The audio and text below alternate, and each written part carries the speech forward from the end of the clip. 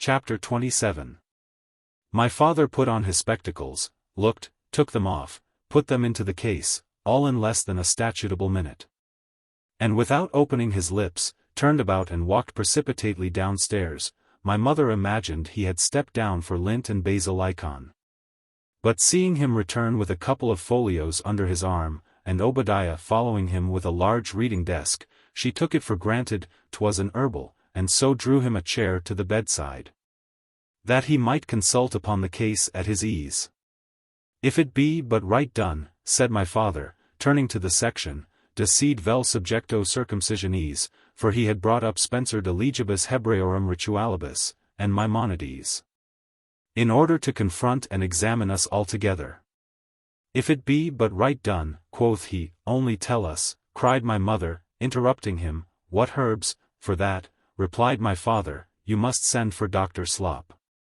My mother went down, and my father went on, reading the section as follows.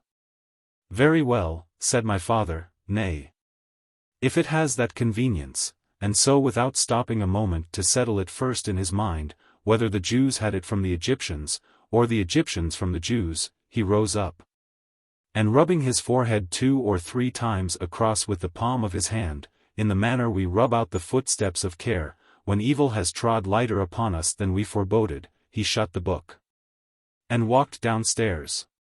Nay, said he, mentioning the name of a different great nation upon every step as he set his foot upon it, if the Egyptians, the Syrians, the Phoenicians, the Arabians, the Cappadocians, if the Colchi and Troglodytes did it, if Solon and Pythagoras submitted, what is Tristram?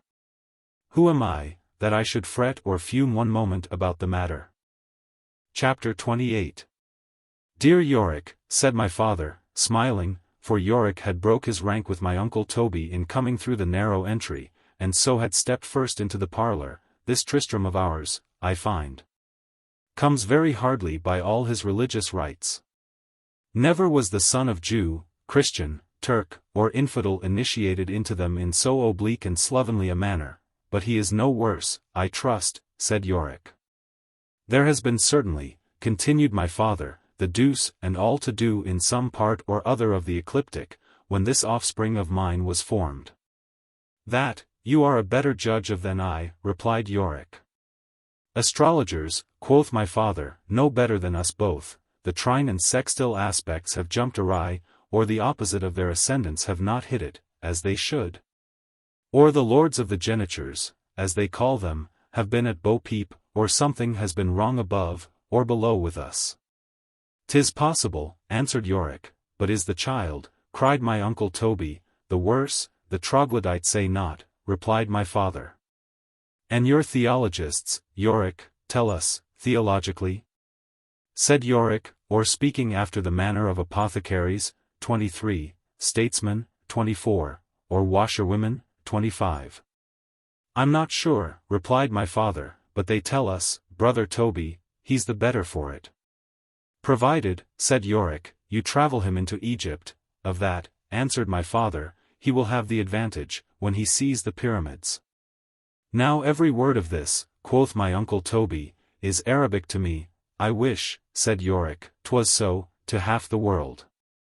Elos 26 continued my father, circumcised his whole army one morning.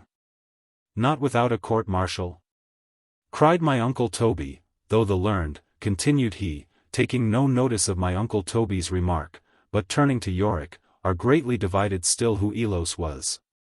Some say Saturn, some the supreme being, others, no more than a brigadier general under Pharaoh Necho. Let him be who he will, said my uncle Toby, I know not by what article of war he could justify it.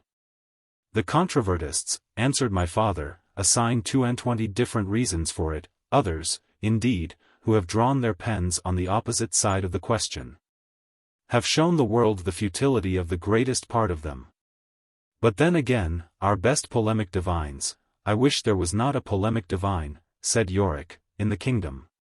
1 ounce of practical divinity, is worth a painted shipload of all their reverences have imported these 50 years, pray, Mr. Yorick, quoth my uncle Toby, do tell me what a polemic divine is?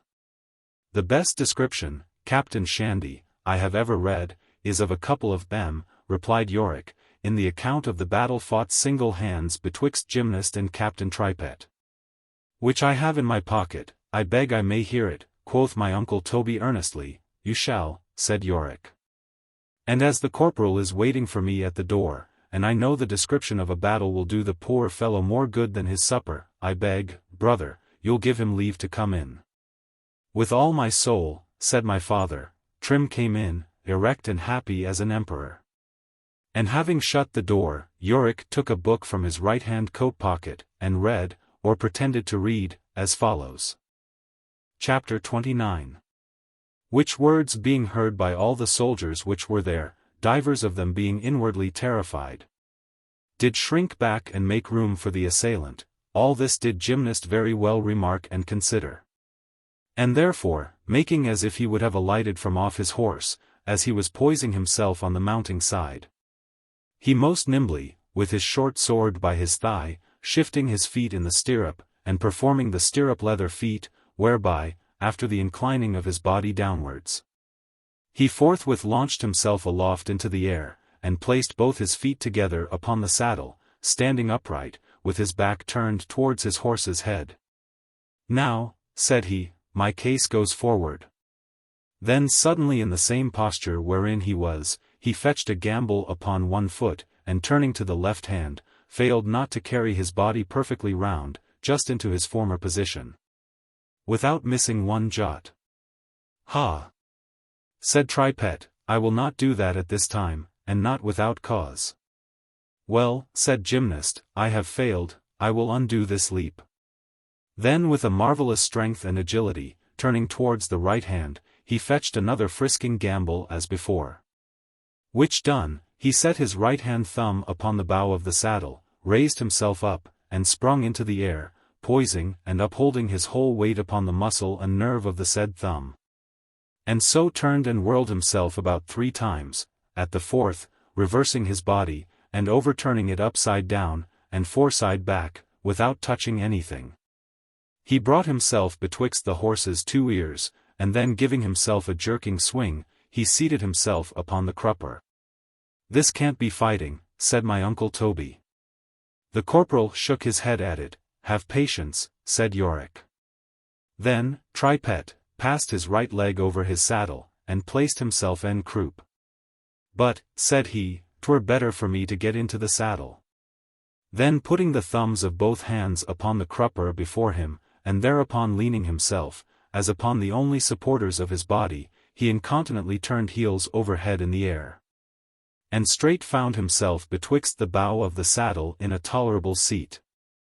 Then springing into the air with a somerset, he turned him about like a windmill, and made above 100 frisks, turns, and demi-pomadas.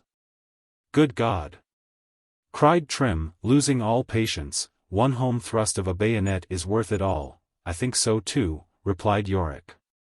I am of a contrary opinion, quoth my father. Chapter 30. No, I think I have advanced nothing, replied my father, making answer to a question which Yorick had taken the liberty to put to him. I have advanced nothing in the Tristrapedia. But what is as clear as any one proposition in Euclid? Reach me, Trim, that book from off the scrutoire. It has ofttimes been in my mind, continued my father, to have read it over both to you, Yorick, and to my brother Toby. And I think it a little unfriendly in myself, in not having done it long ago. Shall we have a short chapter or 2 now, and a chapter or 2 hereafter, as occasions serve? And so on, till we get through the whole? My uncle Toby and Yorick made the obeisance which was proper. And the corporal, though he was not included in the compliment, laid his hand upon his breast, and made his bow at the same time. The company smiled. Trim, quoth my father, has paid the full price for staying out the entertainment. He did not seem to relish the play, replied Yorick. 'Twas a tomfool battle, and, please your reverence, of Captain Tripet's and that other officer, making so many somersets, as they advanced. The French come on capering now and then in that way, but not quite so much. My uncle Toby never felt the consciousness of his existence with more complacency than what the corporal's, and his own reflections, made him do at that moment. He lighted his pipe. Yorick drew his chair closer to the table, Trim snuffed the candle, my father stirred up the fire, took up the book, coughed twice, and begun. Chapter 31. The first 30 pages, said my father, turning over the leaves, are a little dry. And as they are not closely connected with the subject, for the present we'll pass them by. 'Tis a prefatory introduction, continued my father.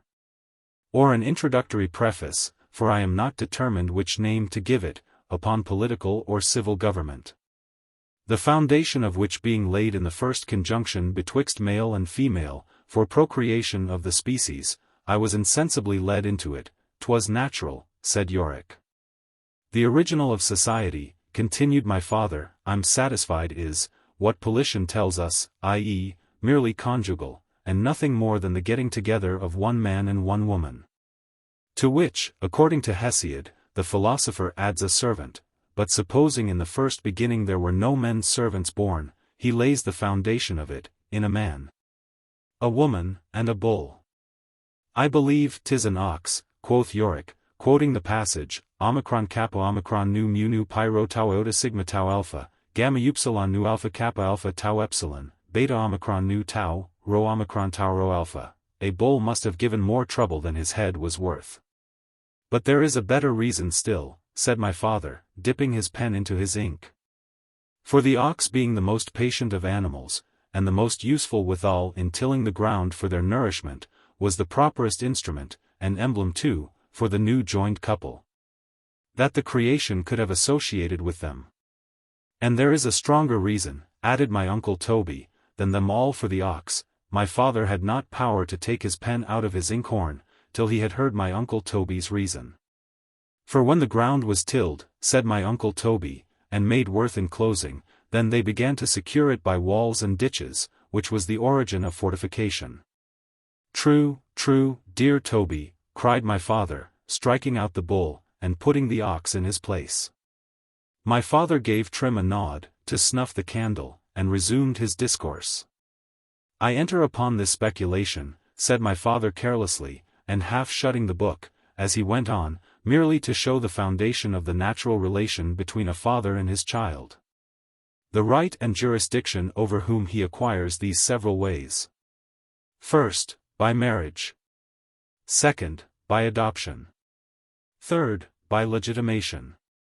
And fourth, by procreation, all which I consider in their order. I lay a slight stress upon one of them, replied Yorick. The act, especially where it ends there, in my opinion lays as little obligation upon the child, as it conveys power to the father. You are wrong, said my father argutely, and for this plain reason, I own, added my father, that the offspring, upon this account, is not so under the power and jurisdiction of the mother. But the reason, replied Yorick, equally holds good for her.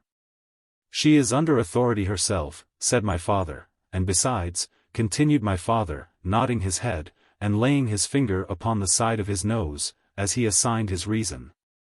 She is not the principal agent, Yorick. In what? Quoth my uncle Toby, stopping his pipe. Though by all means, added my father, not attending to my uncle Toby, the son ought to pay her respect, as you may read, Yorick, at large in the first book of the Institutes of Justinian. At the 11th title and the 10th section, I can read it as well, replied Yorick, in the Catechism. Chapter 32. Trim can repeat every word of it by heart, quoth my uncle Toby, Pew.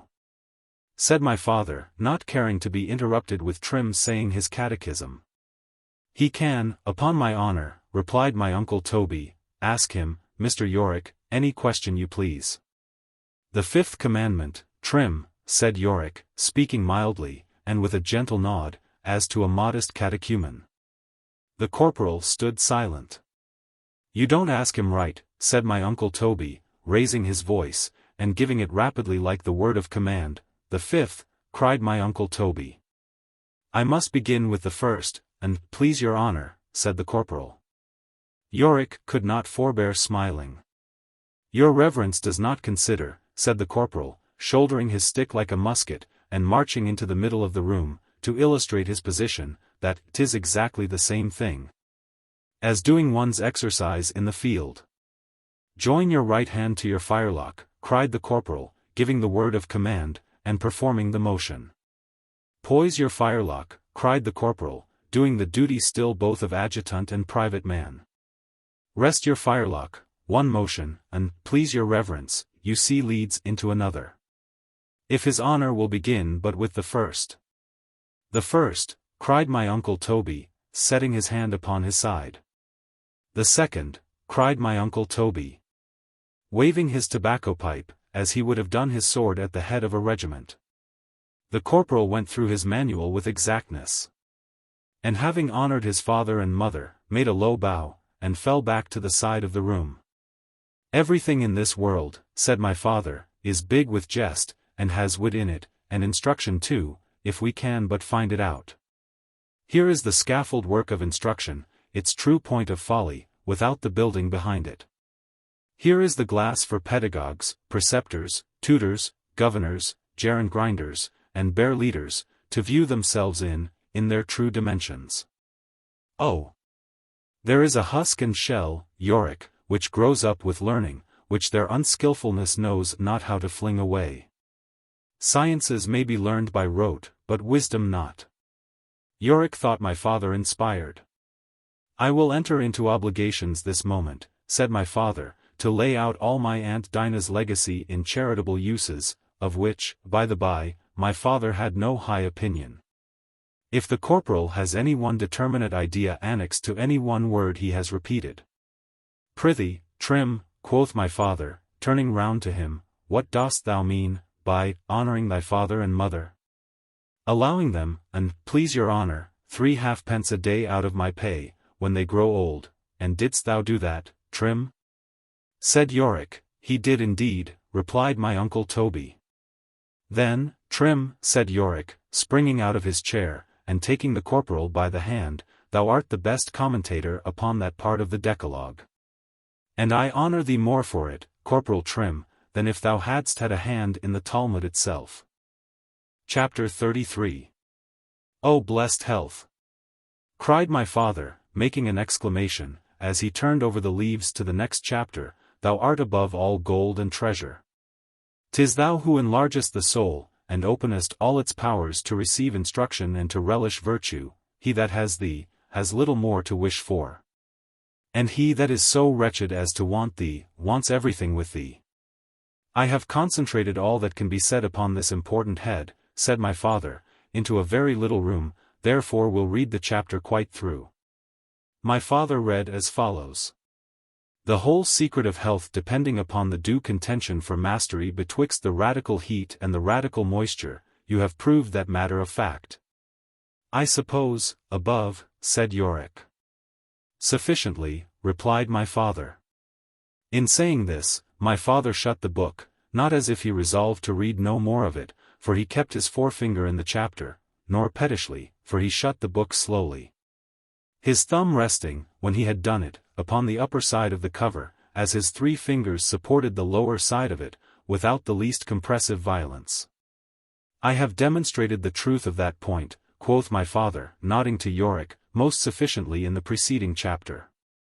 Now could the man in the moon be told, that a man in the earth had wrote a chapter, sufficiently demonstrating that the secret of all health depended upon the due contention for mastery betwixt the radical heat and the radical moisture, and that he had managed the point so well, that there was not one single word wet or dry upon radical heat or radical moisture, throughout the whole chapter, or a single syllable in it, pro or con, directly or indirectly, upon the contention betwixt these 2 powers in any part of the animal economy. O thou eternal maker of all beings! He would cry, striking his breast with his right hand, in case he had one, thou whose power and goodness can enlarge the faculties of thy creatures to this infinite degree of excellence and perfection. What have we Munites done? Chapter 34. With 2 strokes, the one at Hippocrates, the other at Lord Verulam, did my father achieve it.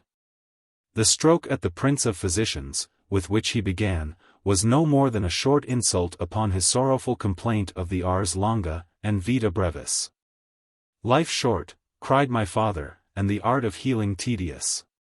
And who are we to thank for both the one and the other, but the ignorance of quacks themselves, and the stage loads of chymical nostrums, and peripatetic lumber, with which, in all ages, they have first flattered the world, and at last deceived it? O my Lord Verulam! Cried my father, turning from Hippocrates, and making his second stroke at him, as the principal of nostrum-mongers, and the fittest to be made an example of to the rest. What shall I say to thee, my great Lord Verulam? What shall I say to thy internal spirit, thy opium, thy saltpetre, thy greasy unctions, thy daily purges, thy nightly clysters, and succedaneums? My father was never at a loss what to say to any man, upon any subject. And had the least occasion for the exordium of any man breathing, how he dealt with his lordship's opinion, you shall see, but when, I know not. We must first see what his lordship's opinion was. Chapter 35. The two great causes, which conspire with each other to shorten life, says Lord Verulam, are first, the internal spirit, which, like a gentle flame, wastes the body down to death, and secondly, the external air, that parches the body up to ashes, which two enemies attacking us on both sides of our bodies together, at length destroy our organs, and render them unfit to carry on the functions of life. This being the state of the case, the road to longevity was plain. Nothing more being required, says his lordship, but to repair the waste committed by the internal spirit, by making the substance of it more thick and dense, by a regular course of opiates on one side, and by refrigerating the heat of it on the other, by 3 grains and a half of saltpetre every morning before you got up. Still this frame of ours was left exposed to the inimical assaults of the air without. But this was fenced off again by a course of greasy unctions, which so fully saturated the pores of the skin, that no spicula could enter, nor could any one get out. This put a stop to all perspiration, sensible and insensible, which being the cause of so many scurvy distempers, a course of clysters was requisite to carry off redundant humours, and render the system complete. What my father had to say to my Lord of Verulam's opiates, his saltpetre, and greasy unctions and clysters, you shall read, but not today, or tomorrow, time presses upon me. My reader is impatient, I must get forwards. You shall read the chapter at your leisure, if you choose it, as soon as ever the Tristropedia is published. Sufficeth it at present, to say, my father levelled the hypothesis with the ground, and in doing that, the learned know, he built up and established his own. Chapter 36. The whole secret of health, said my father, beginning the sentence again, depending evidently upon the due contention betwixt the radical heat and radical moisture within us. The least imaginable skill had been sufficient to have maintained it, had not the schoolmen confounded the talk, merely, as Van Helmont, the famous chymist, has proved, by all along mistaking the radical moisture for the tallow and fat of animal bodies. Now the radical moisture is not the tallow or fat of animals, but an oily and balsamous substance, for the fat and tallow, as also the phlegm or watery parts, are cold. Whereas the oily and balsamous parts are of a lively heat and spirit, which accounts for the observation of Aristotle, quod omni animal post coitum est triste. Now it is certain, that the radical heat lives in the radical moisture, but whether vice versa, is a doubt. However, when the one decays, the other decays also. And then is produced either an unnatural heat, which causes an unnatural dryness, or an unnatural moisture, which causes dropsies. So that if a child, as he grows up, can but be taught to avoid running into fire or water, as either of them threaten his destruction, 'twill be all that is needful to be done upon that head. Chapter 37. The description of the siege of Jericho itself, could not have engaged the attention of my uncle Toby more powerfully than the last chapter. His eyes were fixed upon my father throughout it, he never mentioned radical heat and radical moisture, but my uncle Toby took his pipe out of his mouth, and shook his head. And as soon as the chapter was finished, he beckoned to the corporal to come close to his chair, to ask him the following question, aside. It was at the siege of Limerick, and, please your honour, replied the corporal, making a bow. The poor fellow and I, quoth my uncle Toby, addressing himself to my father, were scarce able to crawl out of our tents, at the time the siege of Limerick was raised. Upon the very account you mention. Now what can have got into that precious noddle of thine, my dear brother Toby? Cried my father, mentally, by heaven. Continued he, communing still with himself, it would puzzle an Oedipus to bring it in point.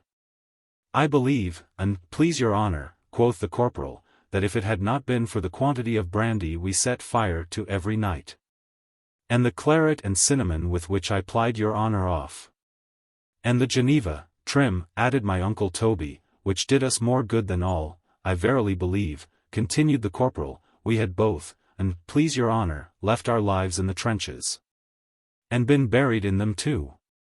The noblest grave, corporal, cried my uncle Toby, his eyes sparkling as he spoke, that a soldier could wish to lie down in, but a pitiful death for him. And please your honour, replied the corporal. All this was as much Arabic to my father, as the rites of the Colchi and troglodytes had been before to my uncle Toby. My father could not determine whether he was to frown or to smile. My uncle Toby, turning to Yorick, resumed the case at Limerick, more intelligibly than he had begun it, and so settled the point for my father at once. Chapter 38. It was undoubtedly, said my uncle Toby, a great happiness for myself and the corporal, that we had all along a burning fever, attended with a most raging thirst. During the whole 25 days the flux was upon us in the camp. Otherwise what my brother calls the radical moisture, must, as I conceive it, inevitably have got the better. My father drew in his lungs top-full of air, and looking up, blew it forth again, as slowly as he possibly could. It was heaven's mercy to us, continued my uncle Toby, which put it into the corporal's head to maintain that due contention betwixt the radical heat and the radical moisture, by reinforcing the fever, as he did all along, with hot wine and spices, whereby the corporal kept up, as it were, a continual firing, so that the radical heat stood its ground from the beginning to the end, and was a fair match for the moisture, terrible as it was. Upon my honour, added my uncle Toby, you might have heard the contention within our bodies, brother Shandy, 20 toises, if there was no firing, said Yorick. Well, said my father, with a full aspiration, and pausing a while after the word, was I a judge, and the laws of the country which made me one permitted it. I would condemn some of the worst malefactors, provided they had had their clergy. Yorick, foreseeing the sentence was likely to end with no sort of mercy, laid his hand upon my father's breast, and begged he would respite it for a few minutes, till he asked the corporal a question. Prithee, Trim, said Yorick, without staying for my father's leave, tell us honestly, what is thy opinion concerning this selfsame radical heat and radical moisture? With humble submission to his honour's better judgment, quoth the corporal, making a bow to my uncle Toby, speak thy opinion freely, corporal, said my uncle Toby. The poor fellow is my servant, not my slave, added my uncle Toby, turning to my father. The corporal put his hat under his left arm, and with his stick hanging upon the wrist of it, by a black thong split into a tassel about the knot, he marched up to the ground where he had performed his catechism. Then touching his underjaw with the thumb and fingers of his right hand before he opened his mouth, he delivered his notion thus. Chapter 39. Just as the corporal was humming, to begin, in waddled Dr. Slop, 'tis not tuppence matter, the corporal shall go on in the next chapter, let who will come in. Well, my good doctor, cried my father sportively, for the transitions of his passions were unaccountably sudden, and what has this whelp of mine to say to the matter? Had my father been asking after the amputation of the tail of a puppy dog, he could not have done it in a more careless air, the system which Dr. Slop had laid down, to treat the accident by, no way allowed of such a mode of inquiry, he sat down. Pray, sir, quoth my uncle Toby, in a manner which could not go unanswered, in what condition is the boy? 'Twill end in a phimosis, replied Dr. Slop. I am no wiser than I was, quoth my uncle Toby, returning his pipe into his mouth. Then let the corporal go on, said my father, with his medical lecture. The corporal made a bow to his old friend, Dr. Slop, and then delivered his opinion concerning radical heat and radical moisture, in the following words. Chapter 40. The city of Limerick, the siege of which was begun under His Majesty King William himself, the year after I went into the army, lies, and, please your honours, in the middle of a devilish wet, swampy country. 'Tis quite surrounded, said my uncle Toby, with the Shannon, and is, by its situation, one of the strongest fortified places in Ireland. I think this is a new fashion, quoth Dr. Slop, of beginning a medical lecture. 'Tis all true, answered Trim. Then I wish the faculty would follow the cut of it, said Yorick. 'Tis all cut through, and, please your reverence, said the corporal, with drains and bogs.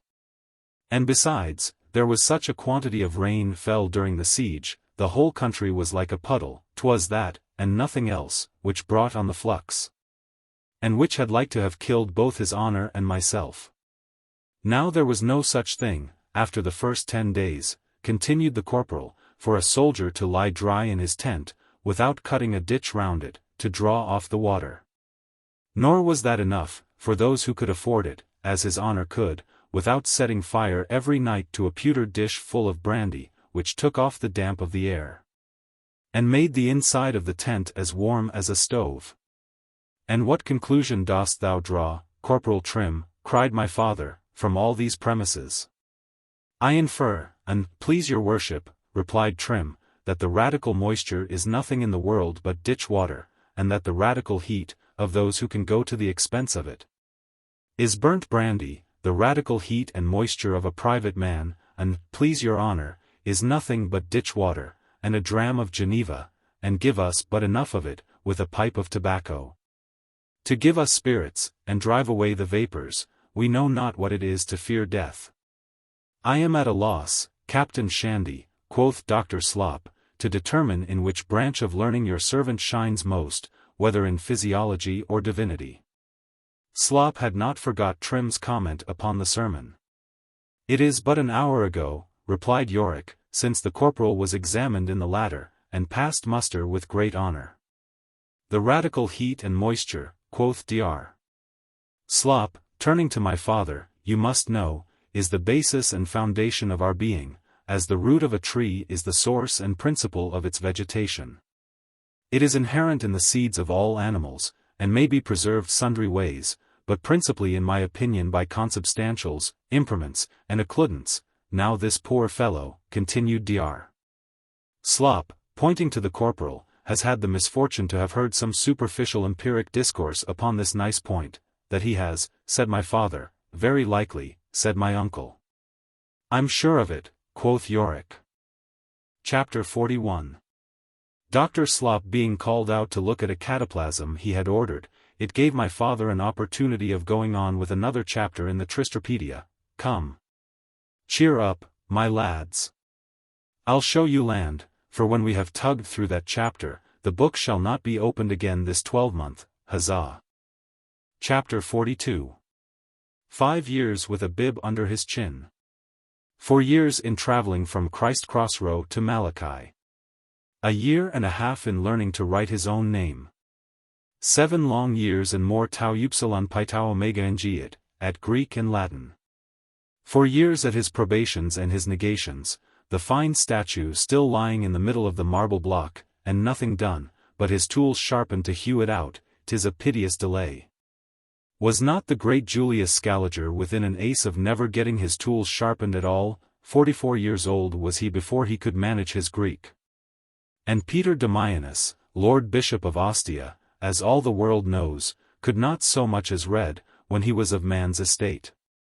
And Baldus himself, as eminent as he turned out after, entered upon the law so late in life, that everybody imagined he intended to be an advocate in the other world. No wonder, when Eudamidas, the son of Archidamas, heard Xenocrates at 75 disputing about wisdom, that he asked gravely, if the old man be yet disputing and inquiring concerning wisdom, what time will he have to make use of it? Yorick listened to my father with great attention. There was a seasoning of wisdom unaccountably mixed up with his strangest whims, and he had sometimes such illuminations in the darkest of his eclipses, as almost atoned for them. Be wary, sir. when you imitate him. I am convinced, Yorick, continued my father, half reading and half discoursing, that there is a northwest passage to the intellectual world.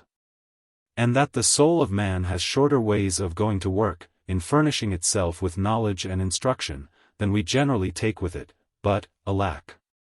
All fields have not a river or a spring running besides them, every child, Yorick, has not a parent to point it out. The whole entirely depends, added my father, in a low voice, upon the auxiliary verbs, Mr. Yorick.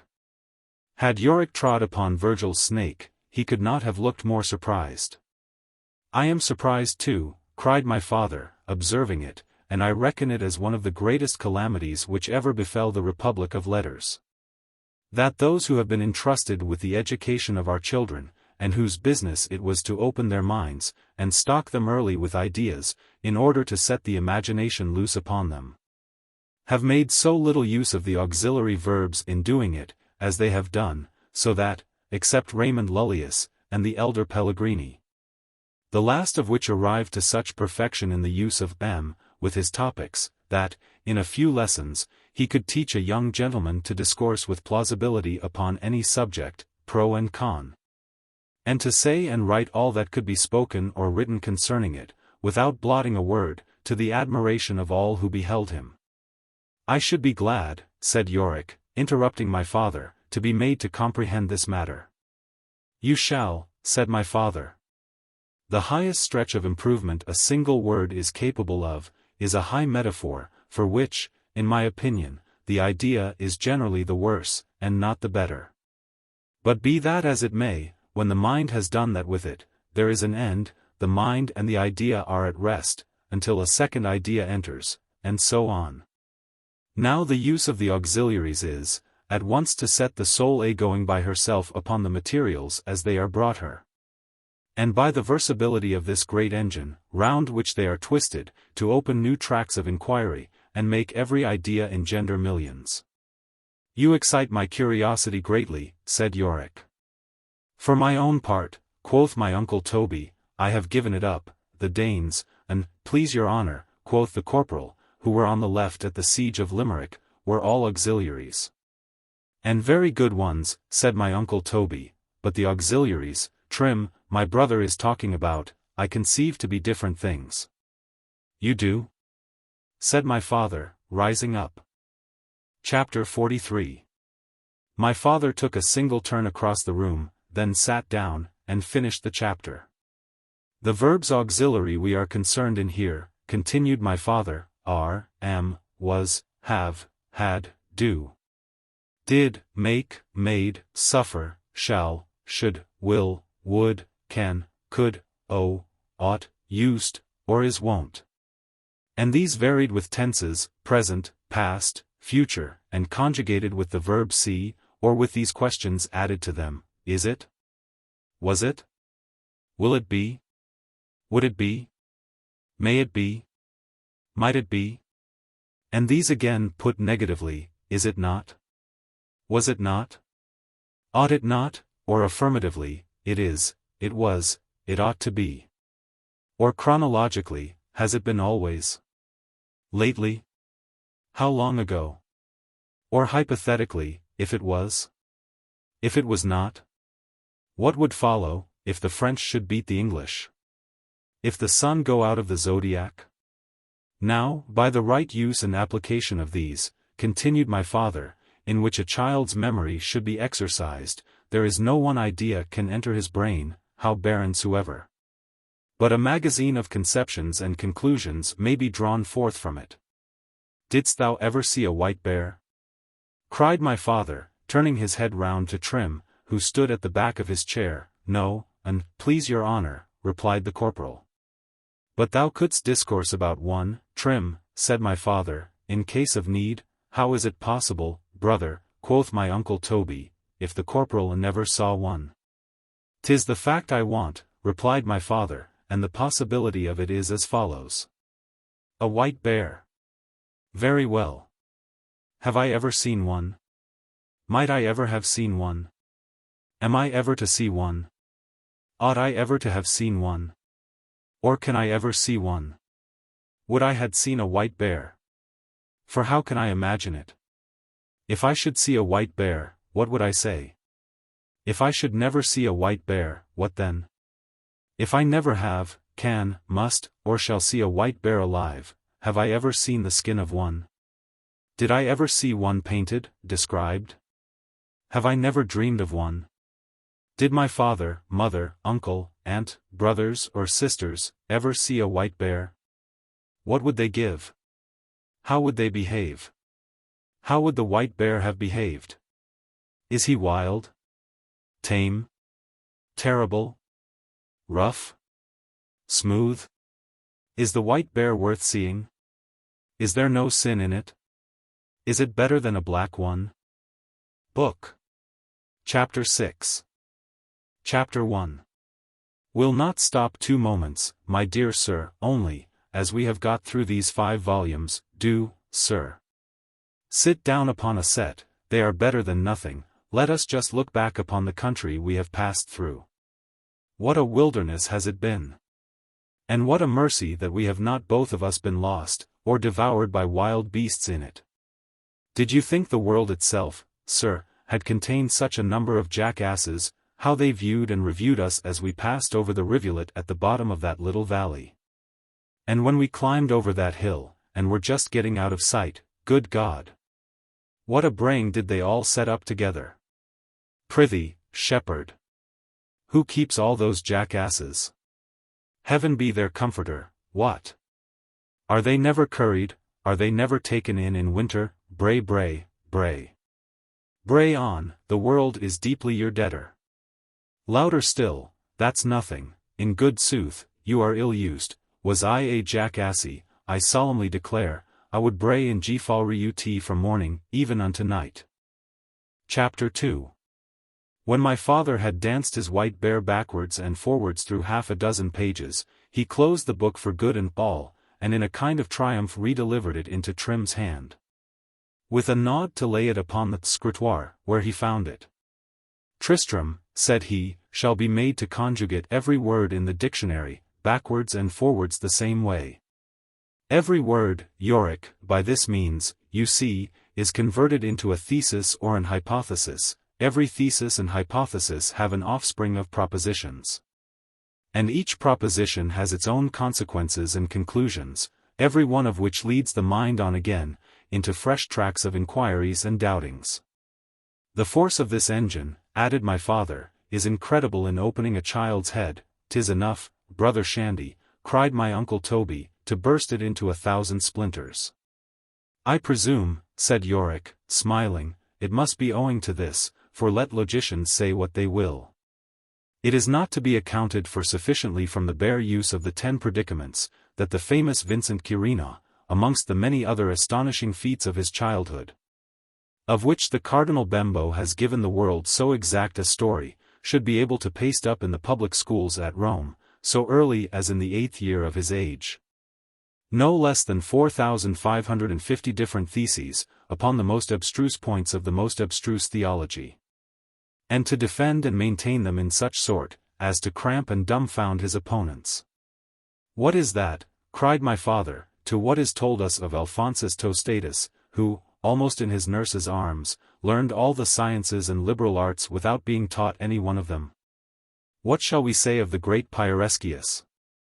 That's the very man, cried my uncle Toby, I once told you of, brother Shandy, who walked a matter of 500 miles, reckoning from Paris to Scheveling, and from Scheveling back again, merely to see Stevinus's flying chariot. He was a very great man.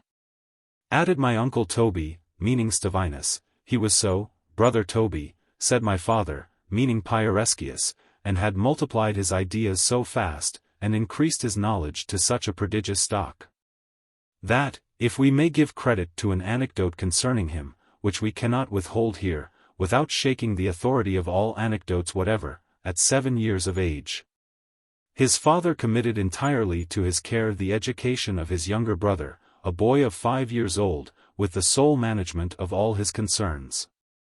Was the father as wise as the son?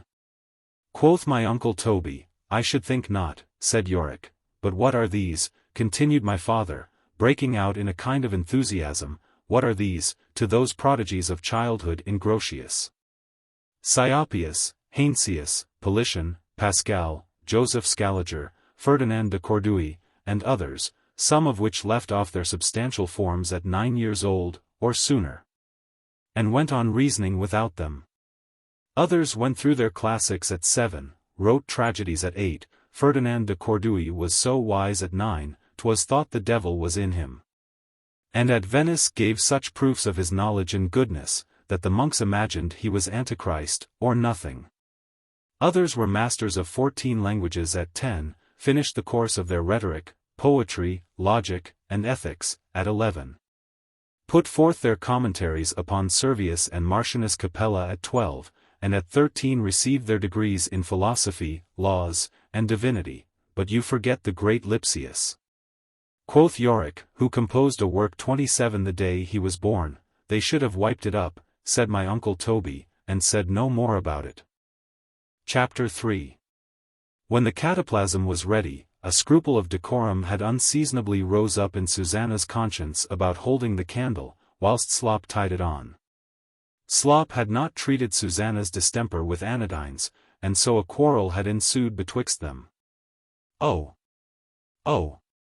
Said Slop, casting a glance of undue freedom in Susanna's face, as she declined the office. Then, I think I know you, madam, you know me, sir. Cried Susanna fastidiously, and with a toss of her head, levelled evidently, not at his profession, but at the doctor himself. You know me. Cried Susanna again. Dr. Slop clapped his finger and his thumb instantly upon his nostrils. Susanna's spleen was ready to burst at it. "'Tis false," said Susanna. "Come, come, Mrs. Modesty," said Slop, not a little elated with the success of his last thrust, "if you won't hold the candle. And look, you may hold it and shut your eyes, that's one of your popish shifts," cried Susanna. "'Tis better," said Slop, with a nod, "than no shift at all, young woman." "I defy you, sir," cried Susanna, pulling her shift sleeve below her elbow. It was almost impossible for two persons to assist each other in a surgical case with a more splenetic cordiality. Slop snatched up the cataplasm, Susanna snatched up the candle. "A little this way," said Slop. Susanna, looking one way, and rowing another, instantly set fire to Slop's wig, which being somewhat bushy and unctuous withal, was burnt out before it was well kindled. "You impudent whore!" cried Slop, for what is passion, but a wild beast? "You impudent whore," cried Slop, getting upright, with the cataplasm in his hand. "I never was the destruction of anybody's nose," said Susanna, "which is more than you can say, is it?" cried Slop, throwing the cataplasm in her face. "Yes, it is," cried Susanna, returning the compliment with what was left in the pan. Chapter 4. Dr. Slop and Susanna filed crossbills against each other in the parlor, which done, as the cataplasm had failed, they retired into the kitchen to prepare a fomentation for me. And whilst that was doing, my father determined the point as you will read. Chapter 5. "You see, 'tis high time," said my father, addressing himself equally to my uncle Toby and Yorick, "to take this young creature out of these women's hands, and put him into those of a private governor. Marcus Antoninus provided 14 governors all at once to superintend his son Commodus's education, and in 6 weeks he cashiered 5 of them. I know very well," continued my father, "that Commodus's mother was in love with a gladiator at the time of her conception, which accounts for a great many of Commodus's cruelties when he became emperor. But still I am of opinion, that those 5 whom Antoninus dismissed, did Commodus's temper, in that short time, more hurt than the other 9 were able to rectify all their lives long. Now as I consider the person who is to be about my son, as the mirror in which he is to view himself from morning to night, and by which he is to adjust his looks, his carriage, and perhaps the inmost sentiments of his heart, I would have one, Yorick, if possible, polished at all points, fit for my child to look into. This is very good sense," quoth my uncle Toby to himself. "There is," continued my father, "a certain mien and motion of the body in all its parts, both in acting and speaking, which argues a man well within. And I am not at all surprised that Gregory of Nazianzum, upon observing the hasty and untoward gestures of Julian, should foretell he would one day become an apostate, or that St. Ambrose should turn his amanuensis out of doors, because of an indecent motion of his head, which went backwards and forwards like a flail. Or that Democritus should conceive Protagoras to be a scholar, from seeing him bind up a faggot, and thrusting, as he did it, the small twigs inwards. There are 1,000 unnoticed openings, continued my father, which let a penetrating eye at once into a man's soul. And I maintain it, added he, that a man of sense does not lay down his hat in coming into a room, or take it up in going out of it, but something escapes, which discovers him. It is for these reasons, continued my father, that the governor I make choice of shall neither 28 lisp, or squint, or wink, or talk loud, or look fierce, or foolish, or bite his lips, or grind his teeth, or speak through his nose, or pick it, or blow it with his fingers. He shall neither walk fast, or slow, or fold his arms, for that is laziness, or hang them down, for that is folly, or hide them in his pocket, for that is nonsense. He shall neither strike, or pinch, or tickle, or bite, or cut his nails, or hawk, or spit, or sniff, or drum with his feet or fingers in company. Nor, according to Erasmus, shall he speak to anyone in making water, nor shall he point to carrion or excrement. Now this is all nonsense again, quoth my uncle Toby to himself. I will have him, continued my father, cheerful, facete, jovial. At the same time, prudent, attentive to business, vigilant, acute, arguta, inventive, quick in resolving doubts and speculative questions. He shall be wise, and judicious, and learned, and why not humble, and moderate, and gentle-tempered, and good? Said Yorick, and why not, cried my uncle Toby, free, and generous, and bountiful, and brave? He shall, my dear Toby, replied my father, getting up and shaking him by the hand. Then, brother Shandy, answered my uncle Toby, raising himself off the chair, and laying down his pipe to take hold of my father's other hand. I humbly beg I may recommend poor Lefever's son to you. A tear of joy of the first water sparkled in my uncle Toby's eye, and another, the fellow to it, in the corporal's, as the proposition was made. You will see why when you read Lefever's story, fool that I was. Nor can I recollect, nor perhaps you, without turning back to the place, what it was that hindered me from letting the corporal tell it in his own words. But the occasion is lost, I must tell it now in my own. Chapter 6. The Story of Lefever. It was some time in the summer of that year in which Dendermonde was taken by the Allies, which was about 7 years before my father came into the country. And about as many, after the time, that my uncle Toby and Trim had privately decamped from my father's house in town, in order to lay some of the finest sieges to some of the finest fortified cities in Europe, when my uncle Toby was one evening getting his supper, with Trim sitting behind him at a small sideboard, I say. Sitting, for in consideration of the corporal's lame knee, which sometimes gave him exquisite pain, when my uncle Toby dined or supped alone, he would never suffer the corporal to stand. And the poor fellow's veneration for his master was such, that, with a proper artillery, my uncle Toby could have taken Dendermonde itself, with less trouble than he was able to gain this point over him. For many a time when my uncle Toby supposed the corporal's leg was at rest, he would look back, and detect him standing behind him with the most dutiful respect. This bred more little squabbles betwixt them than all other causes for 25 years together. But this is neither here nor there. Why do I mention it? Ask my pen, it governs me, I govern not it. He was one evening sitting thus at his supper, when the landlord of a little inn in the village came into the parlour, with an empty phial in his hand, to beg a glass or two of sack.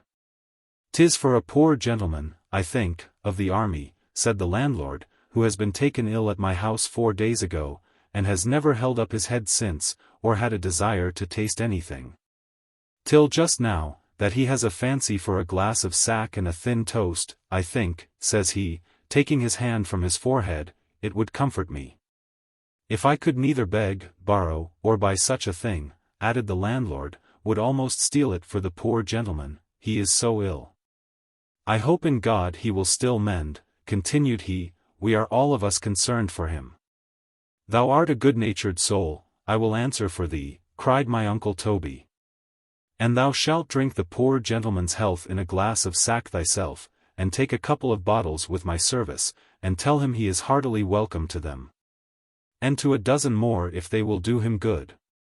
Though I am persuaded, said my uncle Toby, as the landlord shut the door, he is a very compassionate fellow, Trim, yet I cannot help entertaining a high opinion of his guest too.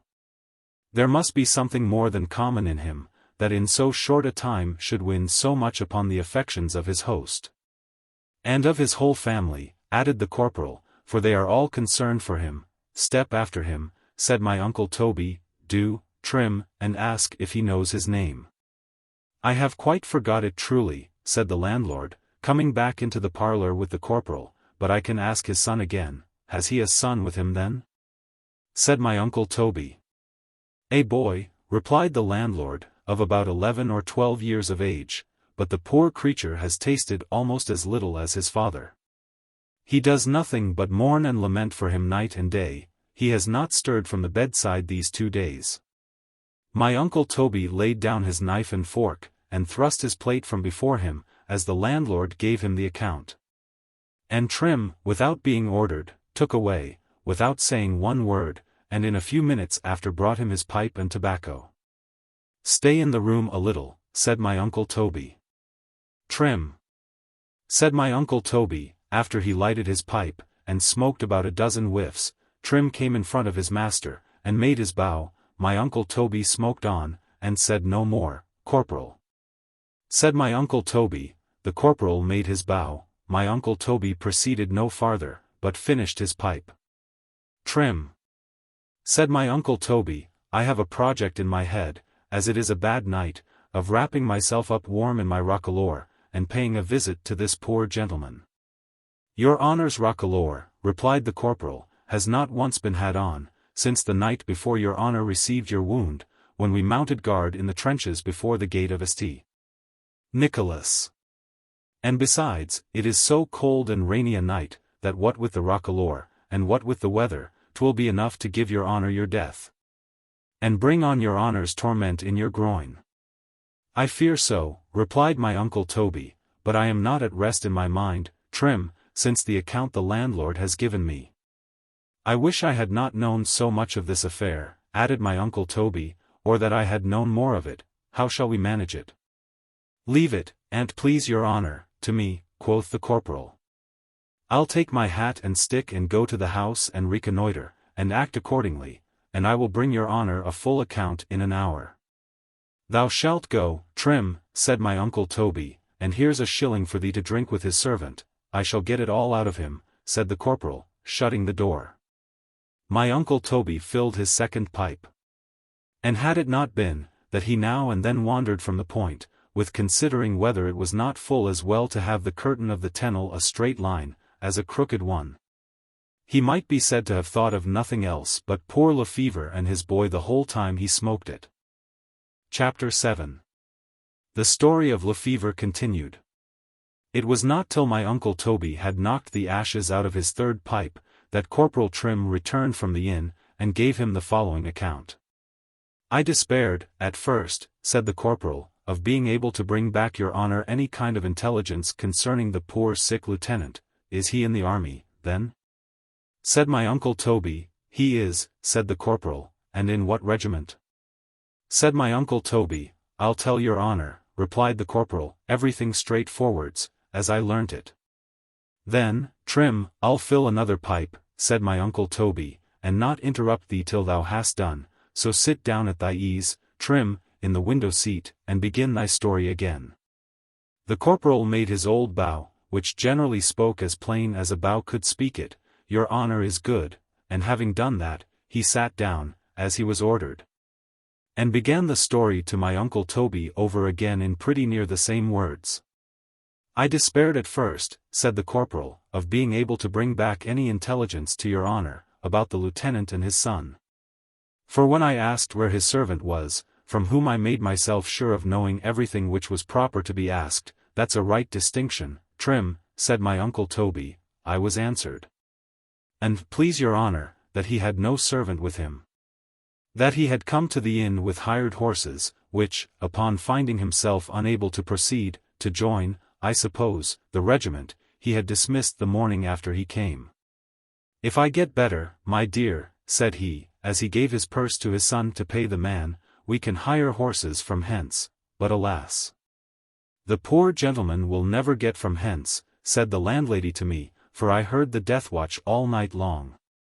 And when he dies, the youth, his son, will certainly die with him, for he is broken-hearted already. I was hearing this account, continued the corporal, when the youth came into the kitchen, to order the thin toast the landlord spoke of, but I will do it for my father myself, said the youth. Pray let me save you the trouble, young gentleman, said I, taking up a fork for the purpose, and offering him my chair to sit down upon by the fire, whilst I did it. I believe, sir, said he, very modestly, I can please him best myself. I am sure, said I, his honour will not like the toast the worse for being toasted by an old soldier. The youth took hold of my hand, and instantly burst into tears. Poor youth! Said my uncle Toby, he has been bred up from an infant in the army, and the name of a soldier, Trim, sounded in his ears like the name of a friend. I wish I had him here. I never, in the longest march, said the corporal, had so great a mind to my dinner, as I had to cry with him for company. What could be the matter with me, and please your honour? Nothing in the world, Trim, said my uncle Toby, blowing his nose, but that thou art a good-natured fellow. When I gave him the toast, continued the corporal, I thought it was proper to tell him I was Captain Shandy's servant. And that your honour, though a stranger, was extremely concerned for his father. And that if there was anything in your house or cellar, and thou mightst have added my purse too. Said my uncle Toby, he was heartily welcome to it. He made a very low bow, which was meant to your honour, but no answer, for his heart was full, so he went upstairs with the toast. I warrant you, my dear, said I, as I opened the kitchen door, your father will be well again. Mr. Yorick's curate was smoking a pipe by the kitchen fire, but said not a word good or bad to comfort the youth. I thought it wrong. Added the corporal, I think so too, said my uncle Toby. When the lieutenant had taken his glass of sack and toast, he felt himself a little revived, and sent down into the kitchen, to let me know that in about 10 minutes he should be glad if I would step upstairs. I believe, said the landlord, he is going to say his prayers, for there was a book laid upon the chair by his bedside, and as I shut the door, I saw his son take up a cushion. I thought, said the curate, that you gentlemen of the army, Mr. Trim, never said your prayers at all. I heard the poor gentleman say his prayers last night, said the landlady, very devoutly, and with my own ears, or I could not have believed it. Are you sure of it? Replied the curate. A soldier, and please your reverence, said I, prays as often, of his own accord, as a parson. And when he is fighting for his king, and for his own life, and for his honour too, he has the most reason to pray to God of anyone in the whole world. 'Twas well said of thee, Trim, said my uncle Toby. But when a soldier, said I, and please your reverence, has been standing for 12 hours together in the trenches, up to his knees in cold water, or engaged, said I, for months together in long and dangerous marches, harassed, perhaps, in his rear today, harassing others tomorrow, detached here, countermanded there, resting this night out upon his arms, beat up in his shirt the next, benumbed in his joints, perhaps without straw in his tent to kneel on, must say his prayers how and when he can. I believe, said I, for I was piqued, quoth the corporal, for the reputation of the army, I believe, and please your reverence, said I, that when a soldier gets time to pray, he prays as heartily as a parson, though not with all his fuss and hypocrisy. Thou shouldst not have said that, Trim, said my uncle Toby, for God only knows who is a hypocrite, and who is not, at the great and general review of us all, corporal. At the day of judgment, and not till then, it will be seen who has done their duties in this world, and who has not. And we shall be advanced, Trim, accordingly. I hope we shall, said Trim. It is in the Scripture, said my uncle Toby. And I will show it thee tomorrow. In the meantime we may depend upon it, Trim, for our comfort, said my uncle Toby, that God Almighty is so good and just a governor of the world, that if we have but done our duties in it, it will never be inquired into, whether we have done them in a red coat or a black one. I hope not, said the corporal, but go on, Trim, said my uncle Toby, with thy story. When I went up, continued the corporal, into the lieutenant's room, which I did not do till the expiration of the 10 minutes, he was lying in his bed with his head raised upon his hand, with his elbow upon the pillow, and a clean white cambric handkerchief beside it. The youth was just stooping down to take up the cushion, upon which I supposed he had been kneeling. The book was laid upon the bed, and, as he rose, in taking up the cushion with one hand, he reached out his other to take it away at the same time. Let it remain there, my dear, said the lieutenant. He did not offer to speak to me, till I had walked up close to his bedside. If you are Captain Shandy's servant, said he, you must present my thanks to your master, with my little boy's thanks along with them, for his courtesy to me. If he was of Laven's, said the lieutenant. I told him your honor was, then, said he, I served 3 campaigns with him in Flanders, and remember him, but 'tis most likely, as I had not the honor of any acquaintance with him, that he knows nothing of me. You will tell him, however, that the person his good nature has laid under obligations to him, is one Lefevre, a lieutenant in Angus's, but he knows me not, said he, a second time, musing. Possibly he may my story, added he. Pray tell the captain, I was the ensign at Breda, whose wife was most unfortunately killed with a musket shot, as she lay in my arms in my tent.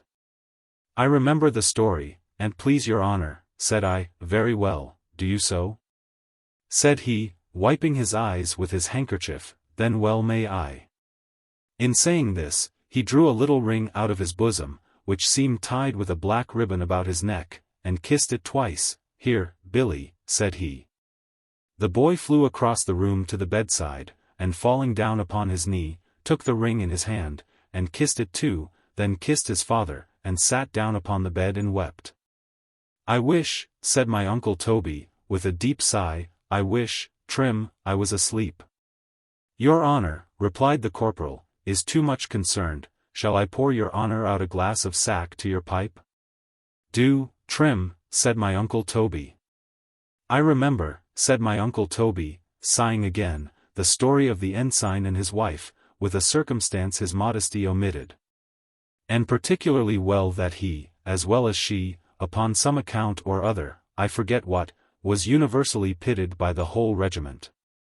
But finish the story thou art upon. 'Tis finished already, said the corporal, for I could stay no longer, so wished his honor a good night.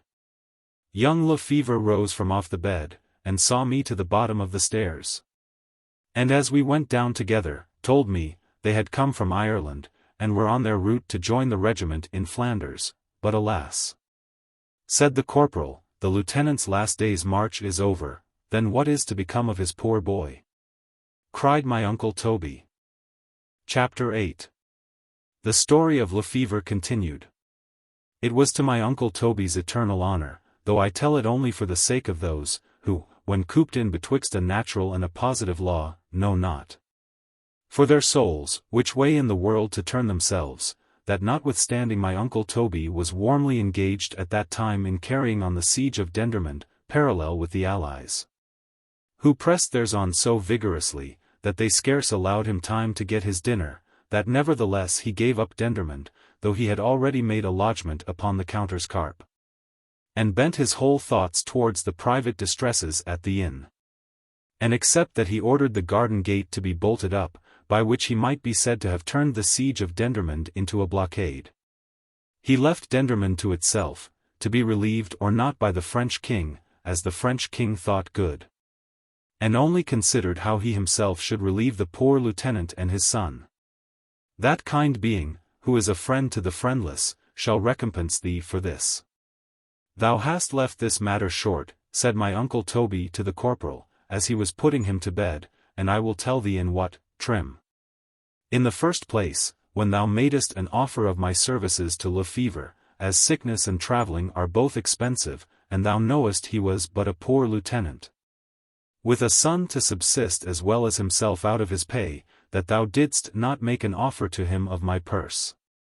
Because, had he stood in need, thou knowest, Trim, he had been as welcome to it as myself. Your honour knows, said the corporal, I had no orders. True, quoth my uncle Toby, thou didst very right, Trim, as a soldier, but certainly very wrong as a man. In the second place, for which, indeed, thou hast the same excuse, continued my uncle Toby, when thou offeredst him whatever was in my house. Thou shouldst have offered him my house too. A sick brother officer should have the best quarters, Trim, and if we had him with us, we could tend and look to him. Thou art an excellent nurse thyself, Trim, and what with thy care of him, and the old woman's, and his boys, and mine together, we might recruit him again at once, and set him upon his legs. In a fortnight or 3 weeks, added my uncle Toby, smiling, he might march. He will never march, and, please your honour, in this world, said the corporal, he will march. Said my uncle Toby, rising up, from the side of the bed, with one shoe off, and, please your honour, said the corporal, he will never march but to his grave, he shall march. Cried my uncle Toby, marching the foot which had a shoe on, though without advancing an inch, he shall march to his regiment. He cannot stand it, said the corporal, he shall be supported, said my uncle Toby, he'll drop at last, said the corporal, and what will become of his boy? He shall not drop, said my uncle Toby, firmly. Well O'Day, do what we can for him, said Trim, maintaining his point, the poor soul will die, he shall not die, by G, cried my uncle Toby. The accusing spirit, which flew up to heaven's chancery with the oath, blushed as he gave it in. And the recording angel, as he wrote it down, dropped a tear upon the word, and blotted it out forever. Chapter 9. My uncle Toby went to his bureau, put his purse into his breeches pocket, and having ordered the corporal to go early in the morning for a physician, he went to bed, and fell asleep. Chapter 10. The story of Lefevre continued. The sun looked bright the morning after, to every eye in the village but Lefevre's and his afflicted sons. The hand of death pressed heavy upon his eyelids, and hardly could the wheel at the cistern turn round its circle, when my uncle Toby, who had rose up an hour before his wonted time, entered the lieutenant's room, and without preface or apology, sat himself down upon the chair by the bedside, and, independently of all modes and customs, opened the curtain in the manner an old friend and brother officer would have done it, and asked him how he did, how he had rested in the night, what was his complaint, where was his pain, and what he could do to help him, and without giving him time to answer any one of the inquiries, went on, and told him of the little plan which he had been concerting with the corporal the night before for him. You shall go home directly, Lefevre, said my uncle Toby, to my house, and we'll send for a doctor to see what's the matter, and we'll have an apothecary. And the corporal shall be your nurse. And I'll be your servant, Lefevre.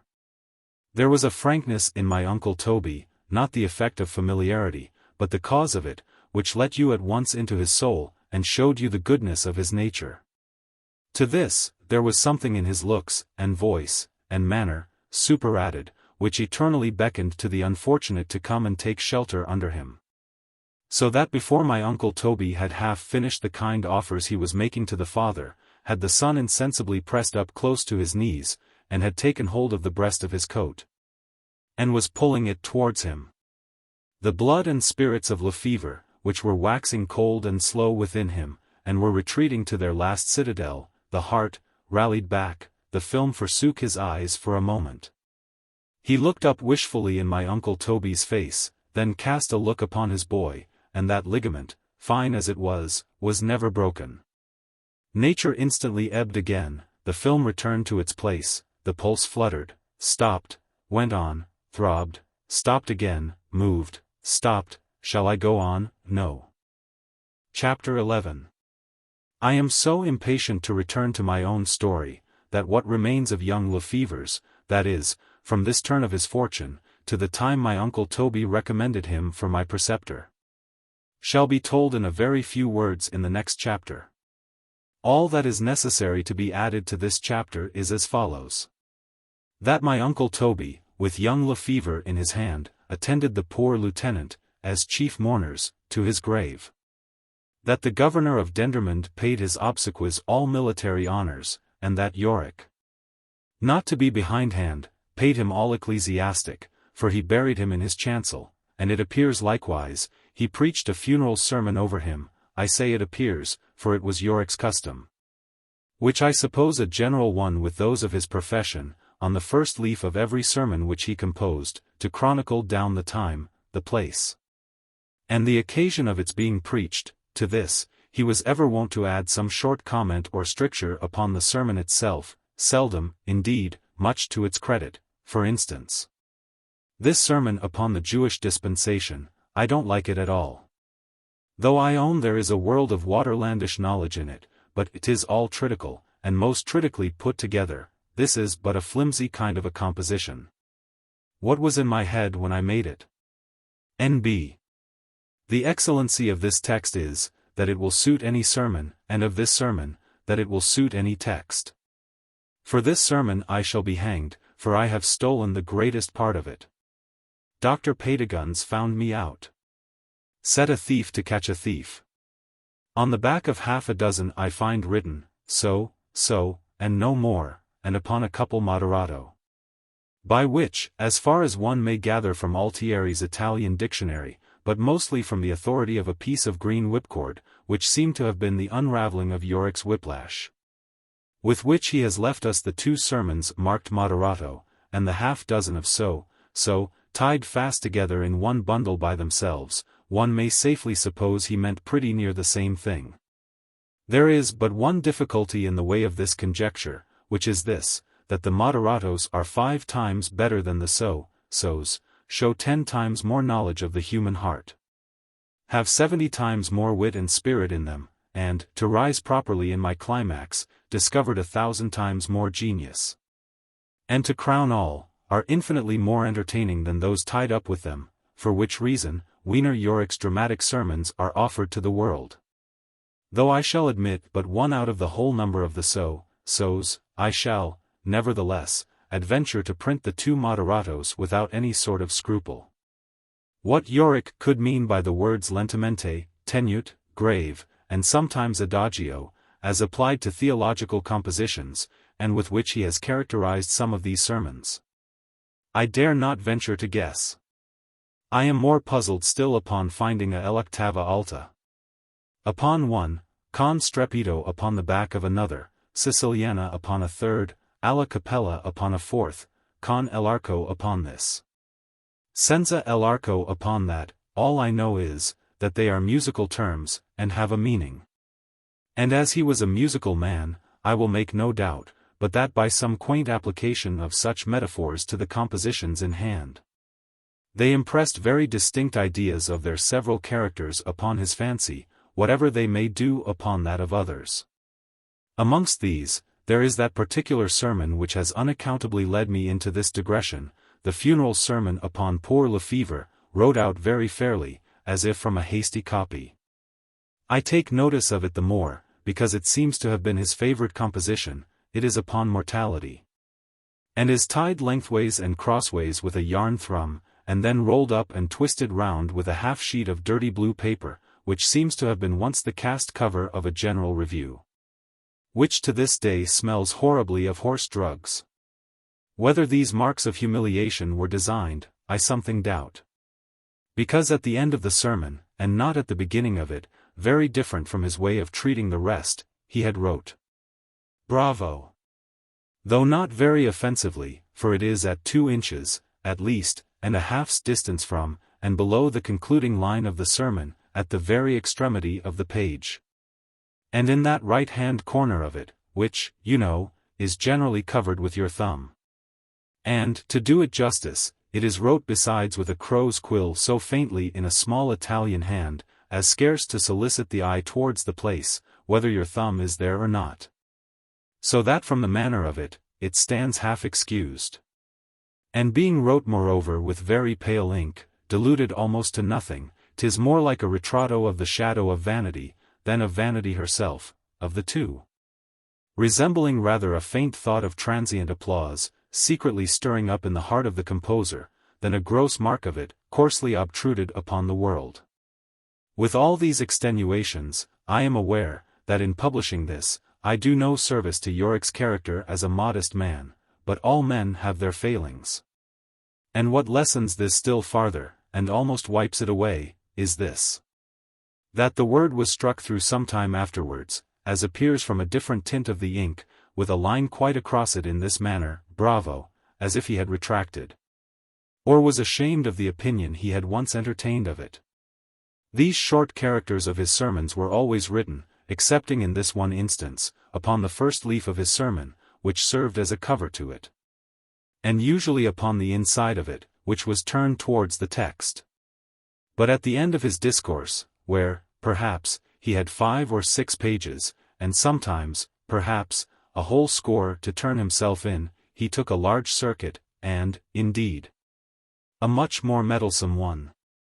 As if he had snatched the occasion of unlacing himself with a few more frolicsome strokes at vice, than the straightness of the pulpit allowed. These, though hussar-like, they skirmish lightly and out of all order, are still auxiliaries on the side of virtue. Tell me then, Meneer van der Blonderdenderjud and Strongkey, why they should not be printed together. Chapter 12. When my uncle Toby had turned everything into money, and settled all accounts betwixt the agent of the regiment and Lefevre, and betwixt Lefevre and all mankind, there remained nothing more in my uncle Toby's hands, than an old regimental coat and a sword. So that my uncle Toby found little or no opposition from the world in taking administration. The coat my uncle Toby gave the corporal. Wear it, Trim, said my uncle Toby, as long as it will hold together, for the sake of the poor lieutenant, and this, said my uncle Toby, taking up the sword in his hand, and drawing it out of the scabbard as he spoke, and this, Lefevre, I'll save for thee, 'tis all the fortune, continued my uncle Toby, hanging it up upon a crook, and pointing to it. 'Tis all the fortune, my dear Lefevre, which God has left thee. But if he has given thee a heart to fight thy way with it in the world, and thou doest it like a man of honor, 'tis enough for us. As soon as my uncle Toby had laid a foundation, and taught him to inscribe a regular polygon in a circle, he sent him to a public school, where, excepting Whitsuntide and Christmas, at which times the corporal was punctually dispatched for him, he remained to the spring of the year, 17. When the stories of the emperor sending his army into Hungary against the Turks, kindling a spark of fire in his bosom, he left his Greek and Latin without leave, and throwing himself upon his knees before my uncle Toby, begged his father's sword, and my uncle Toby's leave along with it, to go and try his fortune under Eugene. Twice did my uncle Toby forget his wound and cry out, Lefevre, I will go with thee, and thou shalt fight beside me, and twice he laid his hand upon his groin, and hung down his head in sorrow and disconsolation. My uncle Toby took down the sword from the crook, where it had hung untouched ever since the lieutenant's death, and delivered it to the corporal to brighten up.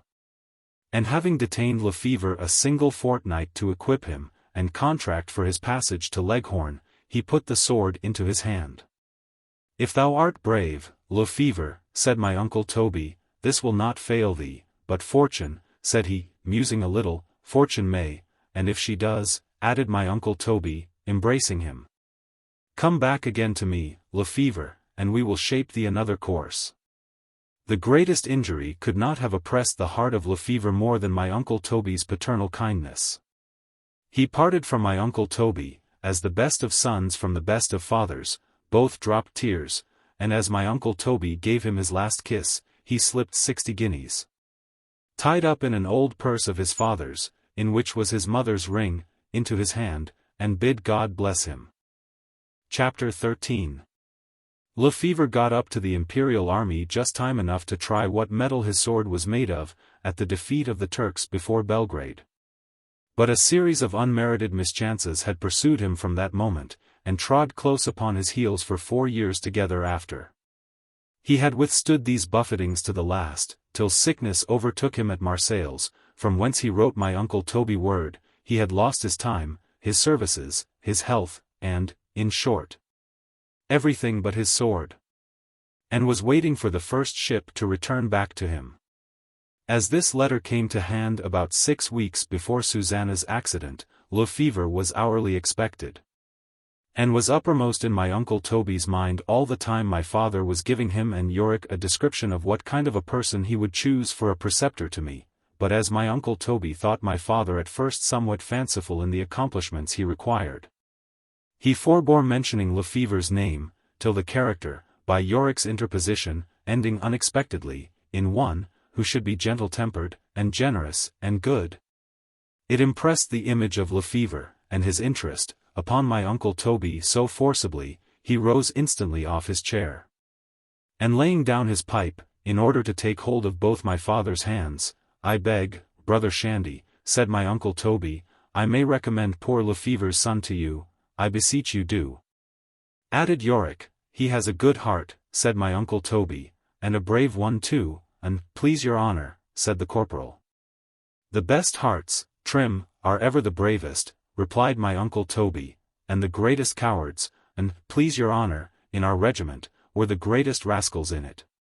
There was Sergeant Cumber, and Ensign." "We'll talk of them," said my father, "another time." Chapter 14. What a jovial and a merry world would this be, may it please your worships, but for that inextricable labyrinth of debts, cares, woes, want, grief, discontent, melancholy, large jointures, impositions, and lies. Dr. Slop, like a son of A.W., as my father called him for it, to exalt himself, debased me to death, and made 10,000 times more of Susanna's accident, than there was any grounds for. So that in a week's time, or less, it was in everybody's mouth, that poor Master Shandy entirely.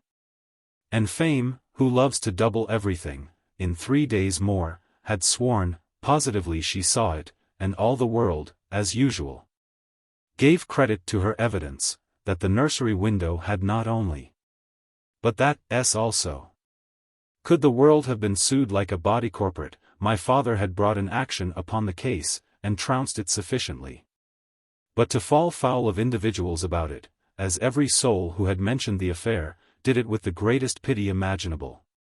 'Twas like flying in the very face of his best friends, and yet to acquiesce under the report, in silence, was to acknowledge it openly, at least in the opinion of one half of the world.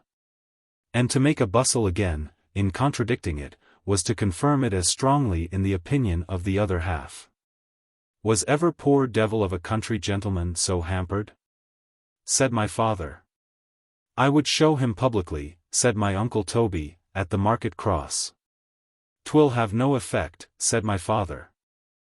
Chapter 15. I'll put him, however, into breeches, said my father, let the world say what it will. Chapter 16.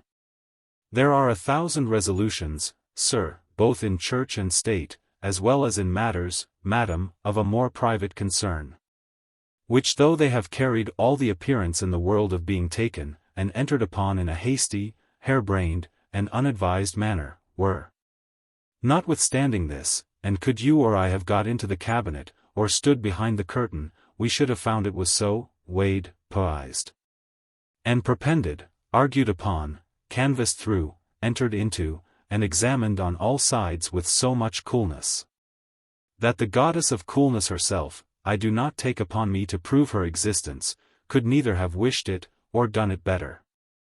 Of the number of these was my father's resolution of putting me into breeches, which, though determined at once, in a kind of huff, and a defiance of all mankind, had, nevertheless, been pro'd and conned, and judicially talked over betwixt him and my mother about a month before, in 2 several beds of justice, which my father had held for that purpose. I shall explain the nature of these beds of justice in my next chapter.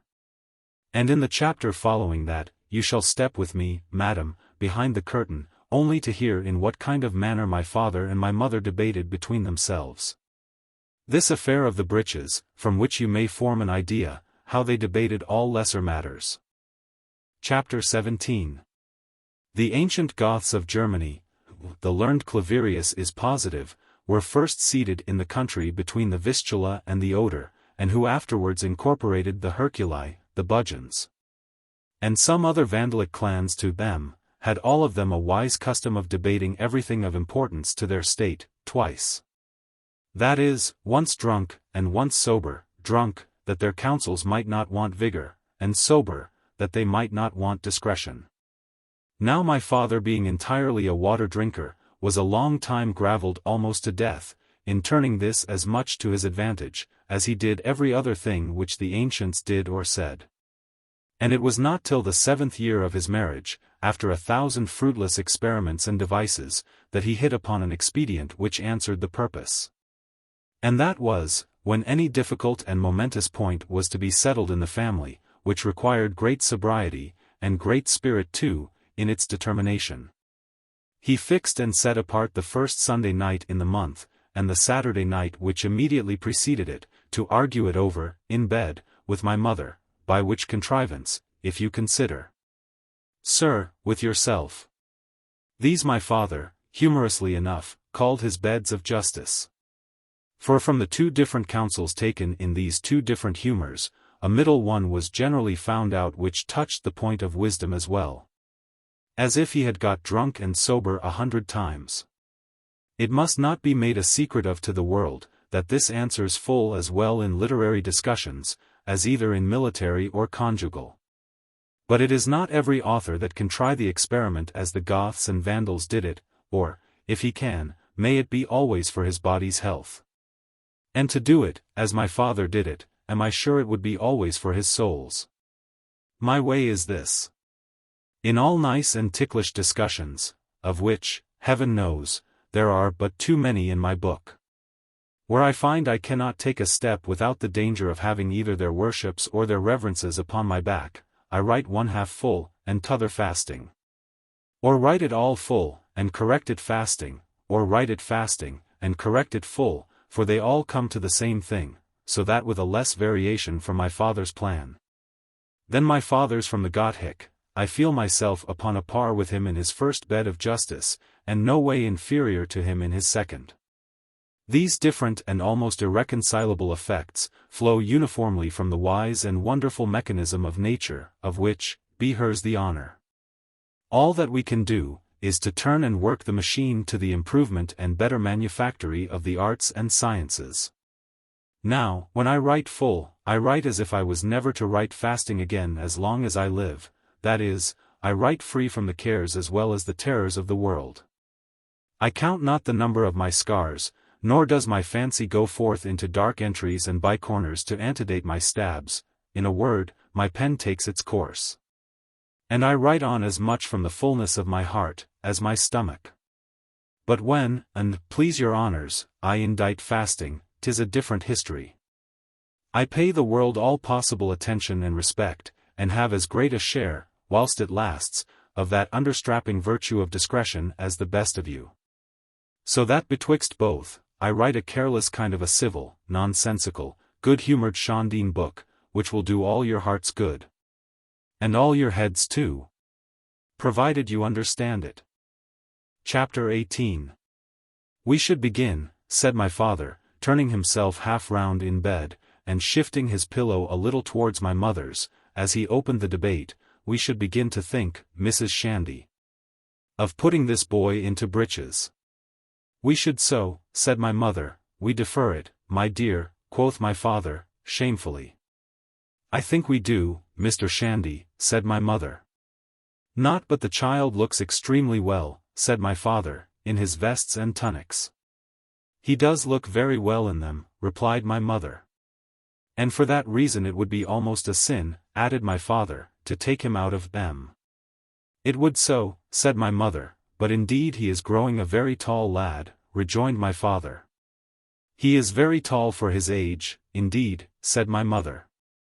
I cannot, making 2 syllables of it, imagine, quoth my father, who the deuce he takes after. I cannot conceive, for my life, said my mother. Humph, said my father. The dialogue ceased for a moment. I am very short myself, continued my father gravely. You are very short, Mr. Shandy, said my mother. Humph! Quoth my father to himself, a second time, in muttering which, he plucked his pillow a little further from my mother's, and turning about again. There was an end of the debate for 3 minutes and a half. When he gets these breeches made, cried my father in a higher tone, he'll look like a beast in them. He will be very awkward in them at first, replied my mother. And 'twill be lucky, if that's the worst on't, added my father. It will be very lucky, answered my mother.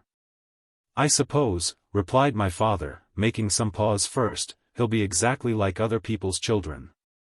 Exactly, said my mother. Though I shall be sorry for that, added my father, and so the debate stopped again. They should be of leather, said my father, turning him about again. They will last him, said my mother, the longest. But he can have no linings to them, replied my father. He cannot, said my mother. 'Twere better to have them of fustian, quoth my father. Nothing can be better, quoth my mother. Except dimity, replied my father. 'Tis best of all, replied my mother. One must not give him his death, however, interrupted my father. By no means, said my mother, and so the dialogue stood still again. I am resolved, however, quoth my father, breaking silence the 4th time, he shall have no pockets in them. There is no occasion for any, said my mother. I mean in his coat and waistcoat, cried my father. I mean so too, replied my mother. Though if he gets a gig or top, poor souls. It is a crown and a scepter to them, they should have where to secure it. Order it as you please, Mr. Shandy, replied my mother. But don't you think it right? Added my father, pressing the point home to her.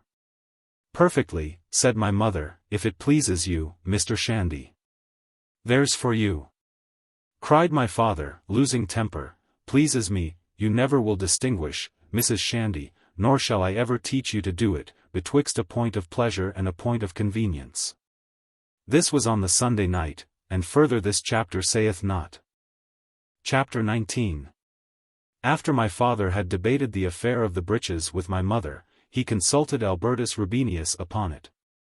And Albertus Rubenius used my father 10 times worse in the consultation, if possible, than even my father had used my mother, for as Rubenius had wrote a quarto express, de re vestiaria veterum. It was Rubenius's business to have given my father some lights. On the contrary, my father might as well have thought of extracting the 7 cardinal virtues out of a long beard, as of extracting a single word out of Rubenius upon the subject. Upon every other article of ancient dress, Rubenius was very communicative to my father, gave him a full and satisfactory account of the toga, or loose gown, the chlamys, the ephod, the tunica, or jacket, the synthesis, the paenula, the lacema, with its cuculus, the politamentum, the praetexta, the sagum, or soldier's jerkin, the trabea, of which, according to Suetonius, there were 3 kinds. But what are all these to the breeches? Said my father. Rubenius threw him down upon the counter all kinds of shoes which had been in fashion with the Romans. There was the open shoe, the close shoe, the slip shoe, the wooden shoe, the SOC, the buskin, and the military shoe with hobnails in it, which Juvenal takes notice of. There were the clogs, the pattens, the pantoufles, the brogues, the sandals with latchets to them. There was the felt shoe, the linen shoe, the laced shoe, the braided shoe, the calceus incisus, and the calceus rostratus. Rubenius showed my father how well they all fitted, in what manner they laced on, with what points, straps, thongs, latchets, ribbons, jags, and ends. But I want to be informed about the breeches, said my father. Albertus Rubenius informed my father that the Romans manufactured stuffs of various fabrics, some plain, some striped, others diapered throughout the whole contexture of the wool. With silk and gold, that linen did not begin to be in common use till towards the declension of the empire, when the Egyptians, coming to settle amongst them, brought it into vogue. That persons of quality and fortune distinguished themselves by the fineness and whiteness of their clothes. Which color, next to purple, which was appropriated to the great offices, they most affected, and wore on their birthdays and public rejoicings.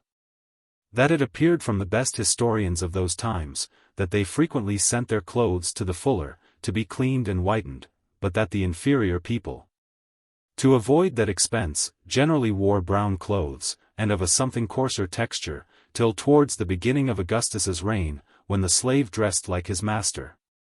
And almost every distinction of habiliment was lost, but the latus clavis. And what was the latus clavis? Said my father. Rubinius told him, that the point was still litigating amongst the learned, that Ignatius, Sigonius, Bossius Ticinensis, Baephius, Budius, Salmasius, Lipsius, Lasius, Isaac Casaubon, and Joseph Scaliger, all differed from each other, and he from them, that some took it to be the button, some the coat itself, others only the color of it, that the great Baephius, in his Wardrobe of the Ancients, chap. 12, honestly said, he knew not what it was, whether a tibula, a stud, a button, a loop, a buckle, or clasps and keepers. My father lost the horse, but not the saddle, they are hooks and eyes, said my father, and with hooks and eyes he ordered my breeches to be made. Chapter 20. We are now going to enter upon a new scene of events. Leave we then the breeches in the tailor's hands, with my father standing over him with his cane, reading him as he sat at work a lecture upon the latus clavis, and pointing to the precise part of the waistband, where he was determined to have it sewed on. Leave we my mother, truest of all the Pococurantes of her sex, careless about it, as about everything else in the world which concerned her. That is, indifferent whether it was done this way or that, provided it was but done at all. Leave we Slop likewise to the full profits of all my dishonours. Leave we poor Lefevre to recover, and get home from Marseilles as he can. And last of all, because the hardest of all, let us leave, if possible, myself, but 'tis impossible, I must go along with you to the end of the work. Chapter 21. If the reader has not a clear conception of the rood and the half of ground which lay at the bottom of my uncle Toby's kitchen garden, and which was the scene of so many of his delicious hours, the fault is not in me, but in his imagination. For I am sure I gave him so minute a description, I was almost ashamed of it. When fate was looking forwards one afternoon, into the great transactions of future times, and recollected for what purposes this little plot, by a decree fast bound down in iron, had been destined, she gave a nod to nature, 'twas enough, nature threw half a spade full of her kindliest compost upon it, with just so much clay in it, as to retain the forms of angles and indentings, and so little of it too, as not to cling to the spade, and render works of so much glory, nasty in foul weather. My uncle Toby came down, as the reader has been informed, with plans along with him, of almost every fortified town in Italy and Flanders. So let the Duke of Marlborough, or the Allies, have set down before what town they pleased, my uncle Toby was prepared for them. His way, which was the simplest one in the world, was this. As soon as ever a town was invested, but sooner when the design was known, to take the plan of it, let it be what town it would, and enlarge it upon a scale to the exact size of his Bowling Green, upon the surface of which, by means of a large roll of packthread, and a number of small piquets driven into the ground, at the several angles and redans, he transferred the lines from his paper. Then taking the profile of the place, with its works, to determine the depths and slopes of the ditches, the talus of the glacis, and the precise height of the several banquets, parapets, etc. He set the corporal to work, and sweetly went it on, the nature of the soil, the nature of the work itself, and above all, the good nature of my uncle Toby sitting by from morning to night, and chatting kindly with the corporal upon past done deeds, left labour little else but the ceremony of the name. When the place was finished in this manner, and put into a proper posture of defence, it was invested, and my uncle Toby and the corporal began to run their first parallel. I beg I may not be interrupted in my story, by being told, that the first parallel should be at least 300 toises distant from the main body of the place. And that I have not left a single inch for it. For my uncle Toby took the liberty of encroaching upon his kitchen garden, for the sake of enlarging his works on the bowling green. And for that reason generally ran his first and second parallels betwixt 2 rows of his cabbages and his cauliflowers.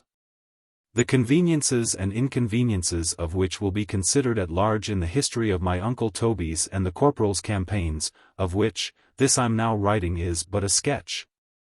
And will be finished, if I conjecture right, in 3 pages, but there is no guessing, the campaigns themselves will take up as many books. And therefore I apprehend it would be hanging too great a weight of one kind of matter in so flimsy a performance as this, to rhapsodize them, as I once intended. Into the body of the work, surely they had better be printed apart, we'll consider the affair, so take the following sketch of them in the meantime. Chapter 22.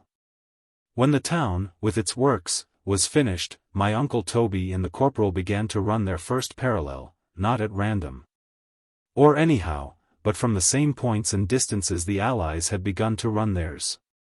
And regulating their approaches and attacks, by the accounts my uncle Toby received from the daily papers, they went on, during the whole siege, step by step with the allies. When the Duke of Marlborough made a lodgment, my uncle Toby made a lodgment too, and when the face of a bastion was battered down, or a defence ruined, the corporal took his mattock and did as much, and so on. Gaining ground, and making themselves masters of the works one after another, till the town fell into their hands. To one who took pleasure in the happy state of others, there could not have been a greater sight in the world, than, on a post-morning, in which a practicable breach had been made by the Duke of Marlborough, in the main body of the place, to have stood behind the hornbeam hedge, and observed the spirit with which my uncle Toby, with Trim behind him, sallied forth. The one with the Gazette in his hand, the other with a spade on his shoulder to execute the contents. What an honest triumph in my uncle Toby's looks as he marched up to the ramparts! What intense pleasure swimming in his eye as he stood over the corporal, reading the paragraph 10 times over to him, as he was at work, lest, peradventure, he should make the breach an inch too wide, or leave it an inch too narrow. But when the chamade was beat, and the corporal helped my uncle up it, and followed with the colours in his hand, to fix them upon the ramparts, heaven, earth, sea. But what avails apostrophes, with all your elements, wet or dry, ye never compounded so intoxicating a draught. In this track of happiness for many years, without one interruption to it, except now and then when the wind continued to blow due west for a week or 10 days together, which detained the Flanders mail, and kept them so long in torture, but still, 'twas the torture of the happy. In this track, I say, did my uncle Toby and Trim move for many years. Every year of which, and sometimes every month, from the invention of either the one or the other of them, adding some new conceit or quirk of improvement to their operations, which always opened fresh springs of delight in carrying them on. The first year's campaign was carried on from beginning to end, in the plain and simple method I've related. In the second year, in which my uncle Toby took Liege and Roermond, he thought he might afford the expense of 4 handsome drawbridges, of 2 of which I have given an exact description in the former part of my work. At the latter end of the same year he added a couple of gates with portcullises. These last were converted afterwards into orgies, as the better thing. And during the winter of the same year, my uncle Toby, instead of a new suit of clothes, which he always had at Christmas, treated himself with a handsome sentry-box, to stand at the corner of the bowling green, betwixt which point and the foot of the glacis. There was left a little kind of an esplanade for him and the corporal to confer and hold councils of war upon. The sentry-box was in case of rain. All these were painted white 3 times over the ensuing spring, which enabled my uncle Toby to take the field with great splendor. My father would often say to Yorick, that if any mortal in the whole universe had done such a thing, except his brother Toby, It would have been looked upon by the world as one of the most refined satires upon the parade and prancing manner in which Louis XIV from the beginning of the war, but particularly that very year, had taken the field. But 'tis not my brother Toby's nature, kind soul, my father would add, to insult anyone. But let us go on. Chapter 23. I must observe, that although in the first year's campaign, the word town is often mentioned, yet there was no town at that time within the polygon. That addition was not made till the summer following the spring in which the bridges and sentrybox were painted, which was the third year of my uncle Toby's campaigns, when upon his taking Amberg, Bonn, and Rinberg, and Huy and Limborg, one after another, a thought came into the corporal's head, that to talk of taking so many towns, without one town to show for it, was a very nonsensical way of going to work, and so proposed to my uncle Toby, that they should have a little model of a town built for them, to be run up together of slit deals, and then painted, and clapped within the interior polygon to serve for all. My uncle Toby felt the good of the project instantly, and instantly agreed to it, but with the addition of two singular improvements, of which he was almost as proud as if he had been the original inventor of the project itself. The one was, to have the town built exactly in the style of those of which it was most likely to be the representative, with grated windows, and the gable ends of the houses, facing the streets, etc., etc., as those in Ghent and Bruges, and the rest of the towns in Brabant and Flanders. The other was, not to have the houses run up together, as the corporal proposed, but to have every house independent, to hook on, or off, so as to form into the plan of whatever town they pleased. This was put directly into hand, and many a look of mutual congratulation was exchanged between my uncle Toby and the corporal, as the carpenter did the work. It answered prodigiously the next summer. The town was a perfect produce. It was Landen, and Trerebach, and Santvliet, and Drusen, and Haguenau, and then it was Ostend and Menin, and Eath and Dendermonde. Surely never did any town act so many parts, since Sodom and Gomorrah, as my uncle Toby's town did. In the fourth year, my uncle Toby, thinking a town looked foolishly without a church, added a very fine one with a steeple. Trim was for having bells in it. My uncle Toby said, the metal had better be cast into cannon.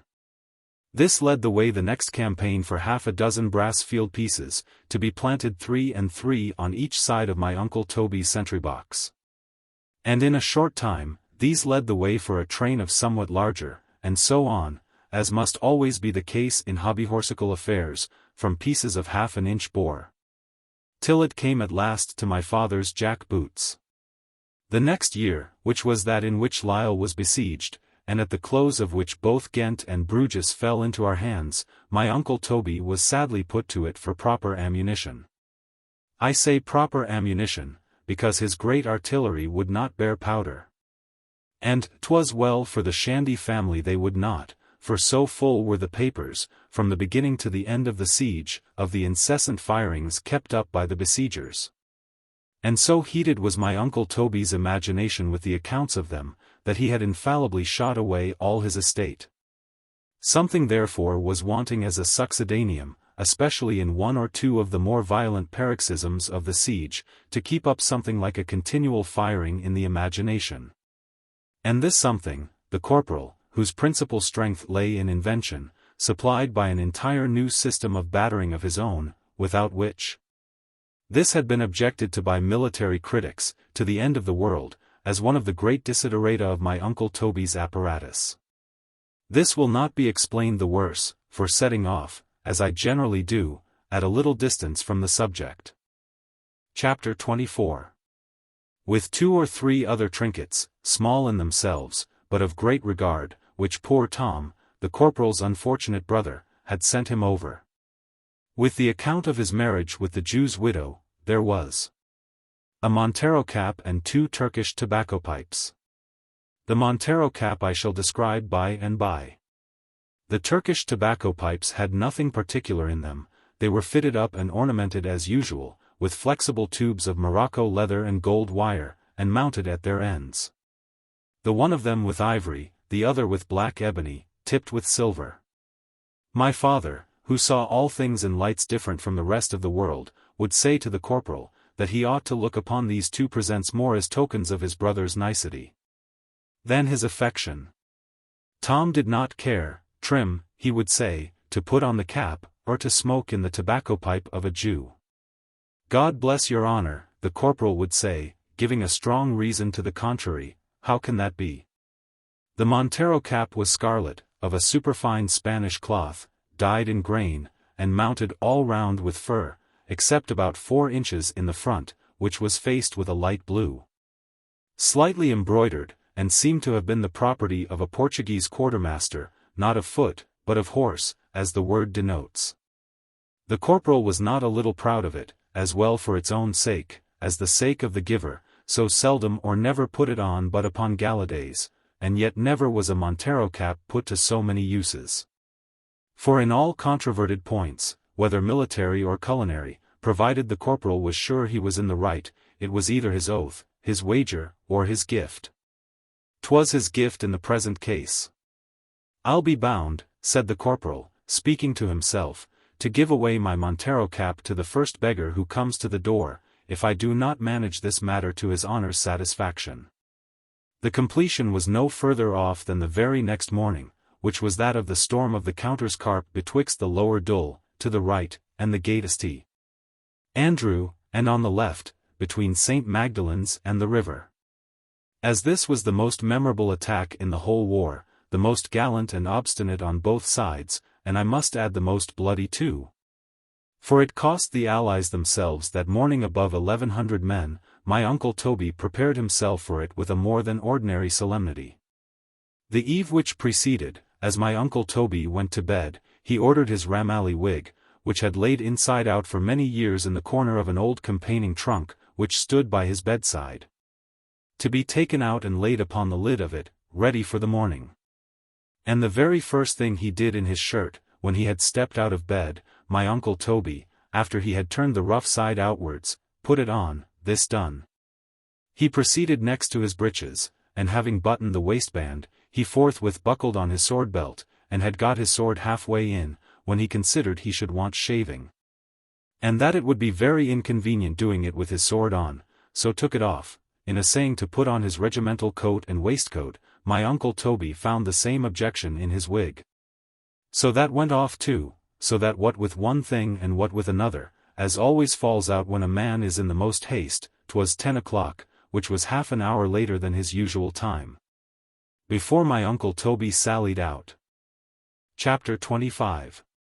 My uncle Toby had scarce turned the corner of his yew hedge, which separated his kitchen garden from his bowling green, when he perceived the corporal had begun the attack without him. Let me stop and give you a picture of the corporal's apparatus, and of the corporal himself in the height of his attack, just as it struck my uncle Toby, as he turned towards the sentry box, where the corporal was at work. For in nature there is not such another, nor can any combination of all that is grotesque and whimsical in her works produce its equal. The corporal. Tread lightly on his ashes, ye men of genius, for he was your kinsman. Weed his grave clean, ye men of goodness, for he was your brother, O corporal. Had I thee, but now, that I am able to give thee a dinner and protection, how would I cherish thee? Thou shouldst wear thy Montero cap every hour of the day, and every day of the week, and when it was worn out, I would purchase thee a couple like it, but alas! Alas! Alas!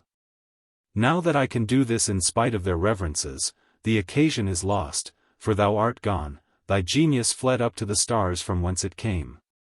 And that warm heart of thine, with all its generous and open vessels, compressed into a clod of the valley. But what is this, to that future and dreaded page, where I look towards the velvet pall, decorated with the military ensigns of thy master, the first, the foremost of created beings? Where, I shall see thee, faithful servant, laying his sword and scabbard with a trembling hand across his coffin, and then returning pale as ashes to the door, to take his mourning horse by the bridle, to follow his hearse, as he directed thee. Where, all my father's systems shall be baffled by his sorrows. And, in spite of his philosophy, I shall behold him, as he inspects the lacquered plate, twice taking his spectacles from off his nose, to wipe away the dew which nature has shed upon them, when I see him cast in the rosemary with an air of disconsolation, which cries through my ears, "O Toby! In what corner of the world shall I seek thy fellow? Gracious powers, which erst have opened the lips of the dumb in his distress, and made the tongue of the stammerer speak plain, when I shall arrive at this dreaded page, deal not with me, then, with a stinted hand." Chapter 26. The corporal, who the night before had resolved in his mind to supply the grand desideratum, of keeping up something like an incessant firing upon the enemy during the heat of the attack, had no further idea in his fancy at that time, than a contrivance of smoking tobacco against the town, out of one of my uncle Toby's 6 field pieces, which were planted on each side of his sentry box. The means of effecting which occurring to his fancy at the time same, though he had pledged his cap, he thought it in no danger from the miscarriage of his projects. Upon turning it this way, and that, a little in his mind, he soon began to find out, that by means of his 2 Turkish tobacco pipes, with the supplement of 3 smaller tubes of wash leather at each of their lower ends, to be tagged by the same number of tin pipes fitted to the touch holes, and sealed with clay next the cannon, and then tied hermetically with waxed silk at their several insertions into the morocco tube, he should be able to fire the 6 field pieces all together, and with the same ease as to fire one. Let no man say from what tags and jags hints may not be cut out for the advancement of human knowledge. Let no man, who has read my father's first and second beds of justice, ever rise up and say again, from collision of what kinds of bodies light may or may not be struck out, to carry the arts and sciences up to perfection. Heaven! Thou knowest how I love them. Thou knowest the secrets of my heart, and that I would this moment give my shirt. Thou art a fool, Shandy, says Eugenius, for thou hast but a dozen in the world, and 'twill break thy set. No matter for that, Eugenius. I would give the shirt off my back to be burned into tinder, were it only to satisfy one feverish inquirer, how many sparks at one good stroke a good flint and steel could strike into the tail of it. Think ye not that in striking these in, he might, peradventure, strike something out? As sure as a gun. But this project, by the by, the corporal sat up the best part of the night, in bringing his to perfection. And having made a sufficient proof of his cannon, with charging them to the top with tobacco, he went with contentment to bed. Chapter 27. The corporal had slipped out about 10 minutes before my uncle Toby, in order to fix his apparatus, and just give the enemy a shot or 2 before my uncle Toby came. He had drawn the 6 field pieces for this end, all close up together in front of my uncle Toby's sentry box, leaving only an interval of about 1.5 yards betwixt the 3. On the right and left, for the convenience of charging, etc. And the sake possibly of 2 batteries, which he might think double the honor of 1. In the rear and facing this opening, with his back to the door of the sentry box, for fear of being flanked, had the corporal wisely taken his post, he held the ivory pipe appertaining to the battery on the right, betwixt the finger and thumb of his right hand, and the ebony pipe tipped with silver, which appertained to the battery on the left, betwixt the finger and thumb of the other, and with his right knee fixed firm upon the ground, as if in the front rank of his platoon, was the corporal with his Montero cap upon his head, furiously playing off his 2 cross batteries at the same time against the counterguard, which faced the counterscarp, where the attack was to be made that morning. His first intention, as I said, was no more than giving the enemy a single puff or 2. But the pleasure of the puffs, as well as the puffing, had insensibly got hold of the corporal, and drawn him on from puff to puff, into the very height of the attack. By the time my uncle Toby joined him, 'twas well for my father, that my uncle Toby had not his will to make that day. Chapter 28. My uncle Toby took the ivory pipe out of the corporal's hand, looked at it for half a minute, and returned it. In less than 2 minutes, my uncle Toby took the pipe from the corporal again, and raised it halfway to his mouth, then hastily gave it back a second time. The corporal redoubled the attack, my uncle Toby smiled, then looked grave, then smiled for a moment, then looked serious for a long time. "Give me hold of the ivory pipe, Trim," said my Uncle Toby. My Uncle Toby put it to his lips, drew it back directly, gave a peep over the hornbeam hedge. Never did my Uncle Toby's mouth water so much for a pipe in his life. My Uncle Toby retired into the sentry box with the pipe in his hand. "Dear Uncle Toby, don't go into the sentry box with the pipe, there's no trusting a man's self with such a thing in such a corner." Chapter 29. I beg the reader will assist me here, to wheel off my Uncle Toby's ordnance behind the scenes, to remove his sentry box, and clear the theatre, if possible, of hornworks and half-moons. And get the rest of his military apparatus out of the way.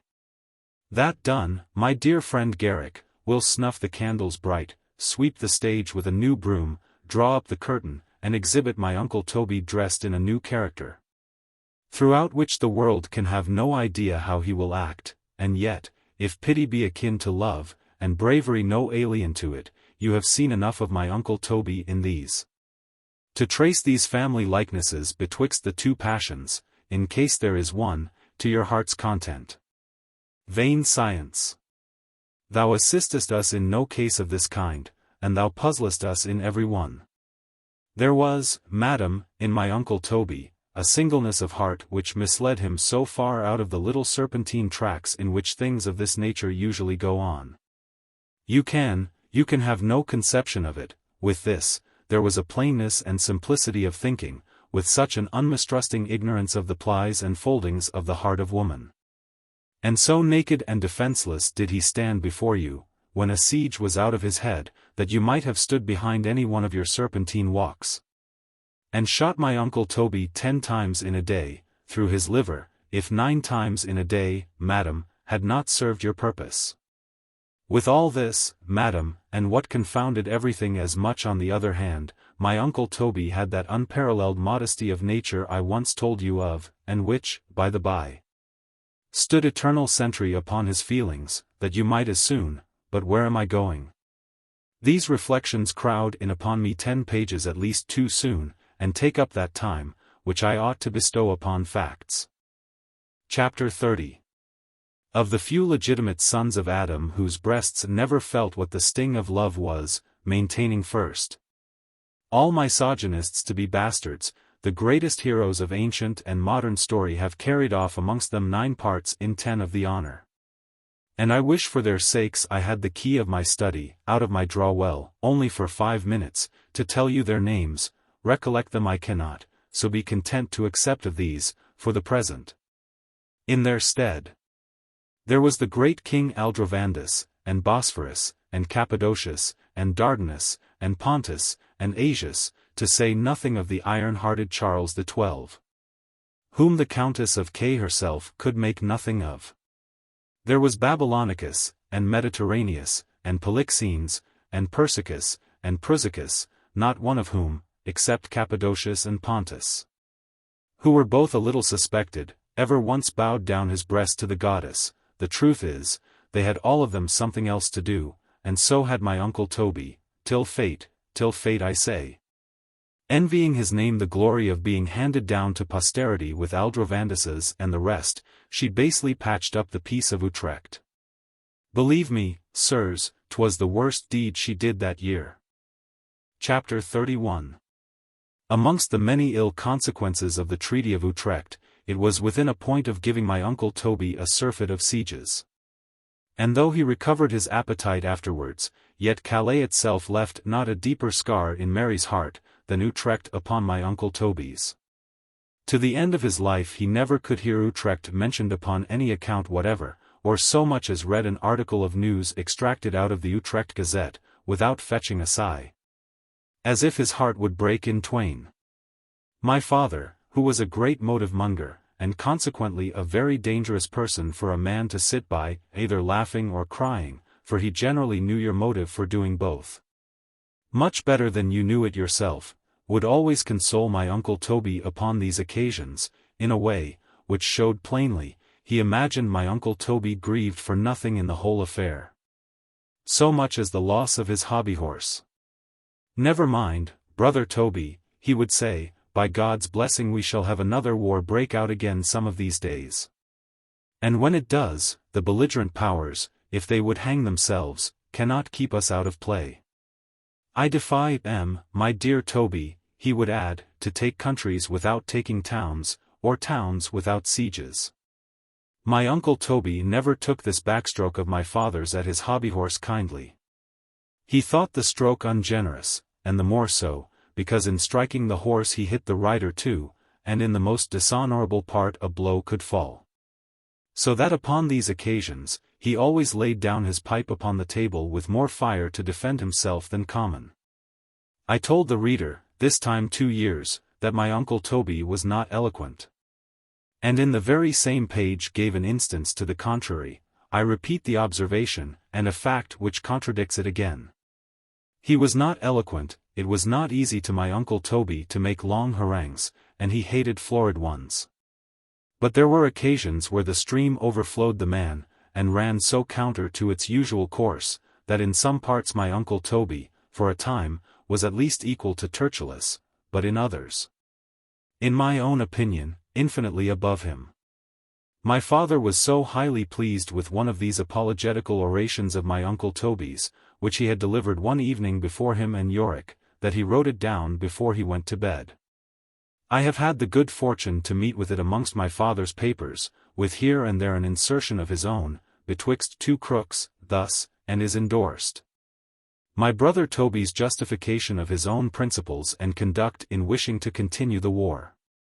I may safely say, I have read over this apologetical oration of my uncle Toby's 100 times, and think it so fine a model of defense, and shows so sweet a temperament of gallantry and good principles in him, that I give it the world, word for word, interlineations and all, as I find it. Chapter 32. My uncle Toby's apologetical oration. I am not insensible, brother Shandy, that when a man whose profession is arms, wishes, as I have done, for war, it has an ill aspect to the world. And that, how just and right soever his motives and intentions may be, he stands in an uneasy posture in vindicating himself from private views in doing it.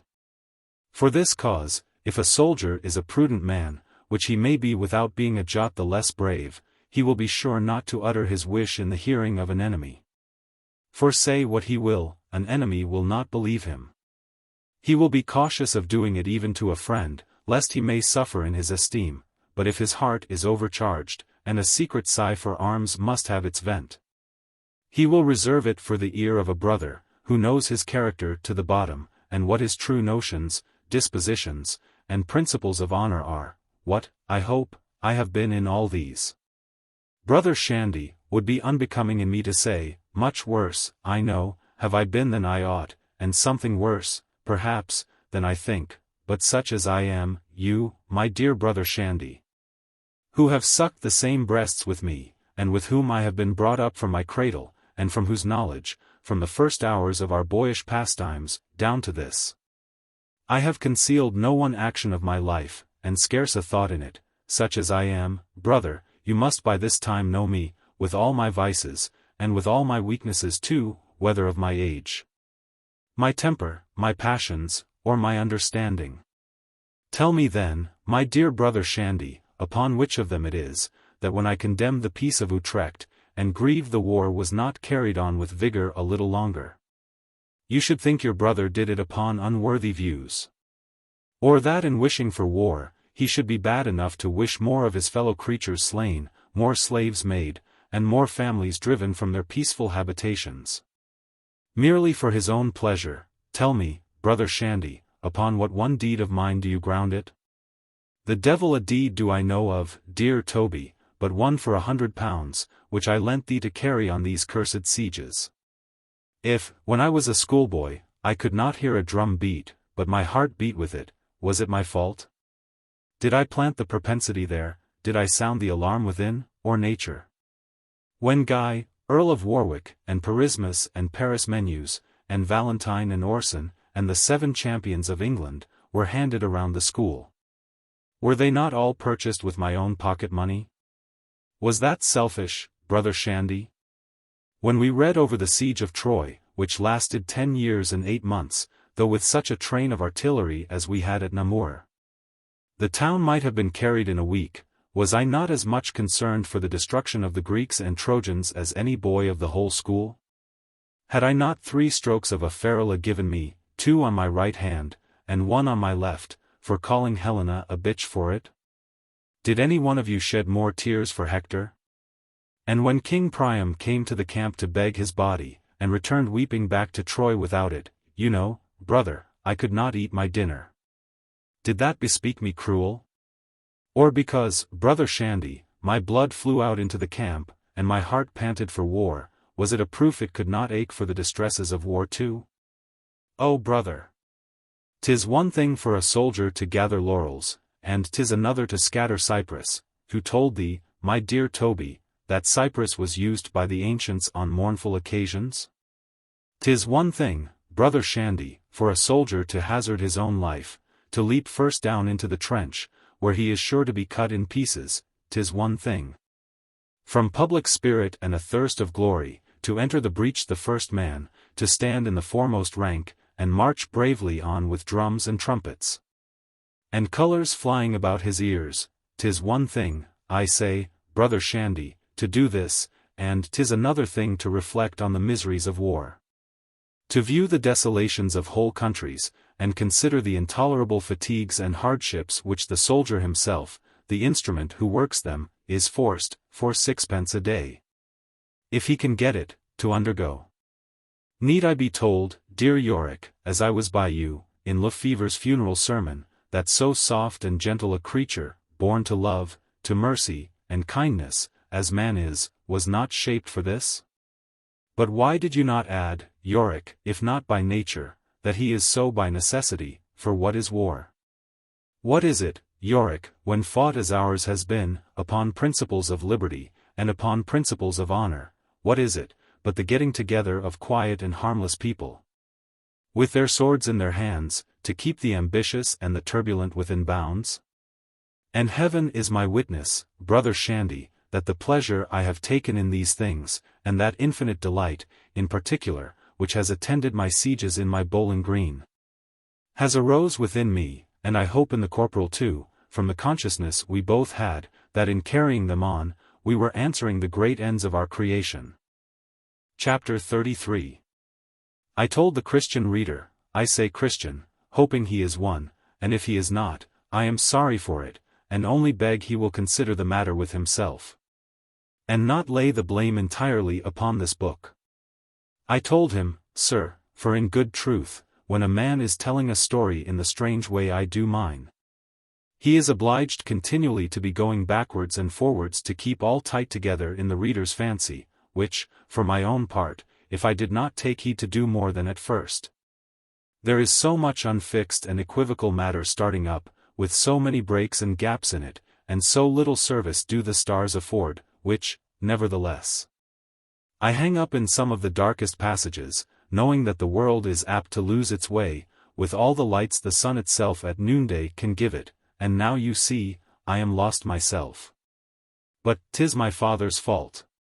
And whenever my brains come to be dissected, you will perceive, without spectacles, that he has left a large uneven thread, as you sometimes see in an unsaleable piece of cambric, running along the whole length of the web, and so untowardly, you cannot so much as cut out a, here I hang up a couple of lights again, or a fillet, or a thumb's tall, but it is seen or felt. Quanto id diligentius in liberis procreandis cavendum, saith Cardan. All which being considered, and that you see, 'tis morally impracticable for me to wind this round to where I set out, I begin the chapter over again. Chapter 34.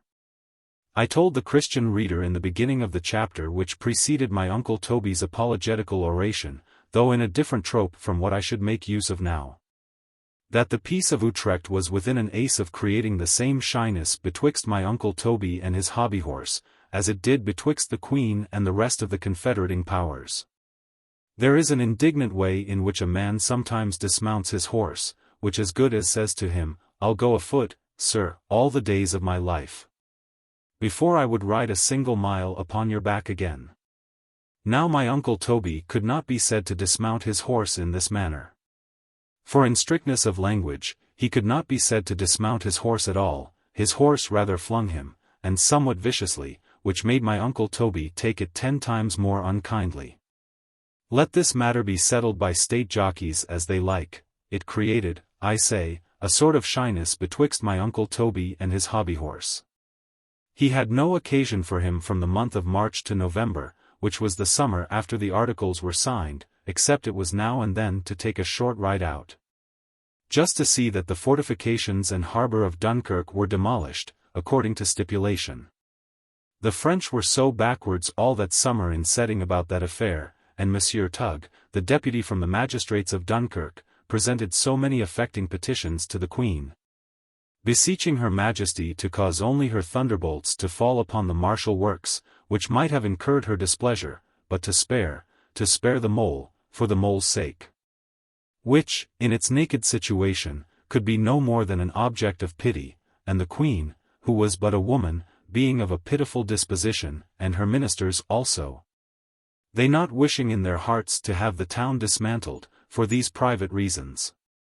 So that the whole went heavily on with my uncle Toby. Insomuch, that it was not within 3 full months, after he and the corporal had constructed the town, and put it in a condition to be destroyed, that the several commandants, commissaries, deputies, negotiators, and intendants, would permit him to set about it. Fatal interval of inactivity. The corporal was for beginning the demolition, by making a breach in the ramparts, or main fortifications of the town. No, that will never do, corporal, said my uncle Toby. For in going that way to work with the town, the English garrison will not be safe in it an hour. Because if the French are treacherous, they are as treacherous as devils, and, please your honour, said the corporal, it gives me concern always when I hear it. Trim, said my uncle Toby. For they don't want personal bravery. And if a breach is made in the ramparts, they may enter it, and make themselves masters of the place when they please. Let them enter it, said the corporal, lifting up his pioneer's spade in both his hands, as if he was going to lay about him with it. Let them enter, and, please your honour, if they dare. In cases like this, corporal, said my uncle Toby, slipping his right hand down to the middle of his cane, and holding it afterwards truncheon-wise with his forefinger extended, 'tis no part of the consideration of a commandant, what the enemy dare, or what they dare not do. He must act with prudence. We will begin with the outworks both towards the sea and the land, and particularly with Fort Lewis, the most distant of them all, and demolish it first, and the rest, one by one, both on our right and left, as we retreat towards the town. Then we'll demolish the mole, next fill up the harbour, then retire into the citadel, and blow it up into the air, and having done that, corporal, we'll embark for England. We are there, quoth the corporal, recollecting himself. Very true, said my uncle Toby, looking at the church. Chapter 35. A delusive, delicious consultation or two of this kind, betwixt my uncle Toby and Trim, upon the demolition of Dunkirk, for a moment rallied back the ideas of those pleasures, which were slipping from under him. Still all went on heavily. The magic left the mind the weaker. Stillness, with silence at her back, entered the solitary parlour, and drew their gauzy mantle over my uncle Toby's head. And listlessness, with her lax fibre and undirected eye, sat quietly down beside him in his armchair. No longer Amberg and Rinberg and Limborg and Huy and Bonn, in 1 year, and the prospect of Landen and Trerebach and Drusen and Dendermonde, the next. Hurried on the blood, no longer did saps, and mines, and blinds, and gabions, and palisadoes, keep out this fair enemy of man's repose. No more could my uncle Toby, after passing the French lines, as he eat his egg at supper, from thence break into the heart of France, cross over the Oise, and with all Picardy open behind him, march up to the gates of Paris, and fall asleep with nothing but ideas of glory. No more was he to dream he had fixed the royal standard upon the tower of the Bastille, and awake with it streaming in his head. Softer visions, gentler vibrations stole sweetly in upon his slumbers. the trumpet of war fell out of his hands, he took up the lute, sweet instrument. Of all others the most delicate. The most difficult, how wilt thou touch it, my dear Uncle Toby? Chapter 36.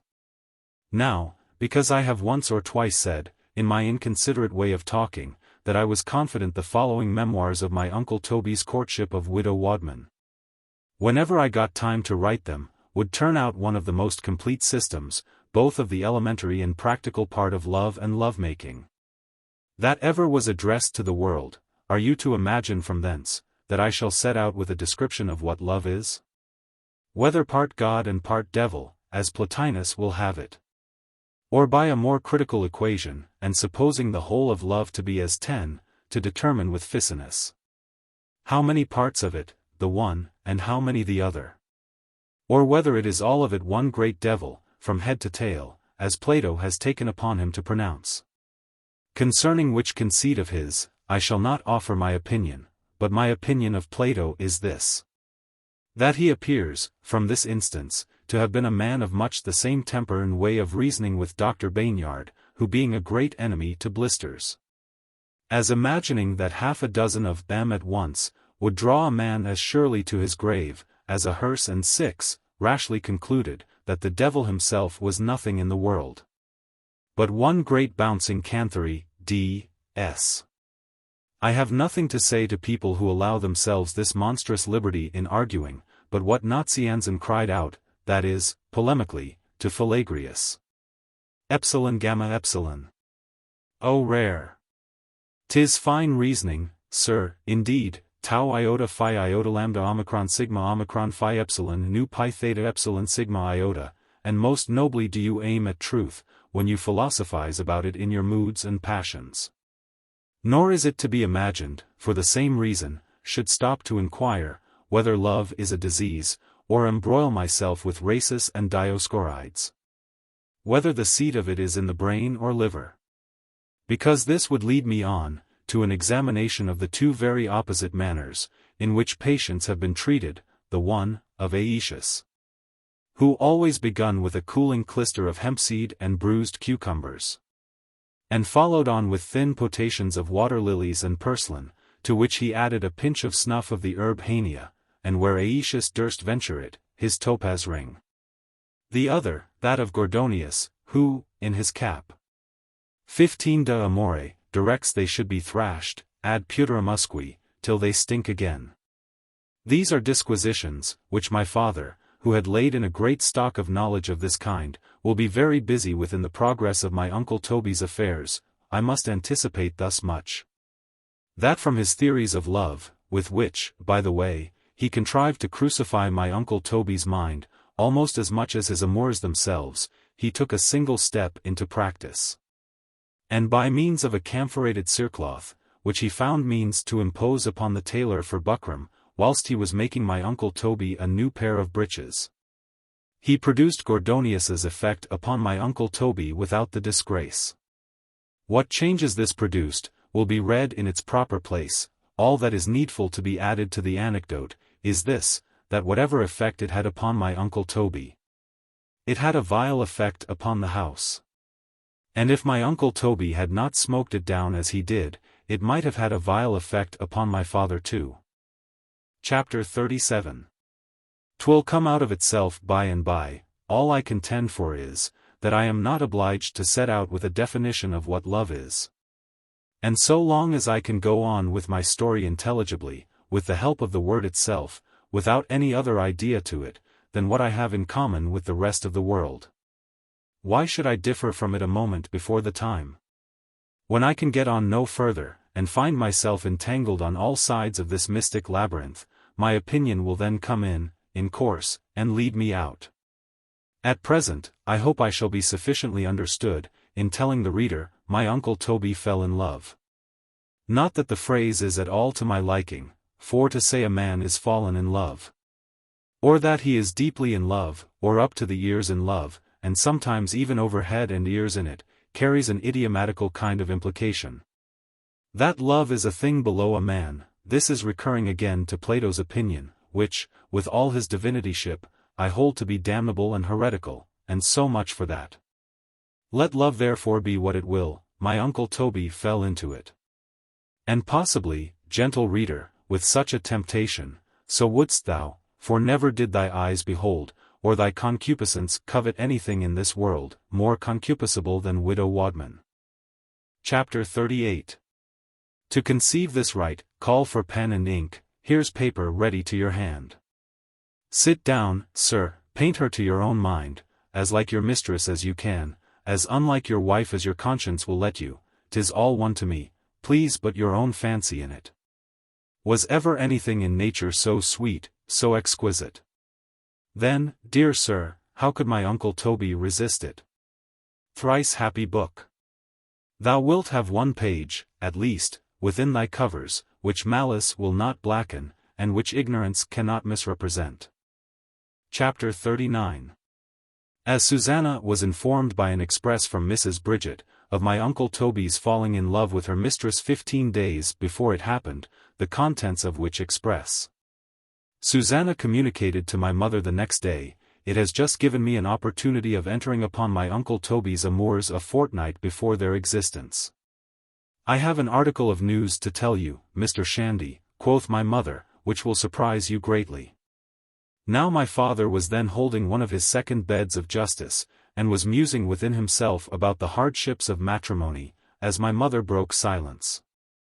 My brother Toby, quoth she, is going to be married to Mrs. Wadman. Then he will never, quoth my father, be able to lie diagonally in his bed again as long as he lives. It was a consuming vexation to my father, that my mother never asked the meaning of a thing she did not understand. That she is not a woman of science, my father would say, is her misfortune, but she might ask a question. My mother never did.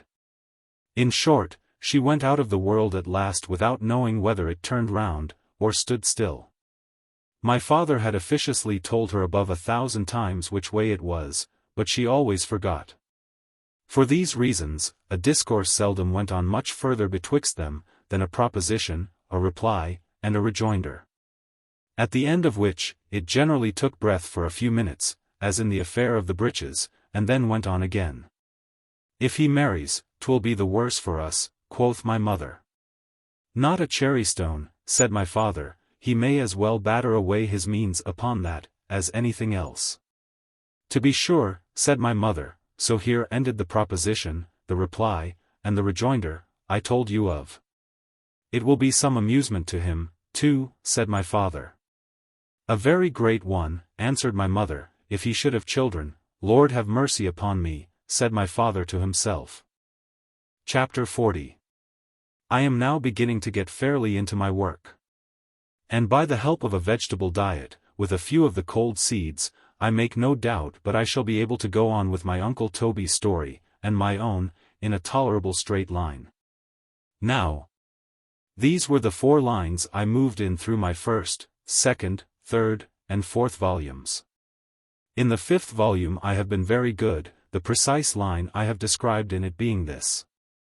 By which it appears, that except at the curve, marked A, where I took a trip to Navarre, and the indented curve B, which is the short airing when I was there with the Lady Bossiere and her page, I have not taken the least frisk of a digression. Till John de la Cassa's devils led me the round you see marked D. For as for C, they are nothing but parentheses, and the common ins and outs incident to the lives of the greatest ministers of state.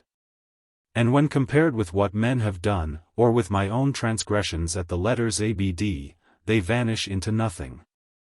In this last volume I have done better still, for from the end of Lefever's episode, to the beginning of my uncle Toby's campaigns, I have scarce stepped a yard out of my way. If I mend at this rate, it is not impossible, by the good leave of his grace of Benevento's devils, but I may arrive hereafter at the excellency of going on even thus. Which is a line drawn as straight as I could draw it. By a writing master's ruler, borrowed for that purpose, turning neither to the right hand or to the left. This right line, the pathway for Christians to walk in. Say divines. The emblem of moral rectitude. Says Cicero. The best line. Say cabbage planters, is the shortest line, says Archimedes, which can be drawn from one given point to another. I wish your ladyships would lay this matter to heart, in your next birthday suits. What a journey! Pray can you tell me, that is, without anger, before I write my chapter upon straight lines, by what mistake, who told them so, or how it has come to pass?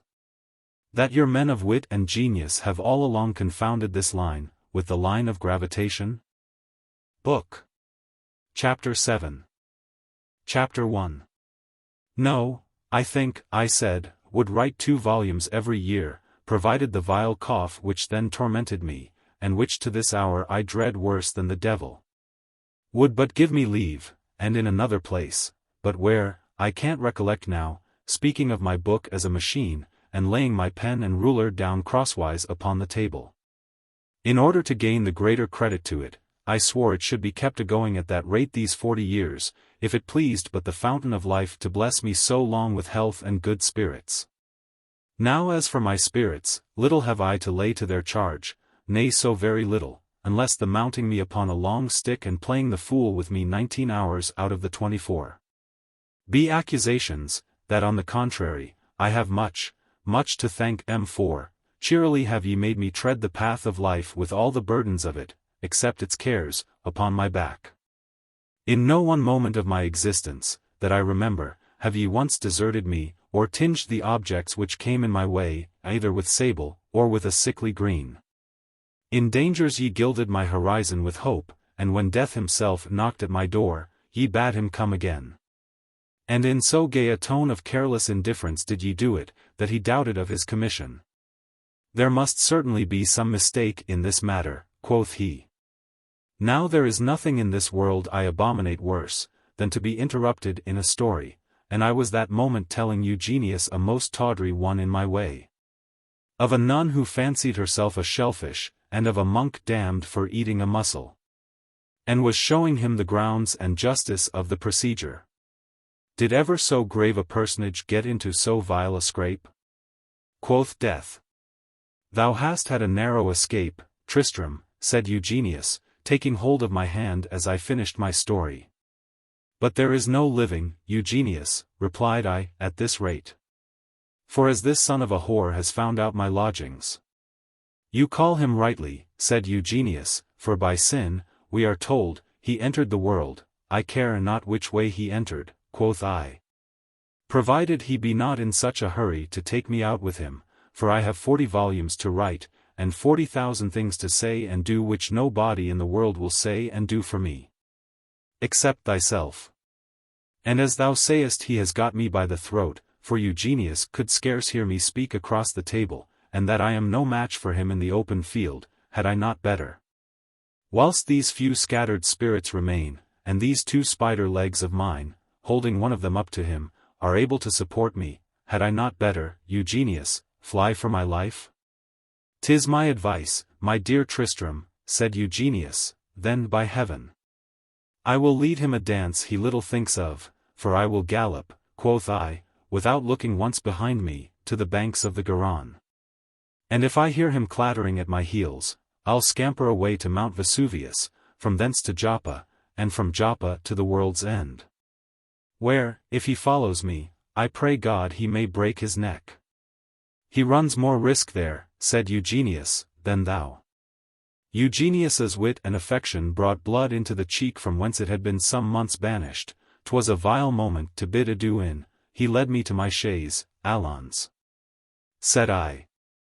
The post-boy gave a crack with his whip, off I went like a cannon, and in half a dozen bounds got into Dover. Chapter 2. Now hang it. Quoth I, as I looked towards the French coast, a man should know something of his own country too, before he goes abroad, and I never gave a peep into Rochester Church. Or took notice of the Dock of Chatham, or visited St. Thomas at Canterbury, though they all 3 laid in my way. But mine, indeed, is a particular case. So without arguing the matter further with Thomas O. Becket, or anyone else, I skipped into the boat, and in 5 minutes we got under sail, and scudded away like the wind. Pray, Captain, quoth I, as I was going down into the cabin, is a man never overtaken by death in this passage? Why, there is not time for a man to be sick in it, replied he, what a cursed liar! For I am sick as a horse, quoth I, already, what a brain, upside down, heyday!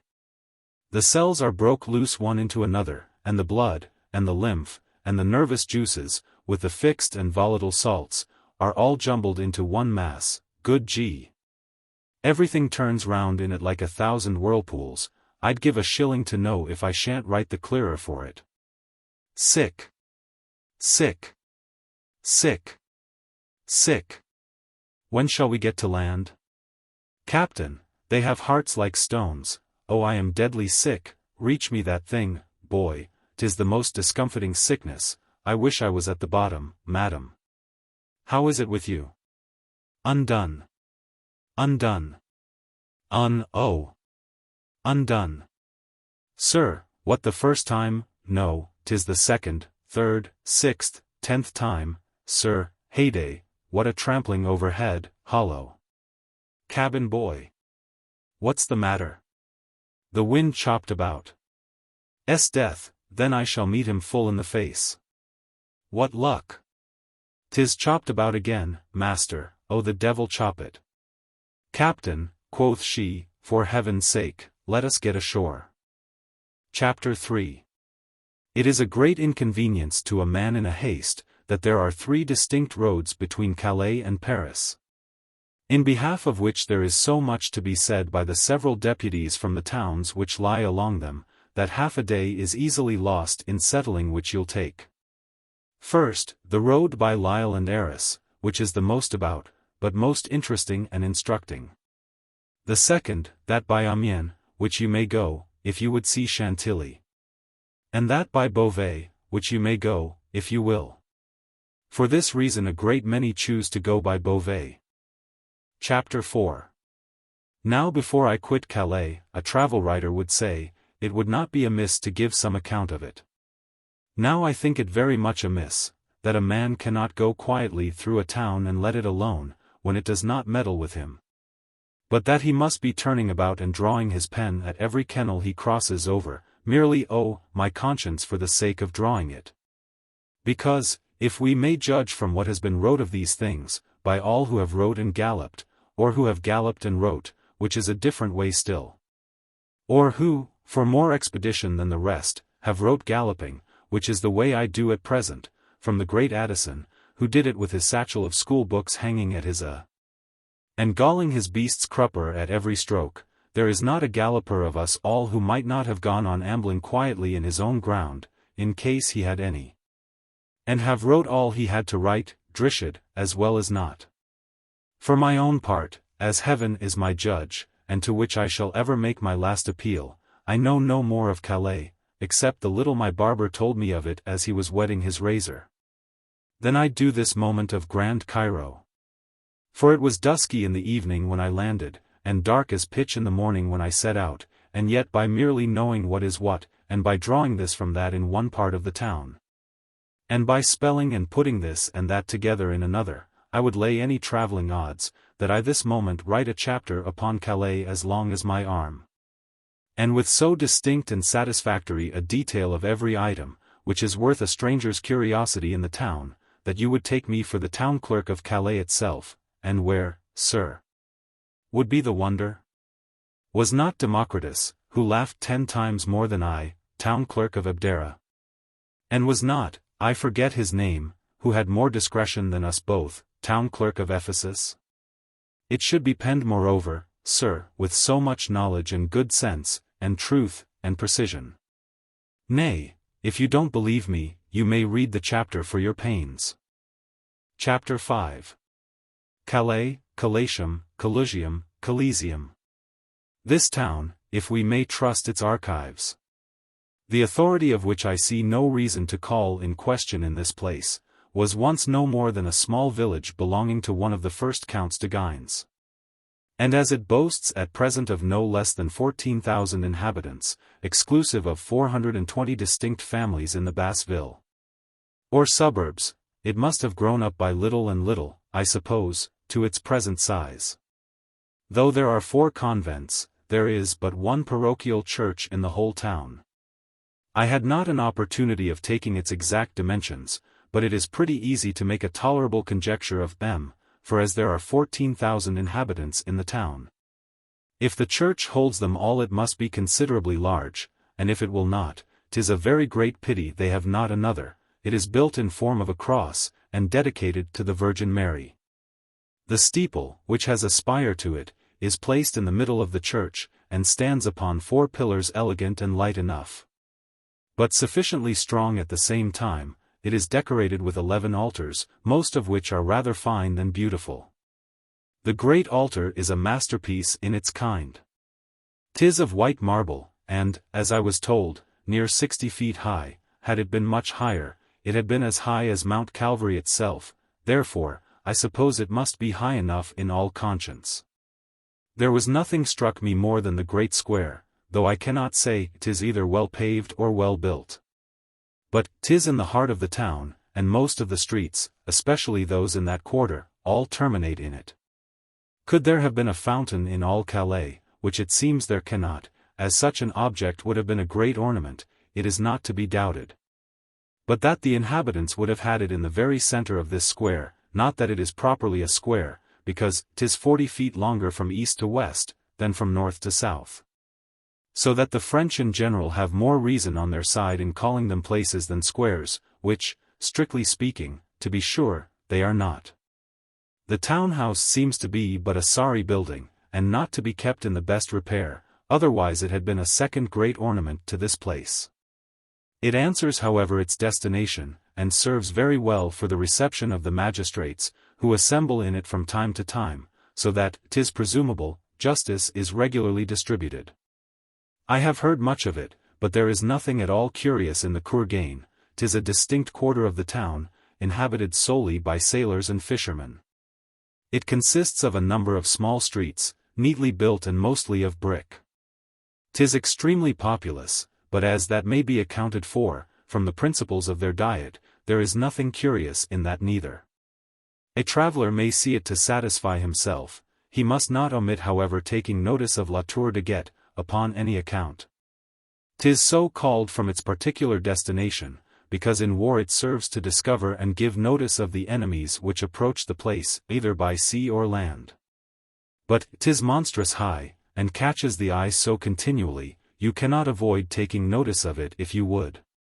It was a singular disappointment to me, that I could not have permission to take an exact survey of the fortifications, which are the strongest in the world, and which, from first to last, that is, from the time they were set about by Philip of France, Count of Boulogne, to the present war, wherein many reparations were made, have cost, as I learned afterwards from an engineer in Gascony, above 100 millions of livres. It is very remarkable, that at the Tête de Gravelines, and where the town is naturally the weakest, they have expended the most money. So that the outworks stretch a great way into the campaign, and consequently occupy a large tract of ground. However, after all that is said and done, it must be acknowledged that Calais was never upon any account so considerable from itself, as from its situation, and that easy entrance which it gave our ancestors, upon all occasions, into France. It was not without its inconveniences also, being no less troublesome to the English in those times, than Dunkirk has been to us, in ours. So that it was deservedly looked upon as the key to both kingdoms, which no doubt is the reason that there have arisen so many contentions who should keep it. Of these, the siege of Calais, or rather the blockade, for it was shut up both by land and sea, was the most memorable, as it withstood the efforts of Edward III a whole year, and was not terminated at last but by famine and extreme misery. The gallantry of Eustace de Saint Pierre, who first offered himself a victim for his fellow citizens, has ranked his name with heroes. As it will not take up above 50 pages, it would be injustice to the reader, not to give him a minute account of that romantic transaction, as well as of the siege itself, in Rapin's own words. Chapter 6. But courage, gentle reader. I scorn it. 'Tis enough to have thee in my power, but to make use of the advantage which the fortune of the pen has now gained over thee, would be too much. No. By that all-powerful fire which warms the visionary brain, and lights the spirits through unwordly tracts. Ere I would force a helpless creature upon this hard service, and make thee pay, poor soul, for 50 pages, which I have no right to sell thee, naked as I am, I would browse upon the mountains, and smile that the north wind brought me neither my tent or my supper. So put on, my brave boy, and make the best of thy way to Boulogne. Chapter 7. Boulogne, so we are all got together, debtors and sinners before heaven. A jolly set of us, but I can't stay and quaff it off with you. I'm pursued myself like 100 devils, and shall be overtaken, before I can well change horses, for heaven's sake. Make haste, 'tis for high treason, quoth a very little man, whispering as low as he could to a very tall man, that stood next him, or else for murder. Quoth the tall man, well thrown, size ace. Quoth I. No, quoth a third, the gentleman has been committing. Ah, ma chère fille, said I, as she tripped by from her matins, you look as rosy as the morning, for the sun was rising, and it made the compliment the more gracious. No, it can't be that, quoth a fourth. She made a curtsy to me, I kissed my hand. 'Tis debt, continued he, 'tis certainly for debt, quoth a fifth. I would not pay that gentleman's debts, quoth ace, for 1,000 pounds, nor would I, quoth size, for 6 times the sum. Well thrown, size ace, again. Quoth I. But I have no debt but the debt of nature, and I want but patience of her, and I will pay her every farthing I owe her. How can you be so hard-hearted, madam, to arrest a poor traveller going along without molestation to anyone upon his lawful occasions? Do stop that death-looking, long-striding scoundrel of a scarce sinner, who is posting after me. He never would have followed me but for you, if it be but for a stage or two. Just to give me start of him, I beseech you, madam, do, dear lady. Now, in troth, 'tis a great pity, quoth mine Irish host, that all this good courtship should be lost. For the young gentlewoman has been after going out of hearing of it all along. Simpleton, quoth I. So you have nothing else in Boulogne worth seeing? By Jesus, there is the finest seminary for the humanities. There cannot be a finer, quoth I. Chapter 8. When the precipitancy of a man's wishes hurries on his ideas 90 times faster than the vehicle he rides in, woe be to truth. And woe be to the vehicle and its tackling. Let M be made of what stuff you will, upon which he breathes forth the disappointment of his soul. As I never give general characters either of men or things in choler, the most haste the worst speed, was all the reflection I made upon the affair, the first time it happened. The second, third, fourth, and fifth time, I confined it respectively to those times, and accordingly blamed only the second, third, fourth, and fifth post-boy for it, without carrying my reflections further.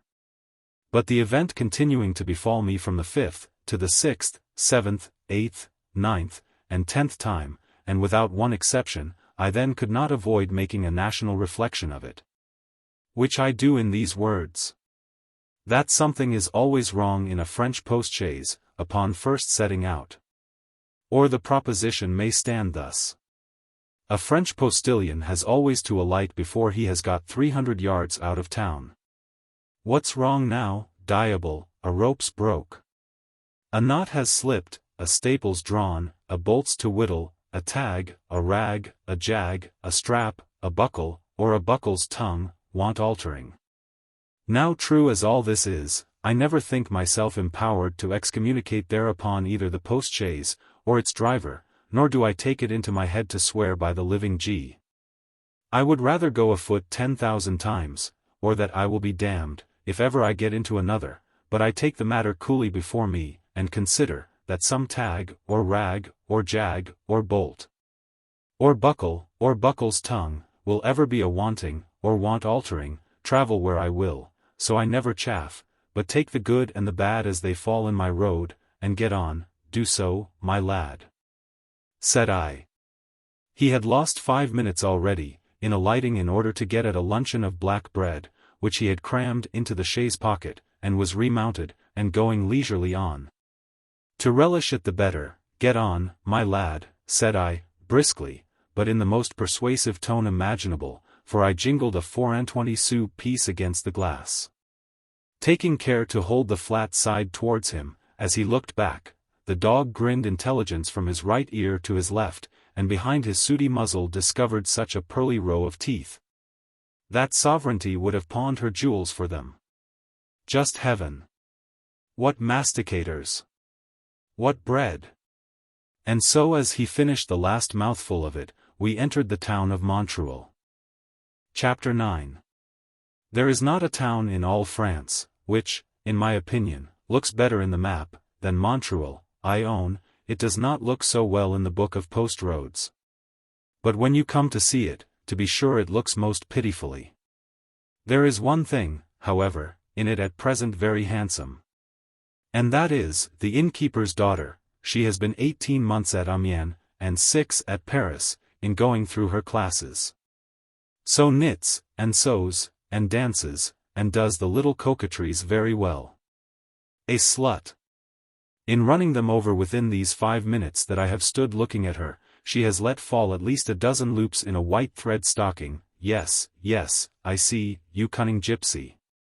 'Tis long and taper, you need not pin it to your knee, and that 'tis your own, and fits you exactly.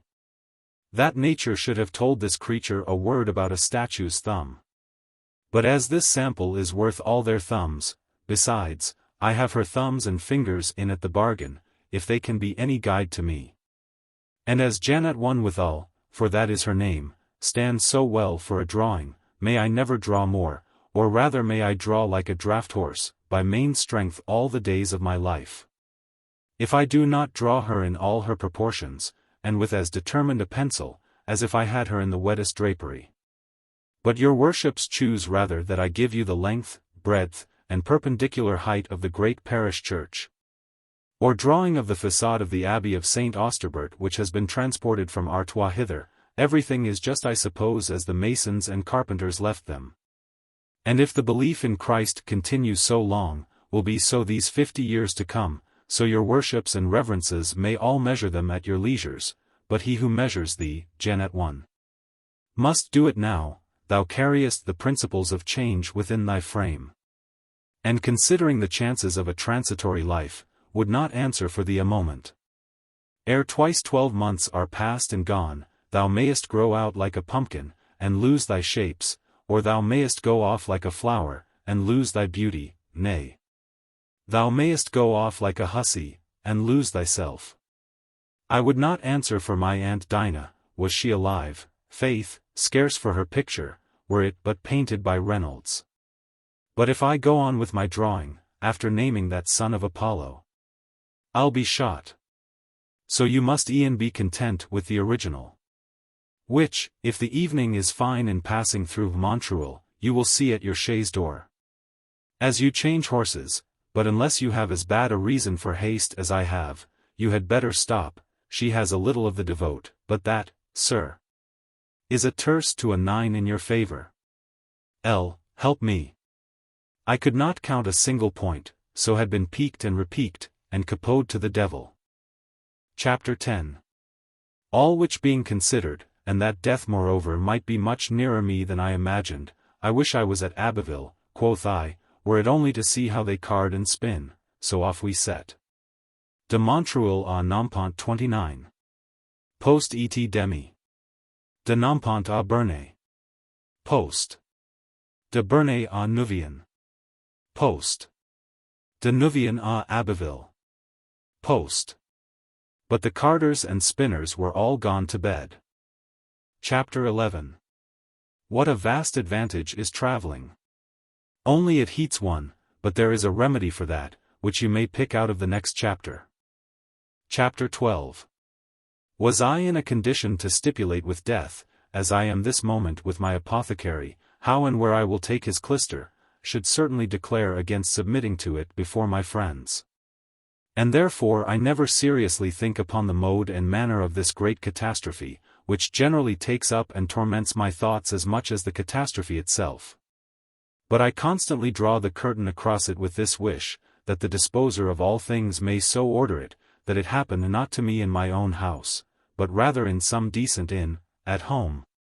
I know it, the concern of my friends, and the last services of wiping my brows, and smoothing my pillow, which the quivering hand of pale affection shall pay me, will so crucify my soul, that I shall die of a distemper which my physician is not aware of, but in an inn, the few cold offices I wanted, would be purchased with a few guineas, and paid me with an undisturbed, but punctual attention. But mark, this inn should not be the inn at Abbeville, if there was not another inn in the universe. I would strike that inn out of the capitulation, so let the horses be in the chaise exactly by 4 in the morning, yes, by 4, sir, or by Genevieve. I'll raise a clatter in the house shall wake the dead. Chapter 13. Make them like unto a wheel, is a bitter sarcasm, as all the learned know, against the grand tour, and that restless spirit for making it, which David prophetically foresaw would haunt the children of men in the latter days. And therefore, as think the great Bishop Hall, 'tis one of the severest imprecations which David ever uttered against the enemies of the Lord, and, as if he had said, I wish them no worse luck than always to be rolling about, so much motion, continues he, for he was very corpulent, is so much unquietness. And so much of rest, by the same analogy, is so much of heaven. Now, I, being very thin, think differently. And that so much of motion, is so much of life, and so much of joy, and that to stand still, or get on but slowly, is death and the devil. Hollow. Ho, the whole world's asleep. Bring out the horses, grease the wheels, tie on the mail, and drive a nail into that moulding, I'll not lose a moment. Now the wheel we are talking of. And whereinto, but not whereunto, for that would make an Ixion's will of it, he curseth his enemies, according to the bishop's habit of body, should certainly be a postchaise wheel. Whether they were set up in Palestine at that time or not, and my wheel, for the contrary reasons, must as certainly be a cartwheel groaning round its revolution once in an age. And of which sort, were I to turn commentator, should make no scruple to affirm, they had great store in that hilly country. I love the Pythagoreans, much more than ever I dare tell my dear Jenny, for their chi omega rho iota sigma mu nu pi tau omicron sigma mu alpha tau omicron, epsilon tau kappa alpha lambda phi iota lambda omicron sigma omicron phi epsilon nu, their getting out of the body, in order to think well. No man thinks right, whilst he is in it. Blinded as he must be, with his congenial humours, and drawn differently aside, as the bishop and myself have been, with 2 lacs or 2/10 of fibre, reason is, half of it, sense. And the measure of heaven itself is but the measure of our present appetites and concoctions. But which of the two, in the present case, do you think to be mostly in the wrong? You, certainly, quoth she, to disturb a whole family so early. Chapter 14. But she did not know I was under a vow not to shave my beard till I got to Paris, yet I hate to make mysteries of nothing. 'Tis the cold cautiousness of one of those little souls from which Lessius, lib 13, de moribus divinis, cap. 24, hath made his estimate, wherein he setteth forth, that 1 Dutch mile, cubically multiplied, will allow room enough, and to spare, for 800,000 millions. Which he supposes to be as great a number of souls, counting from the fall of Adam, as can possibly be damned to the end of the world.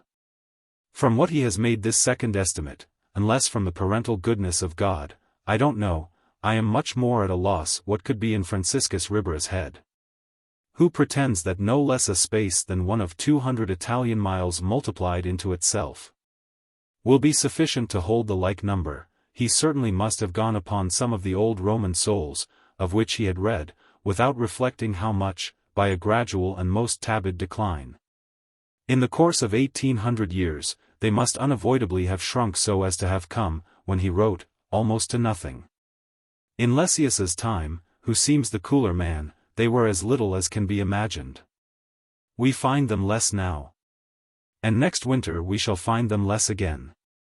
So that if we go on from little to less, and from less to nothing, I hesitate not one moment to affirm, that in half a century, at this rate, we shall have no souls at all.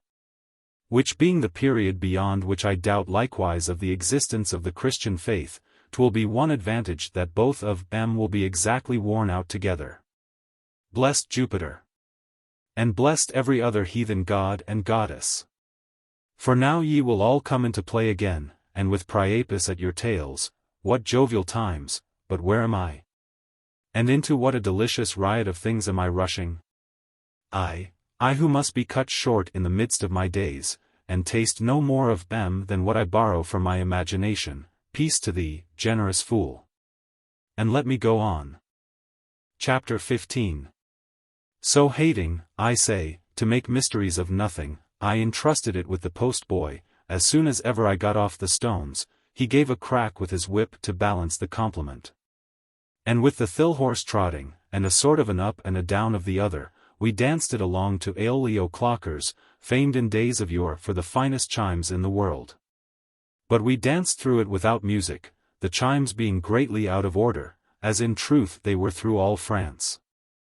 And so making all possible speed, from Aeolio clockers, I got to Hickscourt. From Hickscourt, I got to Picquigny, and from Picquigny, I got to Amiens. Concerning which town I have nothing to inform you, but what I have informed you once before, and that was, that Janet one went there to school. Chapter 16.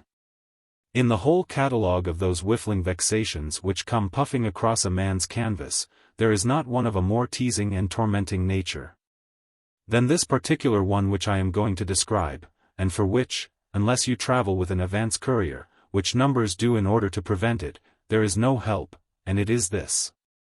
That be you in never so kindly a propensity to sleep, though you are passing perhaps through the finest country, upon the best roads. And in the easiest carriage for doing it in the world, nay, was you sure you could sleep 50 miles straight forwards, without once opening your eyes, nay, what is more? Was you as demonstratively satisfied as you can be of any truth in Euclid, that you should upon all accounts be full as well asleep as awake, nay, perhaps better, yet the incessant returns of paying for the horses at every stage, with the necessity thereupon of putting your hand into your pocket, and counting out from thence 3 livres 15 sous, sou by sou, puts an end to so much of the project, that you cannot execute above 6 miles of it, or supposing it is a post and a half. That is but 9, were it to save your soul from destruction. I'll be even with M, quoth I, for I'll put the precise sum into a piece of paper, and hold it ready in my hand all the way. Now I shall have nothing to do, said I, composing myself to rest, but to drop this gently into the post-boy's hat, and not say a word. Then there wants 2 sous more to drink, or there is a 12-sou piece of Louis XIV which will not pass, or a livre and some odd liards to be brought over from the last stage, which monsieur had forgot. Which altercations, as a man cannot dispute very well asleep, rouse him, still is sweet sleep retrievable. And still might the flesh weigh down the spirit, and recover itself of these blows, but then, by heaven, you have paid but for a single post, whereas 'tis a post and a half. And this obliges you to pull out your book of post roads, the print of which is so very small, it forces you to open your eyes.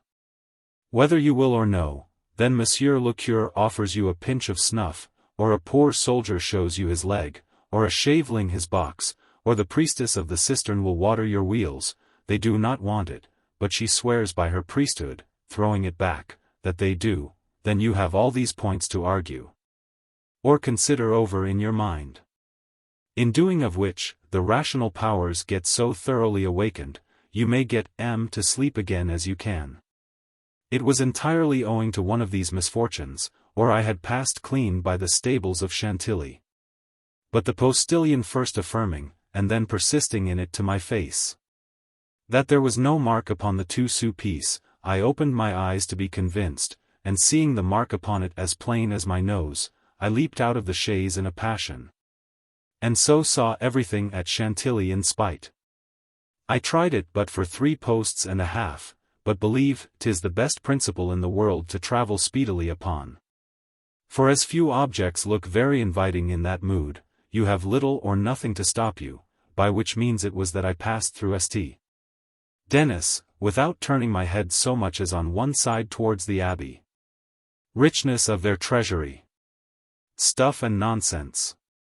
Baiting their jewels, which are all false, would not give 3 sous for any one thing in it, but Jades's lantern, nor for that either, only as it grows dark, it might be of use. Chapter 17. Crack, crack, crack, crack, crack, crack, so this is Paris. Quoth I, continuing in the same mood, and this is Paris, humph, Paris. Cried I, repeating the name the 3rd time. The first, the finest, the most brilliant. The streets however are nasty. But it looks, I suppose, better than it smells. Crack, crack, crack, crack, what a fuss thou makest. As if it concerned the good people to be informed, that a man with pale face and clad in black, had the honor to be driven into Paris at 9 o'clock at night. By a postilion in a tawny yellow jerkin, turned up with red calamanco. Crack, crack, crack, crack, crack, crack, I wish thy whip. But 'tis the spirit of thy nation. So crack, crack on. Ha, and no one gives the wall, but in the school of urbanity herself, if the walls are beshti, how can you do otherwise? And prithee, when do they light the lamps? What? Never in the summer months, ho! 'Tis the time of salads, oh rare. Salad and soup, soup and salad and soup, encore. 'Tis too much for sinners. Now I cannot bear the barbarity of it. How can that unconscionable coachman talk so much bawdy to that lean horse? Don't you see, friend, the streets are so villainously narrow, that there is not room in all Paris to turn a wheelbarrow? In the grandest city of the whole world, it would not have been amiss, if they had been left a thought wider. Nay, were it only so much in every single street, as that a man might know, was it only for satisfaction, on which side of it he was walking. 1, 2, 3, 4, 5, 6, 7, 8, 9, 10 cooks' shops. And twice the number of barbers. And all within 3 minutes' driving. One would think that all the cooks in the world, on some great merry meeting with the barbers, by joint consent had said, Come. Let us all go live at Paris, the French love good eating, they are all gourmands, we shall rank high. If their God is their belly, their cooks must be gentlemen, and forasmuch as the periwig mocketh the man, and the periwig maker mocketh the periwig, ergo, would the barbers say. We shall rank higher still, we shall be above you all, we shall be capitals 30 at least, party. We shall all wear swords. And so, one would swear, that is, by candle light, but there is no depending upon it, they continue to do, to this day. Chapter 18.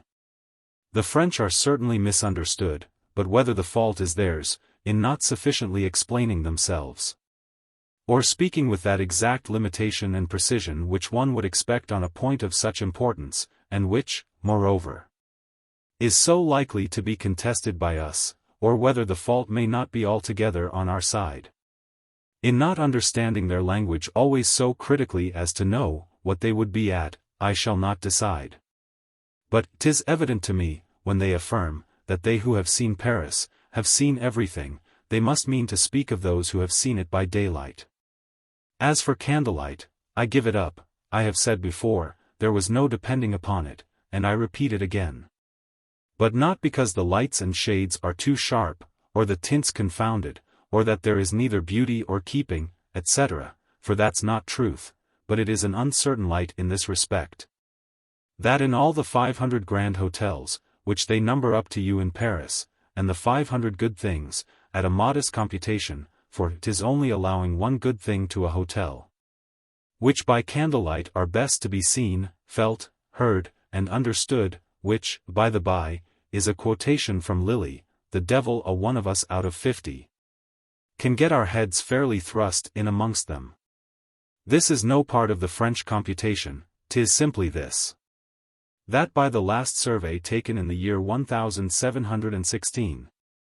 Since which time there have been considerable argumentations, Paris doth contain 900 streets. Viz. In the quarter called the City, there are 53 streets. In St. James of the Shambles, 55 streets. In St. Opportun, 34 streets. In the quarter of the Louvre, 25 streets. In the Palace Royal, or St. Honorius, 49 streets. In Montana Martyr, 41 streets. In St. Eustace, 29 streets. In the Halles, 27 streets. In St. Denis, 55 streets. In St. Martin, 54 streets. In St. Paul, or the Mortellerie, 27 streets. The Greve, 38 streets. In St. Avoy, or the Verrerie, 19 streets. In the Marais, or the Temple, 52 streets. In St. Antony's, 68 streets. In the Place Maubert, 81 streets. In St. Bennet, 60 streets.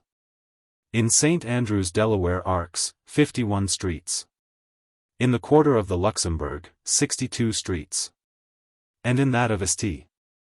Germain, 55 streets, into any of which you may walk. And that when you have seen them with all that belongs to them, fairly by daylight, their gates, their bridges, their squares, their statues, and have crusaded it moreover. Through all their parish churches, by no means omitting St. Roche and Sulpice, and to crown all, have taken a walk to the 4 palaces, which you may see, either with or without the statues and pictures. Just as you choose. Then you will have seen. But, 'tis what no one needeth to tell you, for you will read of it yourself upon the portico of the Louvre, in these words. 31. Earth no such folks. No folks e'er such a town. As Paris is, sing, dairy, down. The French have a gay way of treating everything that is great, and that is all can be said upon it. Chapter 19. In mentioning the word gay, as in the close of the last chapter, it puts one, i.e. an author, in mind of the word spleen, especially if he has anything to say upon it, not that by any analysis, or that from any table of interest or genealogy. There appears much more ground of alliance betwixt them, than betwixt light and darkness. Or any two of the most unfriendly opposites in nature, only 'tis an undercraft of authors to keep up a good understanding amongst words. As politicians do amongst men, not knowing how near they may be under a necessity of placing them to each other, which point being now gained, and that I may place mine exactly to my mind. I write it down here. Spleen. This, upon leaving Chantilly, I declared to be the best principle in the world to travel speedily upon. But I gave it only as matter of opinion. I still continue in the same sentiments, only I had not then experience enough of its working to add this, that though you do get on at a tearing rate, yet you get on but uneasily to yourself at the same time. For which reason I here quit it entirely, and forever, and 'tis heartily at anyone's service. It has spoiled me the digestion of a good supper, and brought on a bilious diarrhea. Which has brought me back again to my first principle on which I set out, and with which I shall now scamper it away to the banks of the Garonne. No. I cannot stop a moment to give you the character of the people, their genius, their manners, their customs, their laws, their religion, their government, their manufactures, their commerce, their finances. With all the resources and hidden springs which sustain them, qualified as I may be, by spending 3 days and 2 nights amongst them. And during all that time making these things the entire subject of my inquiries and reflections.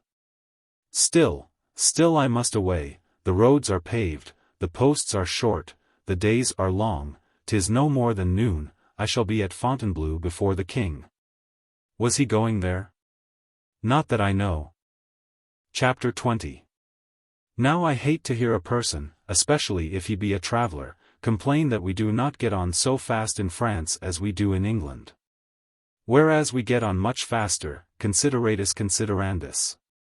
Thereby always meaning, that if you weigh their vehicles with the mountains of baggage which you lay both before and behind upon them, and then consider their puny horses. With the very little they give them, 'tis a wonder they get on at all, their suffering is most unchristian, and 'tis evident thereupon to me, that a French post-horse would not know what in the world to do, was it not for the 2 words and in which there is as much sustenance. As if you gave him a peck of corn, now as these words cost nothing, I long from my soul to tell the reader what they are. But here is the question, they must be told him plainly, and with the most distinct articulation.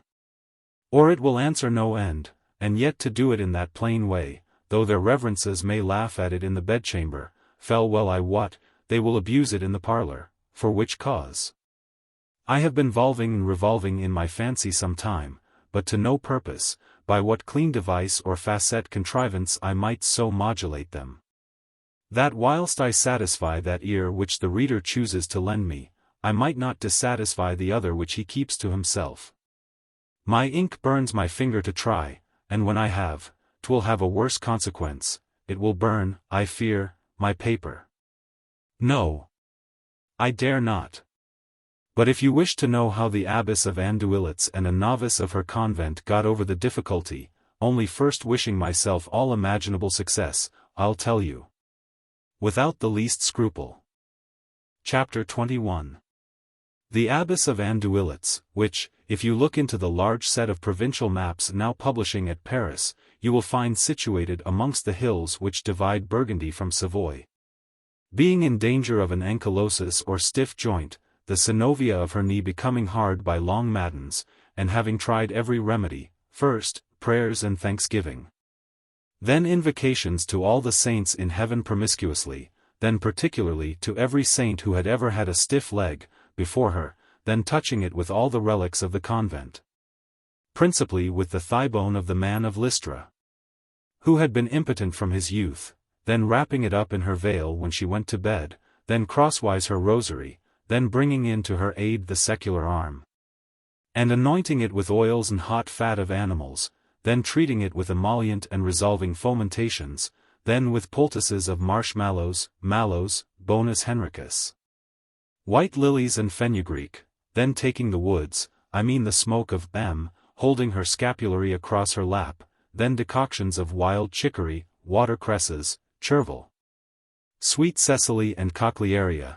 and nothing all this while answering, was prevailed on at last to try the hot baths of Bourbon, so having first obtained leave of the Visitor General to take care of her existence, she ordered all to be got ready for her journey, a novice of the convent of about 17, who had been troubled with a whitlow in her middle finger, by sticking it constantly into the abbess's cast poultices, etc., had gained such an interest, that overlooking a sciatical old nun, who might have been set up forever by the hot baths of Bourbon, Margarita, the little novice, was elected as the companion of the journey.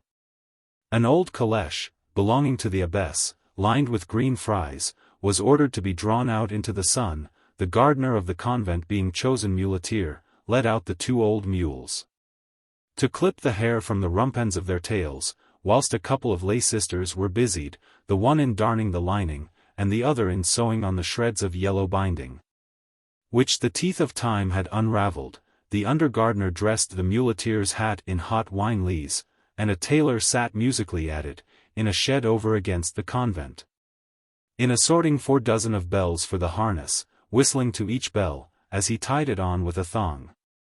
The carpenter and the smith of Andouillets held a council of wheels, and by 7, the morning after, all looked spruce, and was ready at the gate of the convent for the hot baths of Bourbon. 2 rows of the unfortunates stood ready there an hour before. The abbess of Andouillets, supported by Margarita the novice, advanced slowly to the calèche, both clad in white, with their black rosaries hanging at their breasts. There was a simple solemnity in the contrast. They entered the calèche, and nuns in the same uniform, sweet emblem of innocence, each occupied a window. And as the abbess and Margarita looked up, each, the sciatical poor nun excepted, each streamed out the end of her veil in the air, then kissed the lily hand which let it go. The good abbess and Margarita laid their hands saintwise upon their breasts, looked up to heaven, then to them, and looked, God bless you, dear sisters. I declare I am interested in this story, and wish I had been there.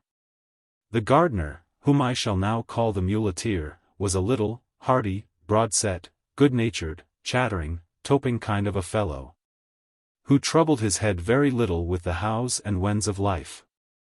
So had mortgaged a month of his conventicle wages in a barraccio, or leathern cask of wine, which he had disposed behind the caleche, with a large russet-colored riding-coat over it, to guard it from the sun.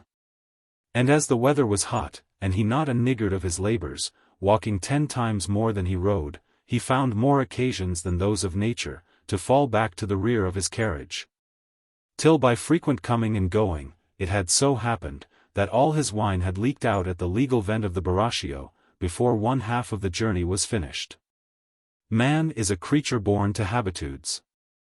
The day had been sultry, the evening was delicious, the wine was generous, the Burgundian hill on which it grew was steep, a little tempting bush over the door of a cool cottage at the foot of it hung vibrating in full harmony with the passions, a gentle air rustled distinctly through the leaves.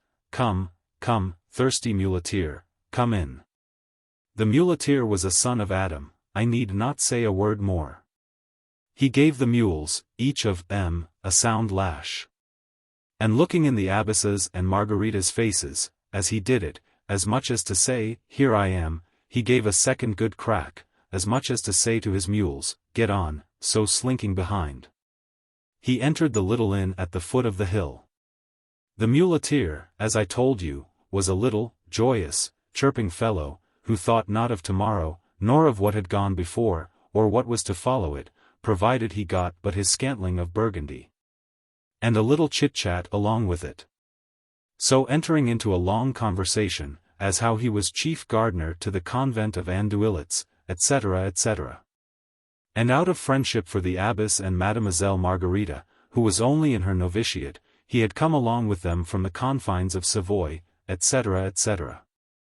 And as how she had got a white swelling by her devotions, and what a nation of herbs he had procured to mollify her humours, etc., etc. And that if the waters of Bourbon did not mend that leg, she might as well be lame of both, etc., etc., etc. He so contrived his story, as absolutely to forget the heroine of it, and with her the little novice, and what was a more ticklish point to be forgot than both, the 2 mules, who being creatures that take advantage of the world, inasmuch as their parents took it of them, and they not being in a condition to return the obligation downwards, as men and women and beasts are, they do it sideways, and longways, and backways, and uphill, and downhill, and which way they can. Philosophers, with all their ethics, have never considered this rightly. How should the poor muleteer, then in his cups, consider it at all? He did not in the least. 'Tis time we do. Let us leave him then in the vortex of his element, the happiest and most thoughtless of mortal men, and for a moment let us look after the mules, the abbess, and Margarita. By virtue of the muleteer's 2 last strokes the mules had gone quietly on, following their own consciences up the hill, till they had conquered about 1/2 of it. When the elder of them, a shrewd crafty old devil, at the turn of an angle, giving a side glance, and no muleteer behind them. By my fig, said she, swearing, I'll go no further, and if I do, replied the other, they shall make a drum of my hide, and so with one consent they stopped thus. Chapter 22. Get on with you, said the abbess. W.H., Wsh, cried Margarita. Sh, su, you, shu, you, sh, shod the abbess. Wo, v, w, few, w, woved Margarita pursing up her sweet lips betwixt a hoot and a whistle. Thump, thump, thump, obstreperated the abbess of Andouillets with the end of her gold-headed cane against the bottom of the caleche. The old mule let af. Chapter 23. We are ruined and undone, my child, said the abbess to Margarita, we shall be here all night, we shall be plundered, we shall be ravished. We shall be ravished, said Margarita. As sure as a gun. Sancta Maria! Cried the abbess, forgetting the O. Why was I governed by this wicked stiff joint? Why did I leave the convent of Andouillets? And why didst thou not suffer thy servant to go unpolluted to her tomb? Oh, my finger! My finger! Cried the novice, catching fire at the word servant. Why was I not content to put it here, or there, anywhere rather than be in this strait? Strait! Said the abbess. Strait, said the novice. For terror had struck their understandings, the one knew not what she said, the other what she answered. Oh, my virginity! Virginity! Cried the abbess. Inity, inity! Said the novice, sobbing. Chapter 24. My dear mother, quoth the novice, coming a little to herself, there are two certain words, which I have been told will force any horse, or ass, or mule, to go up a hill whether he will or no. Be he never so obstinate or ill-willed, the moment he hears them uttered, he obeys. They are words magic. Cried the abbess in the utmost horror. No. Replied Margarita calmly, but they are words sinful. What are they? Quoth the abbess, interrupting her. They are sinful in the first degree, answered Margarita, they are mortal, and if we are ravished and die unabsolved of them, we shall both, but you may pronounce them to me, quoth the abbess of Andouillets. They cannot, my dear mother, said the novice, be pronounced at all. They will make all the blood in one's body fly up into one's face, but you may whisper them in my ear, quoth the abbess. Heaven! Hadst thou no guardian angel to delegate to the inn at the bottom of the hill? Was there no generous and friendly spirit unemployed, no agent in nature, by some monitory shivering, creeping along the artery which led to his heart, to rouse the muleteer from his banquet? No sweet minstrelsy to bring back the fair idea of the abbess and Margarita, with their black rosaries? Rouse! Rouse, but 'tis too late, the horrid words are pronounced this moment. And how to tell them, ye, who can speak of everything existing, with unpolluted lips, instruct me, guide me. Chapter 25. All sins whatever, quoth the abbess, turning casuist in the distress they were under, are held by the confessor of our convent to be either mortal or venial, there is no further division. Now a venial sin being the slightest and least of all sins, being halved, by taking either only the half of it, and leaving the rest, or, by taking it all, and amicably having it betwixt yourself and another person, in course becomes diluted into no sin at all. Now I see no sin in saying, boo, boo, boo, boo, boo, 100 times together. Nor is there any turpitude in pronouncing the syllable gur, gur, gur, gur, gur, were it from our matins to our vespers. Therefore, my dear daughter, continued the abbess of Andouillets, I will say boo, and thou shalt say gur. And then alternately, as there is no more sin in faux than in boo, thou shalt say faux, and I will come in, like fa, sol, la, re, mi, ut, at our complans, with ter. And accordingly the abbess, giving the pitch note, set off thus. Abbess. Boo, boo, boo. Margarita. Gur, gur, gur. Margarita. Faux, faux, faux. Abbess. Ter, ter, ter.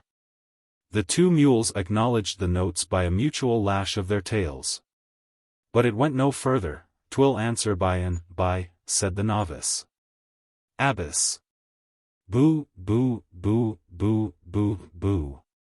Margarita. Gur, gur, gur, gur, gur, gur. Quicker still, cried Margarita. Faux, faux, faux, faux, faux, faux, faux, faux, faux. Quicker still, cried Margarita. Boo, boo, boo, boo, boo, boo, boo, boo, boo. Quicker still, God preserve me. Said the abbess, they do not understand us, cried Margarita, but the devil does, said the abbess of Andouillets. Chapter 26. What a tract of country have I run! How many degrees nearer to the warm sun am I advanced, and how many fair and goodly cities have I seen, during the time you have been reading and reflecting, madam, upon this story. There's Fontainebleau, and Sens, and Joigny, and Auxerre, and Dijon the capital of Burgundy, and Chalon, and Macon the capital of the Macanese. And a score more upon the road to Lyons, and now I have run them over, I might as well talk to you of so many market towns in the moon. As tell you one word about them, it will be this chapter at the least, if not both this and the next entirely lost, do what I will. Why, 'tis a strange story. Tristram. Alas! Madam, had it been upon some melancholy lecture of the cross, the peace of meekness, or the contentment of resignation, I had not been incommoded, or had I thought of writing it upon the purer abstractions of the soul, and that food of wisdom and holiness and contemplation, upon which the spirit of man, when separated from the body, is to subsist forever, you would have come with a better appetite from it. I wish I never had wrote it, but as I never blot anything out, let us use some honest means to get it out of our heads directly. Pray reach me my fool's cap, I fear you sit upon it, madam, 'tis under the cushion, I'll put it on. Bless me! You have had it upon your head this half hour. There then let it stay, with a fra diddle dee, and a fa re diddle dee, and a high dum, die dum, fiddle, dum, see. And now, madam, we may venture, I hope, a little to go on. Chapter 27. All you need say of Fontainebleau, in case you are asked, is, that it stands about 40 miles, south something, from Paris, in the middle of a large forest, that there is something great in it, that the king goes there once every 2 or 3 years, with his whole court, for the pleasure of the chase, and that during that carnival of sporting, any English gentleman of fashion, you need not forget yourself, may be accommodated with a nag or two, to partake of the sport, taking care only not to outgallop the king. Though there are 2 reasons why you need not talk loud of this to everyone. First, because 'twill make the said nags the harder to be got, and secondly, 'tis not a word of it true, allons. As for sens, you may dispatch, in a word, 'tis an archiepiscopal see.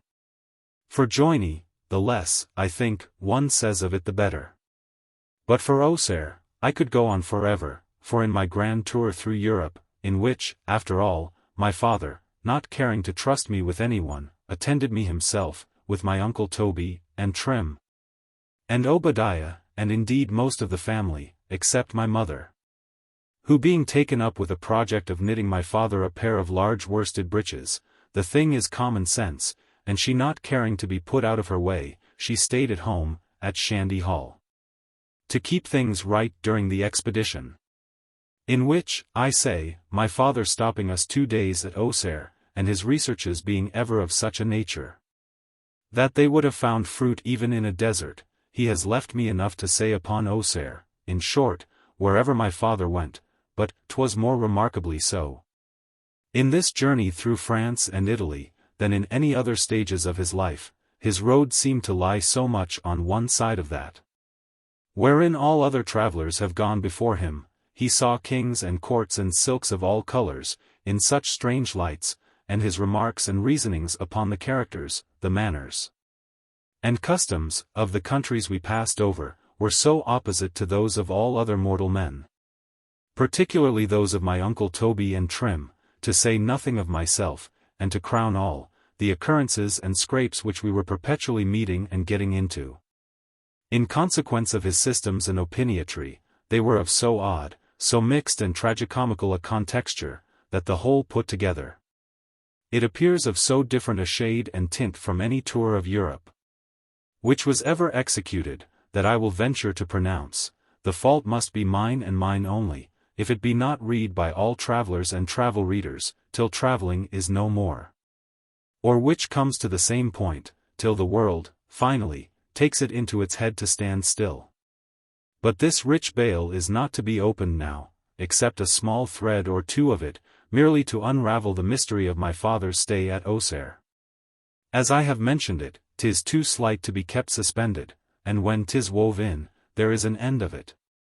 We'll go, brother Toby, said my father, whilst dinner is coddling, to the Abbey of Saint Germain, if it be only to see these bodies, of which Monsieur Sequier has given such a recommendation. I'll go see anybody, quoth my uncle Toby, for he was all compliance through every step of the journey. Defend me.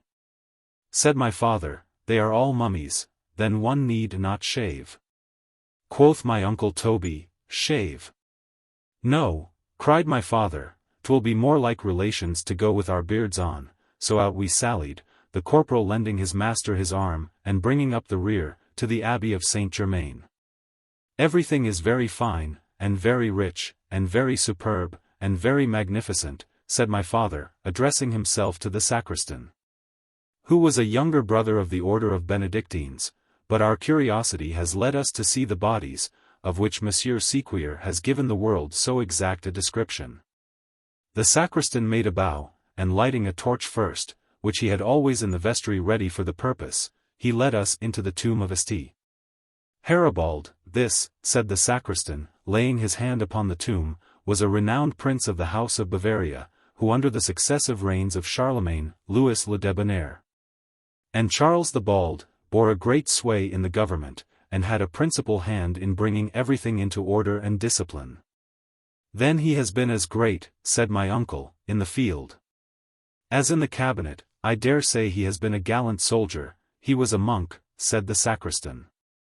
My uncle Toby and Trim sought comfort in each other's faces, but found it not. My father clapped both his hands upon his codpiece, which was a way he had when anything hugely tickled him, for though he hated a monk and the very smell of a monk worse than all the devils in hell, yet the shot hitting my uncle Toby and Trim so much harder than him, 'twas a relative triumph, and put him into the gayest humor in the world.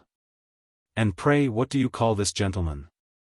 Quoth my father, rather sportingly. This tomb, said the young Benedictine, looking downwards, contains the bones of Saint Maxima, who came from Ravenna on purpose to touch the body of Saint Maximus, said my father, popping in with his saint before him. They were two of the greatest saints in the whole martyrology. Added my father, excuse me, said the sacristan, 'twas to touch the bones of Saint Germain, the builder of the abbey, and what did she get by it? Said my uncle Toby, what does any woman get by it? Said my father, martyrdom.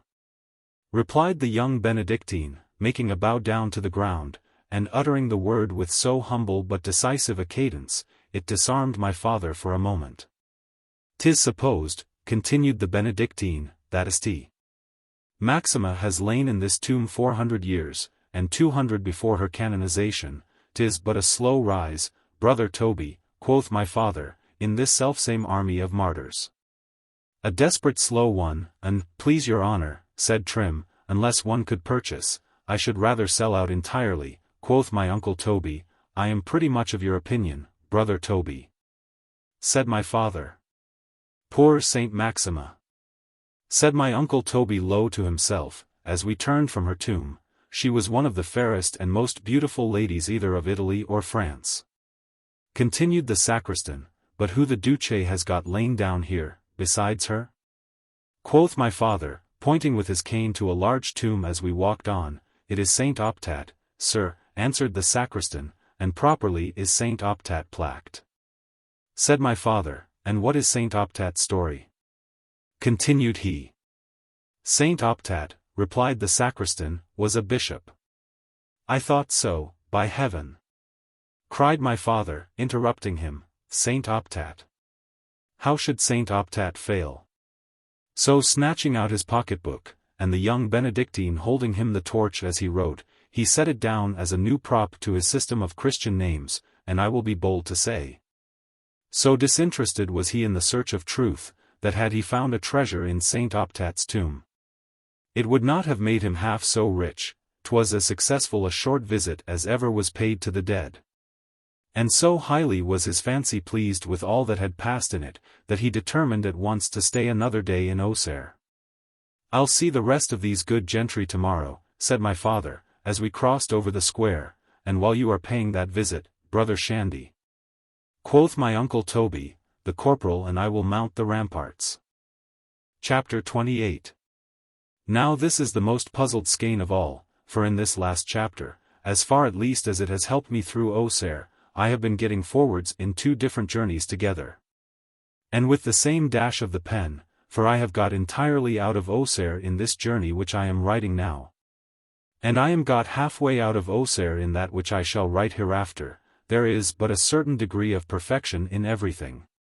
And by pushing at something beyond that, I have brought myself into such a situation, as no traveller ever stood before me. For I am this moment walking across the marketplace of Auxerre with my father and my uncle Toby, in our way back to dinner, and I am this moment also entering Lyons with my post-chaise broke into 1,000 pieces, and I am moreover this moment in a handsome pavilion built by Pringello. 32 upon the banks of the Garonne, which Mons. Slignac has lent me, and where I now sit rhapsodizing all these affairs. Let me collect myself, and pursue my journey. Chapter 29. I am glad of it, said I, settling the account with myself, as I walked into Lyons, my chaise being all laid higgledy-piggledy with my baggage in a cart, which was moving slowly before me. I am heartily glad, said I, that 'tis all broke to pieces. For now I can go directly by water to Avignon, which will carry me on 120 miles of my journey, and not cost me 7 livres, and from thence, continued I, bringing forwards the account, I can hire a couple of mules, or asses, if I like, for nobody knows me, and cross the plains of Languedoc for almost nothing, shall gain 400 livres by the misfortune clear into my purse, and pleasure worth double the money by it.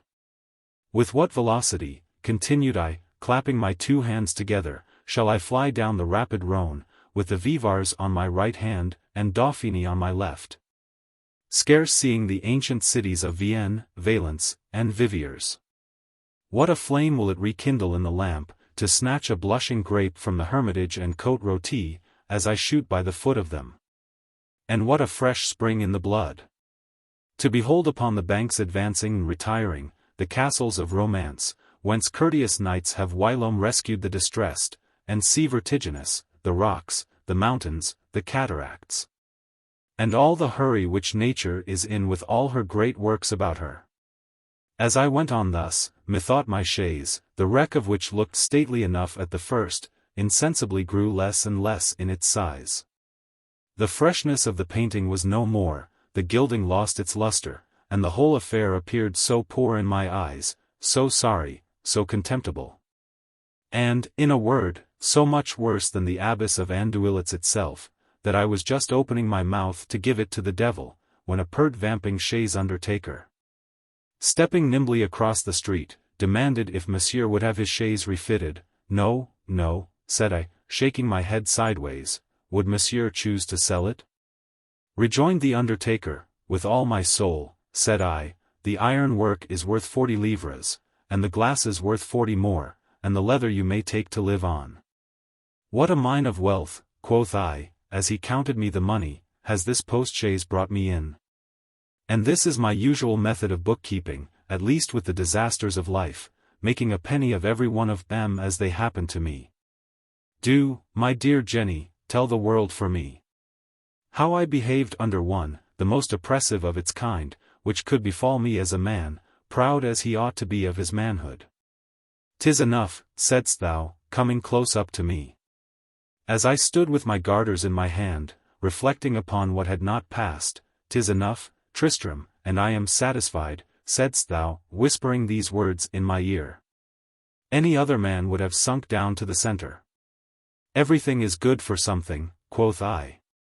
I'll go into Wales for 6 weeks, and drink goat's whey, and I'll gain 7 years longer life for the accident.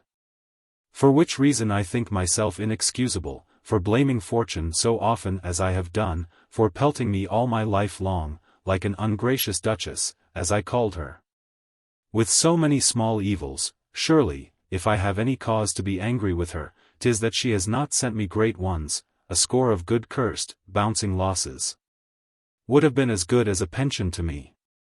1 of 100 a year, or so, is all I wish. I would not be at the plague of paying land tax for a larger. Chapter 30. To those who call vexations, as knowing what they are, there could not be a greater, than to be the best part of a day at Lyons, the most opulent and flourishing city in France. Enriched with the most fragments of antiquity, and not be able to see it. To be withheld upon any account, must be a vexation, but to be withheld by a vexation, must certainly be, what philosophy justly calls vexation.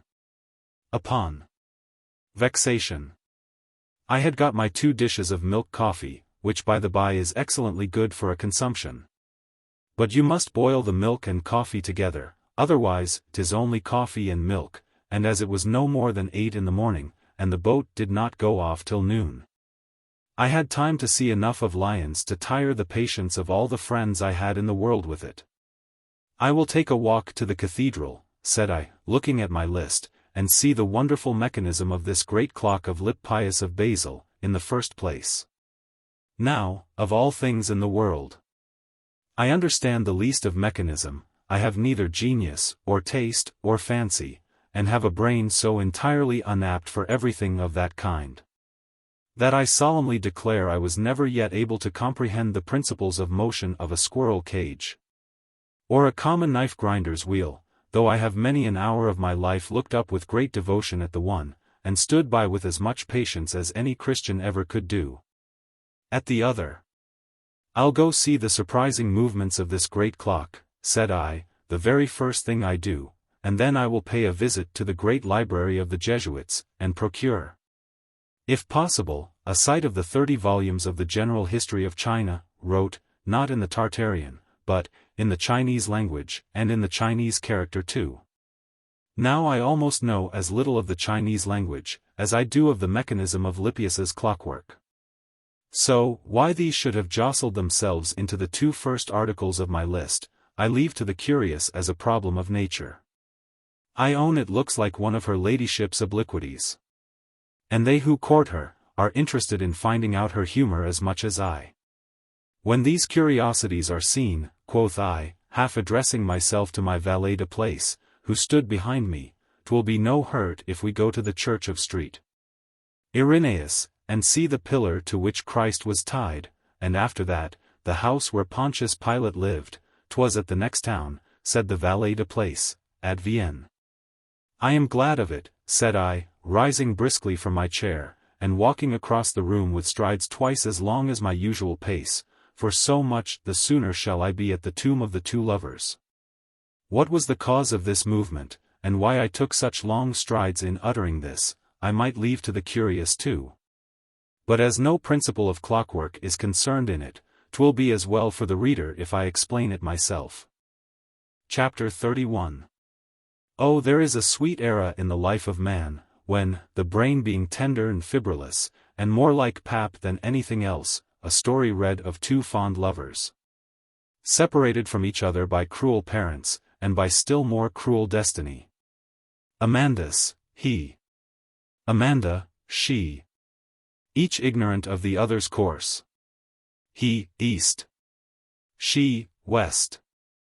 Amandus taken captive by the Turks, and carried to the Emperor of Morocco's court, where the Princess of Morocco falling in love with him, keeps him 20 years in prison for the love of his Amanda. She, Amanda, all the time wandering barefoot, and with disheveled hair, o'er rocks and mountains, inquiring for Amandus, Amandus. Amandus.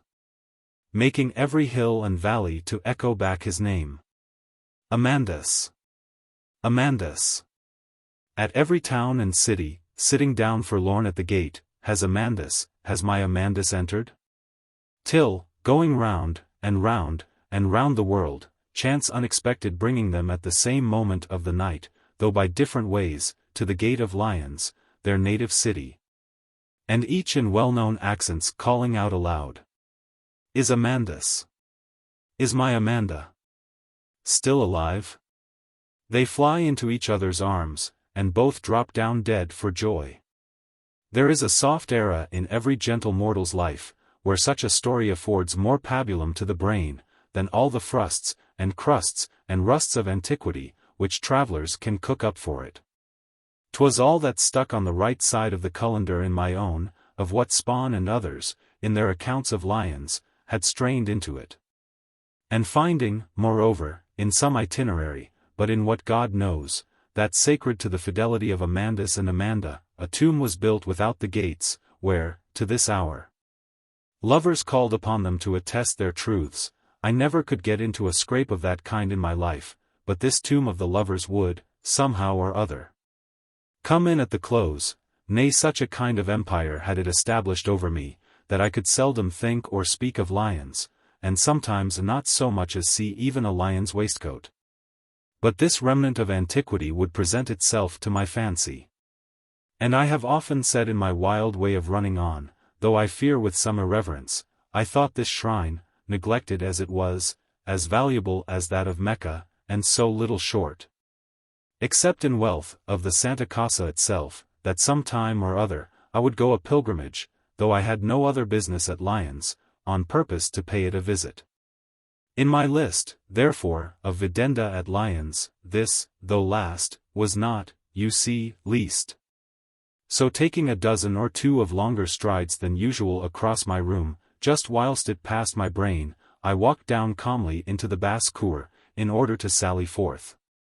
And having called for my bill, as it was uncertain whether I should return to my inn, I had paid it, had moreover given the maid 10 sous, and was just receiving the dernier compliments of Monsieur Leblanc, for a pleasant voyage down the Rhône, when I was stopped at the gate. Chapter 32. 'Twas by a poor ass, who had just turned in with a couple of large panniers upon his back, to collect eleemosynary turnip tops and cabbage leaves, and stood dubious, with his 2 forefeet on the inside of the threshold, and with his 2 hinder feet towards the street, as not knowing very well whether he was to go in or no. Now, 'tis an animal, be in what hurry I may, I cannot bear to strike. There is a patient endurance of sufferings, wrote so unaffectedly in his looks and carriage, which pleads so mightily for him, that it always disarms me. And to that degree, that I do not like to speak unkindly to him, on the contrary. Meet him where I will, whether in town or country, in cart or under panniers, whether in liberty or bondage, I have ever something civil to say to him on my part. And as one word begets another, if he has as little to do as I generally fall into conversation with him. And surely never is my imagination so busy as in framing his responses from the etchings of his countenance, and where those carry me not deep enough, in flying from my own heart into his, and seeing what is natural for an ass to think, as well as a man, upon the occasion. In truth, it is the only creature of all the classes of beings below me, with whom I can do this, for parrots, jackdaws, etc., I never exchange a word with them, nor with the apes, etc. For pretty near the same reason. They act by rote, as the others speak by it, and equally make me silent, nay my dog and my cat, though I value them both, and for my dog he would speak if he could, yet somehow or other. They neither of them possess the talents for conversation. I can make nothing of a discourse with them, beyond the proposition, the reply, and rejoinder, which terminated my father's and my mother's conversations, in his beds of justice, and those uttered, there's an end of the dialogue. But with an ass, I can commune forever. Come, honesty, said I, seeing it was impracticable to pass betwixt him and the gate, art thou for coming in, or going out? The ass twisted his head round to look up the street. Well, replied I, we'll wait a minute for thy driver. He turned his head thoughtful about, and looked wistfully the opposite way. I understand thee perfectly, answered I, if thou takest a wrong step in this affair, he will cudgel thee to death. Well, a minute is but a minute, and if it saves a fellow creature a drubbing, it shall not be set down as ill spent. He was eating the stem of an artichoke as this discourse went on, and in the little peevish contentions of nature betwixt hunger and unsavoriness, had dropped it out of his mouth 6 times. And picked it up again. God help thee, Jack, said I, thou hast a bitter breakfast on't, and many a bitter day's labor, and many a bitter blow, I fear, for its wages. 'Tis all bitterness to thee, whatever life is to others. And now thy mouth, if one knew the truth of it, is as bitter, I dare say, as soot, for he had cast aside the stem, and thou hast not a friend perhaps in all this world. That will give thee a macaroon. In saying this, I pulled out a paper of them, which I had just purchased, and gave him one, and at this moment that I am telling it, my heart smites me. That there was more of pleasantry in the conceit, of seeing how an ass would eat a macaroon, than of benevolence in giving him one, which presided in the act. When the ass had eaten his macaroon, I pressed him to come in. The poor beast was heavy loaded, his legs seemed to tremble under him, he hung rather backwards, and as I pulled at his halter, it broke short in my hand. He looked up pensive in my face. Don't thrash me with it, but if you will, you may. If I do, said I, I'll be d. The word was but one half of it pronounced, like the abbess of Andouillettes, so there was no sin in it, when a person coming in, let fall a thundering bastinado upon the poor devil's crupper, which put an end to the ceremony.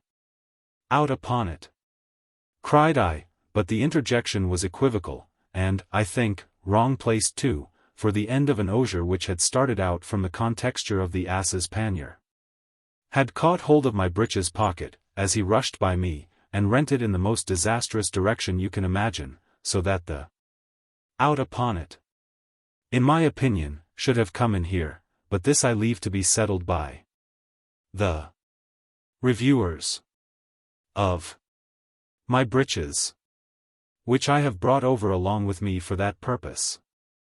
Chapter 33. When all was set to rights, I came downstairs again into the basse-cour with my valet de place, in order to sally out towards the tomb of the two lovers, etc. And was a second time stopped at the gate, not by the ass, but by the person who struck him, and who, by that time, had taken possession, as is not uncommon after a defeat, of the very spot of ground where the ass stood. It was a commissary sent to me from the post office, with a rescript in his hand for the payment of some 6 livres odd sous. Upon what account? Said I. 'Tis upon the part of the king, replied the commissary, heaving up both his shoulders. My good friend, quoth I, as sure as I am I, and you are you. And who are you? Said he. Don't puzzle me, said I. Chapter 34.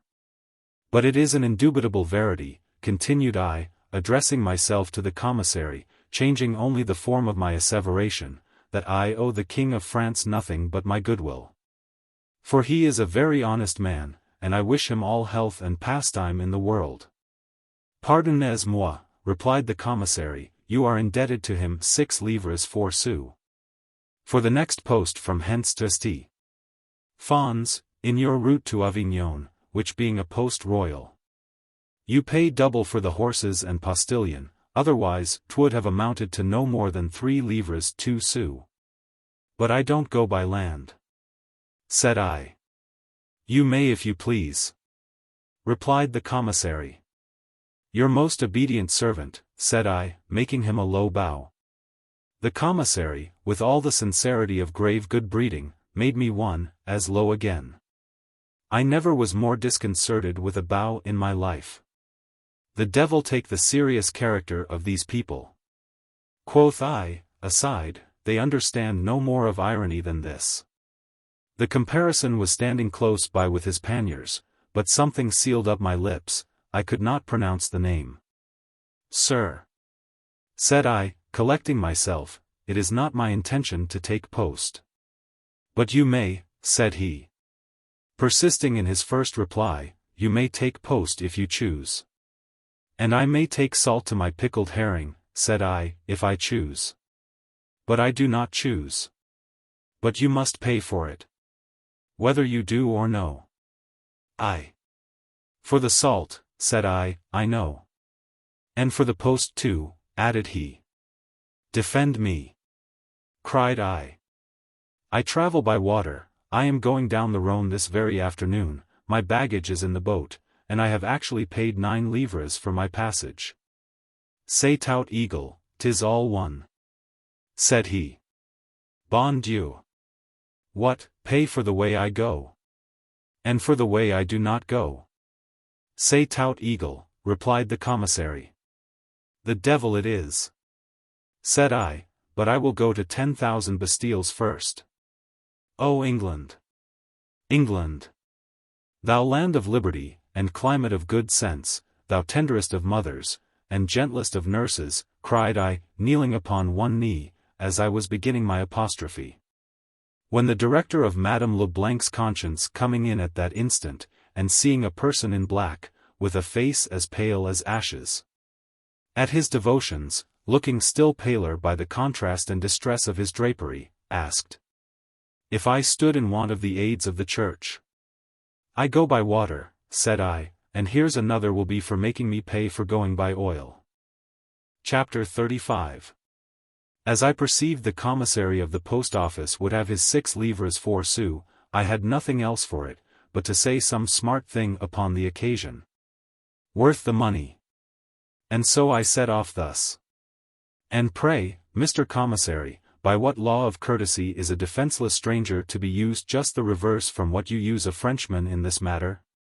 By no means, said he. Excuse me, said I, for you have begun, sir, with first tearing off my breeches, and now you want my pocket.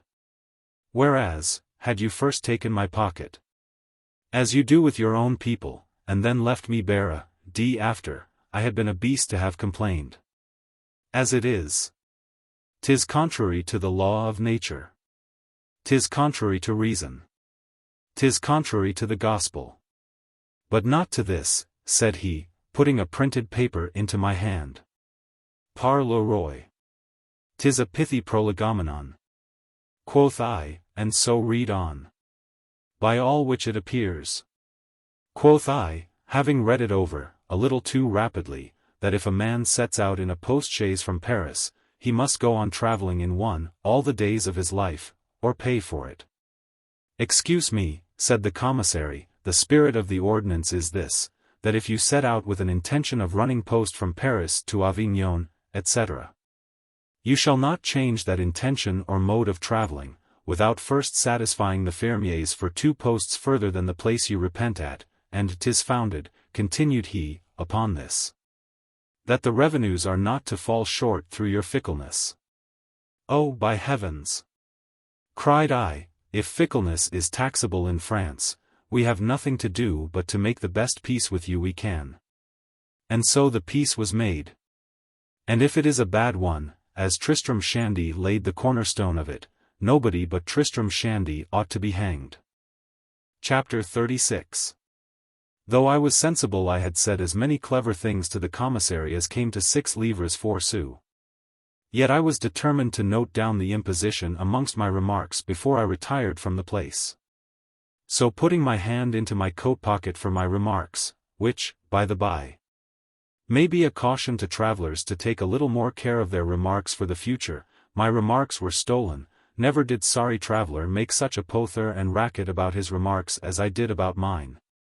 Upon the occasion, heaven, earth, sea, fire, cried I, calling in everything to my aid but what I should, my remarks are stolen, what shall I do, Mr. Commissary? Pray did I drop any remarks, as I stood besides you? You dropped a good many very singular ones, replied he. Pew. Said I, those were but a few, not worth above 6 livres 2 sous, but these are a large parcel. He shook his head. Monsieur Leblanc. Madame Leblanc. Did you see any papers of mine? You maid of the house. Run upstairs, François. Run up after her. I must have my remarks, they were the best remarks, cried I, that ever were made, the wisest, the wittiest. What shall I do? Which way shall I turn myself? Sancho Panza, when he lost his ass's furniture, did not exclaim more bitterly. Chapter 37. When the first transport was over, and the registers of the brain were beginning to get a little out of the confusion into which this jumble of cross accidents had cast them, it then presently occurred to me that I had left my remarks in the pocket of the chaise, and that in selling my chaise, I had sold my remarks along with it, to the chaise vamper. I leave this void space that the reader may swear into it any oath that he is most accustomed to, for my own part, if ever I swore a whole oath into a vacancy in my life. I think it was into that, said I, and so my remarks through France, which were as full of wit, as an egg is full of meat, and as well worth 400 guineas. As the said egg is worth a penny, have I been selling here to a chaise vamper, for 4 louis d'ors, and giving him a post-chaise, by heaven, worth 6 into the bargain. Had it been to Dodsley, or Beckett, or any creditable bookseller, who was either leaving off business, and wanted a post-chaise, or who was beginning it, and wanted my remarks, and 2 or 3 guineas along with them, I could have borne it, but to a chaise vamper. Show me to him this moment, François, said I. The valet de place put on his hat, and led the way, and I pulled off mine, as I passed the commissary, and followed him. Chapter 38. When we arrived at the chaise vamper's house, both the house and the shop were shut up. It was the 8th of September, the nativity of the Blessed Virgin Mary, Mother of God. Tanterore tantivi, the whole world was gone out a-maypoling, frisking here, capering there, nobody cared a button for me or my remarks. So I sat me down upon a bench by the door, philosophating upon my condition. By a better fate than usually attends me, I had not waited half an hour, when the mistress came in to take the papiliotes from off her hair, before she went to the maypoles.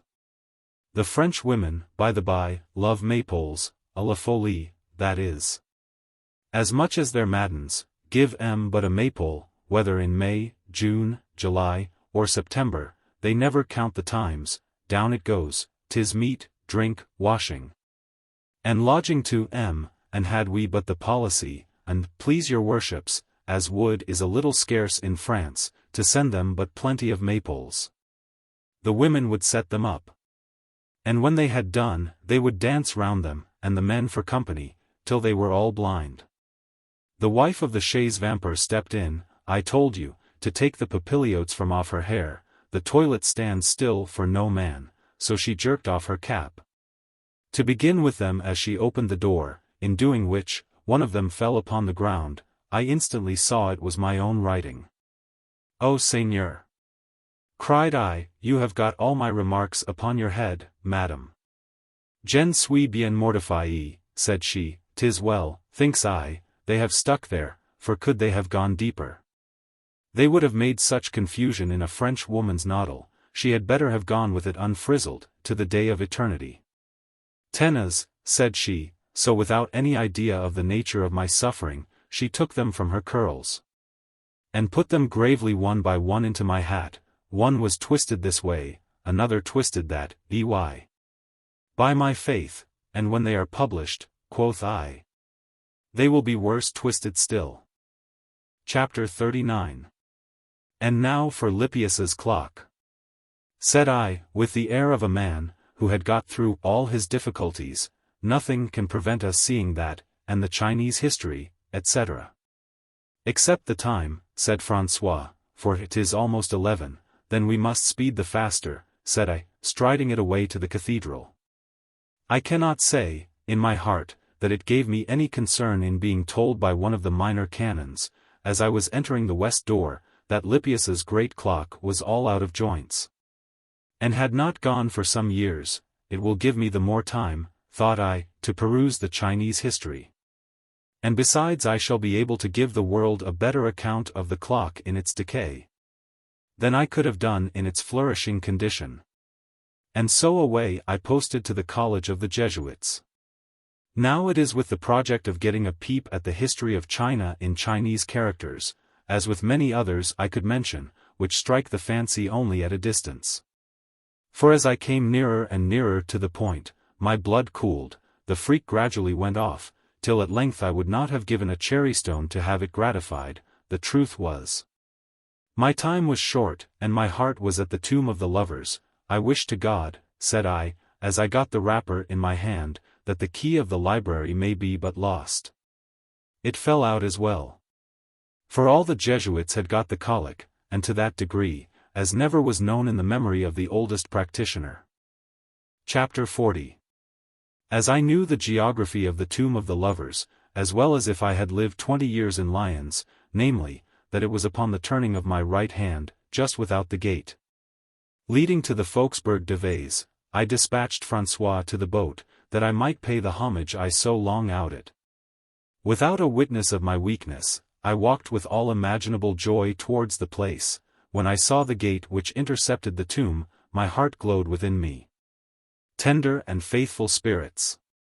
Cried I, addressing myself to Amandus and Amanda, long, long have I tarried to drop this tear upon your tomb. I come, I come. When I came, there was no tomb to drop it upon. What would I have given for my Uncle Toby, to have whistled Lillibullero? Chapter 41. No matter how, or in what mood, but I flew from the tomb of the lovers, or rather I did not fly from it, for there was no such thing existing, and just got time enough to the boat to save my passage. And ere I had sailed 100 yards, the Rhone and the Seine met together, and carried me down merrily betwixt them. But I have described this voyage down the Rhone, before I made it. So now I am at Avignon, and as there is nothing to see but the old house, in which the Duke of Ormond resided, and nothing to stop me but a short remark upon the place, in 3 minutes you will see me crossing the bridge upon a mule, with François upon a horse with my portmanteau behind him. And the owner of both, striding the way before us, with a long gun upon his shoulder, and a sword under his arm, lest peradventure we should run away with his cattle. Had you seen my breeches in entering Avignon, though you'd have seen them better, I think, as I mounted, you would not have thought the precaution amiss, or found in your heart to have taken it in dudgeon. For my own part, I took it most kindly, and determined to make him a present of them, when we got to the end of our journey, for the trouble they had put him to, of arming himself at all points against them. Before I go further, let me get rid of my remark upon Avignon, which is this, that I think it wrong, merely because a man's hat has been blown off his head by chance the first night he comes to Avignon, that he should therefore say, Avignon is more subject to high winds than any town in all France, for which reason I laid no stress upon the accident till I had inquired of the master of the inn about it, who telling me seriously it was so, and hearing, moreover, the windiness of Avignon spoke of in the country about as a proverb, I set it down, merely to ask the learned what can be the cause. The consequence I saw, for they are all dukes, marquises, and counts, there, the Duce a Baron, in all Avignon, so that there is scarce any talking to them on a windy day. Prithee, friend, said I, take hold of my mule for a moment, for I wanted to pull off one of my jackboots, which hurt my heel. The man was standing quite idle at the door of the inn, and as I had taken it into my head, he was some way concerned about the house or stable. I put the bridle into his hand, so begun with the boot. When I had finished the affair, I turned about to take the mule from the man, and thank him. But Monsieur le Marquis had walked in. Chapter 42. I had now the whole south of France, from the banks of the Rhone to those of the Garonne, to traverse upon my mule at my own leisure, for I had left death, the Lord knows, and he only, how far behind me. I have followed many a man through France, quoth he, but never at this meddlesome rate. Still he followed, and still I fled him, but I fled him cheerfully. Still he pursued, but, like one who pursued his prey without hope, as he lagged, every step he lost softened his looks. Why should I fly him at this rate? So notwithstanding all the commissary of the post office had said, I changed the mode of my travelling once more. And, after so precipitate and rattling a course as I had run, I flattered my fancy with thinking of my mule, and that I should traverse the rich plains of Languedoc upon his back, as slowly as foot could fall. There is nothing more pleasing to a traveller, or more terrible to travel writers, than a large rich plain, especially if it is without great rivers or bridges, and presents nothing to the eye, but one unvaried picture of plenty, for after they have once told you, that 'tis delicious, or delightful, as the case happens, that the soil was grateful, and that nature pours out all her abundance, etc., they have then a large plain upon their hands, which they know not what to do with, and which is of little or no use to them but to carry them to some town, and that town, perhaps of little more, but a new place to start from to the next plain, and so on. This is most terrible work. Judge if I don't manage my plains better. Chapter 43. I had not gone above 2 leagues and a half, before the man with his gun began to look at his priming. I had several times loitered terribly behind. Half a mile at least every time. Once, in deep conference with a drum maker, who was making drums for the fairs of Bokhara and Tarascone, I did not understand the principles. The second time, I cannot so properly say. I stopped, for meeting a couple of Franciscans straitened more for time than myself, and not being able to get to the bottom of what I was about, I had turned back with them. The third was an affair of trade with a gossip, for a hand-basket of Provence figs for 4 sous. This would have been transacted at once, but for a case of conscience at the close of it. For when the figs were paid for, it turned out that there were 24 of eggs covered over with vine leaves at the bottom of the basket. As I had no intention of buying eggs, I made no sort of claim of them. As for the space they had occupied, what signified it? I had figs enow for my money. But it was my intention to have the basket, it was the gossip's intention to keep it, without which she could do nothing with her eggs, and unless I had the basket, I could do as little with my figs, which were too ripe already. And most of them burst at the side. This brought on a short contention, which terminated in sundry proposals, what we should both do. How we disposed of our eggs and figs, I defy you. Or the devil himself, had he not been there, which I am persuaded he was, to form the least probable conjecture, you will read the whole of it, not this year. For I am hastening to the story of my Uncle Toby's amours, but you will read it in the collection of those which have arose out of the journey across this plain, and which, therefore, I call my plain stories. How far my pen has been fatigued, like those of other travelers, in this journey of it, over so barren a track, the world must judge, but the traces of it, which are now all set vibrating together this moment, tell me 'tis the most fruitful and busy period of my life. For as I had made no convention with my man with the gun, as to time, by stopping and talking to every soul I met, who was not in a full trot, joining all parties before me, waiting for every soul behind, hailing all those who were coming through crossroads, arresting all kinds of beggars, pilgrims, fiddlers, friars, not passing by a woman in a mulberry tree without commending her legs, and tempting her into conversation with a pinch of snuff, in short, by seizing every handle, of what size or shape soever, which chance held out to me in this journey. I turned my plain into a city. I was always in company, and with great variety too. And as my mule loved society as much as myself, and had some proposals always on his part to offer to every beast he met, I am confident we could have passed through Pall Mall, or St. James's Street for a month together, with fewer adventures, and seen less of human nature. Oh! There is that sprightly frankness, which at once unpins every plait of a Languedocian's dress, that whatever is beneath it, it looks so like the simplicity which poets sing of in better days. I will delude my fancy, and believe it is so. 'Twas in the road betwixt Nimes and Lunel, where there is the best Moscato wine in all France, and which by the by belongs to the honest canons of Montpellier, and foul befall the man who has drank it at their table, who grudges them a drop of it. The sun was set, they had done their work. The nymphs had tied up their hair afresh, and the swains were preparing for a carousal. My mule made a dead point. 'Tis the fife and tabourin, said I, I'm frightened to death. Quoth he, they are running at the ring of pleasure, said I, giving him a prick, by Saint Bougar, and all the saints at the backside of the door of purgatory. Said he, making the same resolution with the abbess of Andouillets, I'll not go a step further. 'Tis very well, sir, said I never will argue a point with one of your family, as long as I live. So leaping off his back, and kicking off one boot into this ditch, and t'other into that, I'll take a dance, said I, so stay you here. A sunburnt daughter of labor rose up from the group to meet me, as I advanced towards them.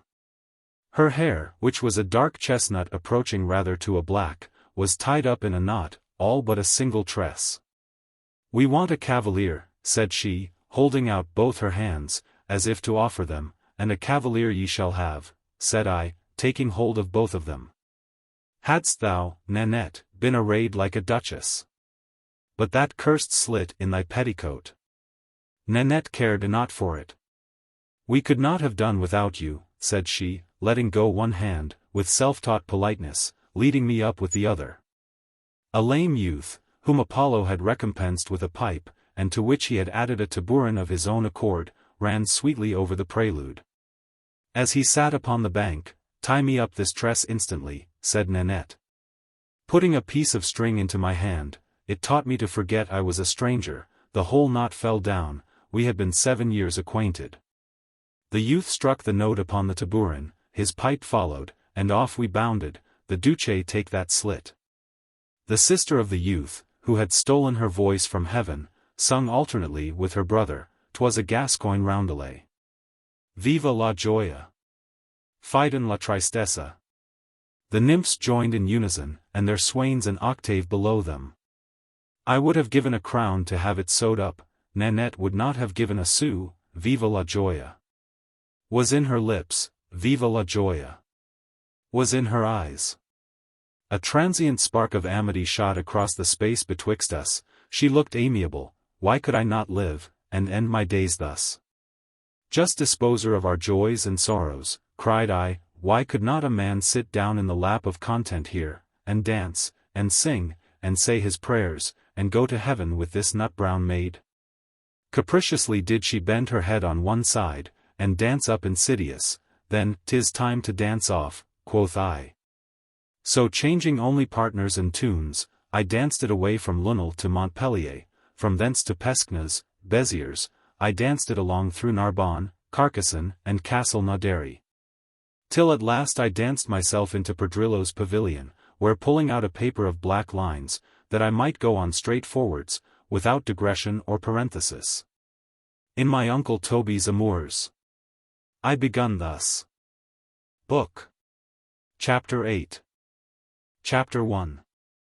But softly, for in these sportive plains, and under this genial sun, where at this instant all flesh is running out piping, fiddling, and dancing to the vintage, and every step that's taken.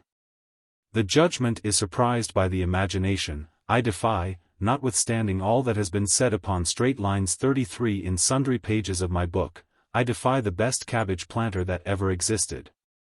Whether he plants backwards or forwards, it makes little difference in the account, except that he will have more to answer for in the one case than in the other. I defy him to go on coolly, critically, and canonically, planting his cabbages one by one, in straight lines, and stoical distances, especially if slits in petticoats are unsewed up, without ever and anon straddling out, or sidling into some bastardly digression. In Friesland, Fogland, and some other lands I wot of, it may be done. But in this clear climate of fantasy and perspiration, where every idea, sensible and insensible, gets vent, in this land, my dear Eugenius, in this fertile land of chivalry and romance, where I now sit, unscrewing my inkhorn to write my uncle Toby's amours. And with all the meanders of Julia's track in quest of her Diego, in full view of my study window, if thou comest not and takest me by the hand. What a work it is likely to turn out! Let us begin it. Chapter 2. It is with love as with cuckoldom. But now I am talking of beginning a book, and have long had a thing upon my mind to be imparted to the reader, which, if not imparted now, can never be imparted to him as long as I live, whereas the comparison may be imparted to him any hour in the day. I'll just mention it, and begin in good earnest. The thing is this. That of all the several ways of beginning a book which are now in practice throughout the known world, I am confident my own way of doing it is the best. I'm sure it is the most religious, for I begin with writing the first sentence, and trusting to Almighty God for the second. 'Twould cure an author forever of the fuss and folly of opening his street door, and calling in his neighbors and friends, and kinsfolk, with the devil and all his imps, with their hammers and engines, etc. Only to observe how one sentence of mine follows another, and how the plan follows the whole. I wish you saw me half starting out of my chair, with what confidence, as I grasp the elbow of it, I look up, catching the idea, even sometimes before it halfway reaches me. I believe in my conscience I intercept many a thought which heaven intended for another man. Pope and his portrait 34 are fools to me, no martyr is ever so full of faith or fire. I wish I could say of good works too, but I have no zeal or anger, or anger or zeal. Until gods and men agree together to call it by the same name, the Oronteus Tartuffe. In science, in politics, or in religion, shall never kindle a spark within me, or have a worse word, or a more unkind greeting, than what he will read in the next chapter. Chapter 3. Bonjour, good morrow, so you have got your cloak on betimes. But 'tis a cold morning, and you judge the matter rightly, 'tis better to be well mounted. Then go o foot, and obstructions in the glands are dangerous, and how goes it with thy concubine, thy wife, and thy little ones o both sides? And when did you hear from the old gentleman and lady, your sister, aunt, uncle, and cousins? I hope they have got better of their colds, coughs, claps, toothaches, fevers, stranguries, sciaticas, swellings, and sore eyes. What a devil of an apothecary! To take so much blood, give such a vile purge, puke, poultice, plaister, night draught, clister, blister, and why so many grains of calomel? Santa Maria! And such a dose of opium! Periclitating, party! The whole family of ye, from head to tail, by my great-aunt Dinah's old black velvet mask. I think there was no occasion for it. Now this being a little bald about the chin, by frequently putting off and on, before she was got with child by the coachman, not one of our family would wear it after. To cover the mask afresh, was more than the mask was worth, and to wear a mask which was bald, or which could be half seen through, was as bad as having no mask at all. This is the reason. May it please your reverences, that in all our numerous family, for these 4 generations, we count no more than 1 archbishop, a Welsh judge, some 3 or 4 aldermen, and a single mountebank. In the 16th century, we boast of no less than a dozen alchemists. Chapter 4. It is with love as with cuckoldom, the suffering party is at least the third, but generally the last in the house who knows anything about the matter. This comes, as all the world knows, from having half a dozen words for one thing. And so long, as what in this vessel of the human frame, is love, may be hatred, in that, sentiment half a yard higher, and nonsense, no, madam. Not there, I mean at the part one am now pointing to with my forefinger. How can we help ourselves? Of all mortal, and immortal men too, if you please, who ever soliloquized upon this mystic subject, my uncle Toby was the worst fitted, to have pushed his researches through such a contention of feelings. And he had infallibly let them all run on, as we do worse matters, to see what they would turn out, had not Bridget's pre-notification of them to Susanna, and Susanna's repeated manifestos thereupon to all the world, made it necessary for my uncle Toby to look into the affair. Chapter 5.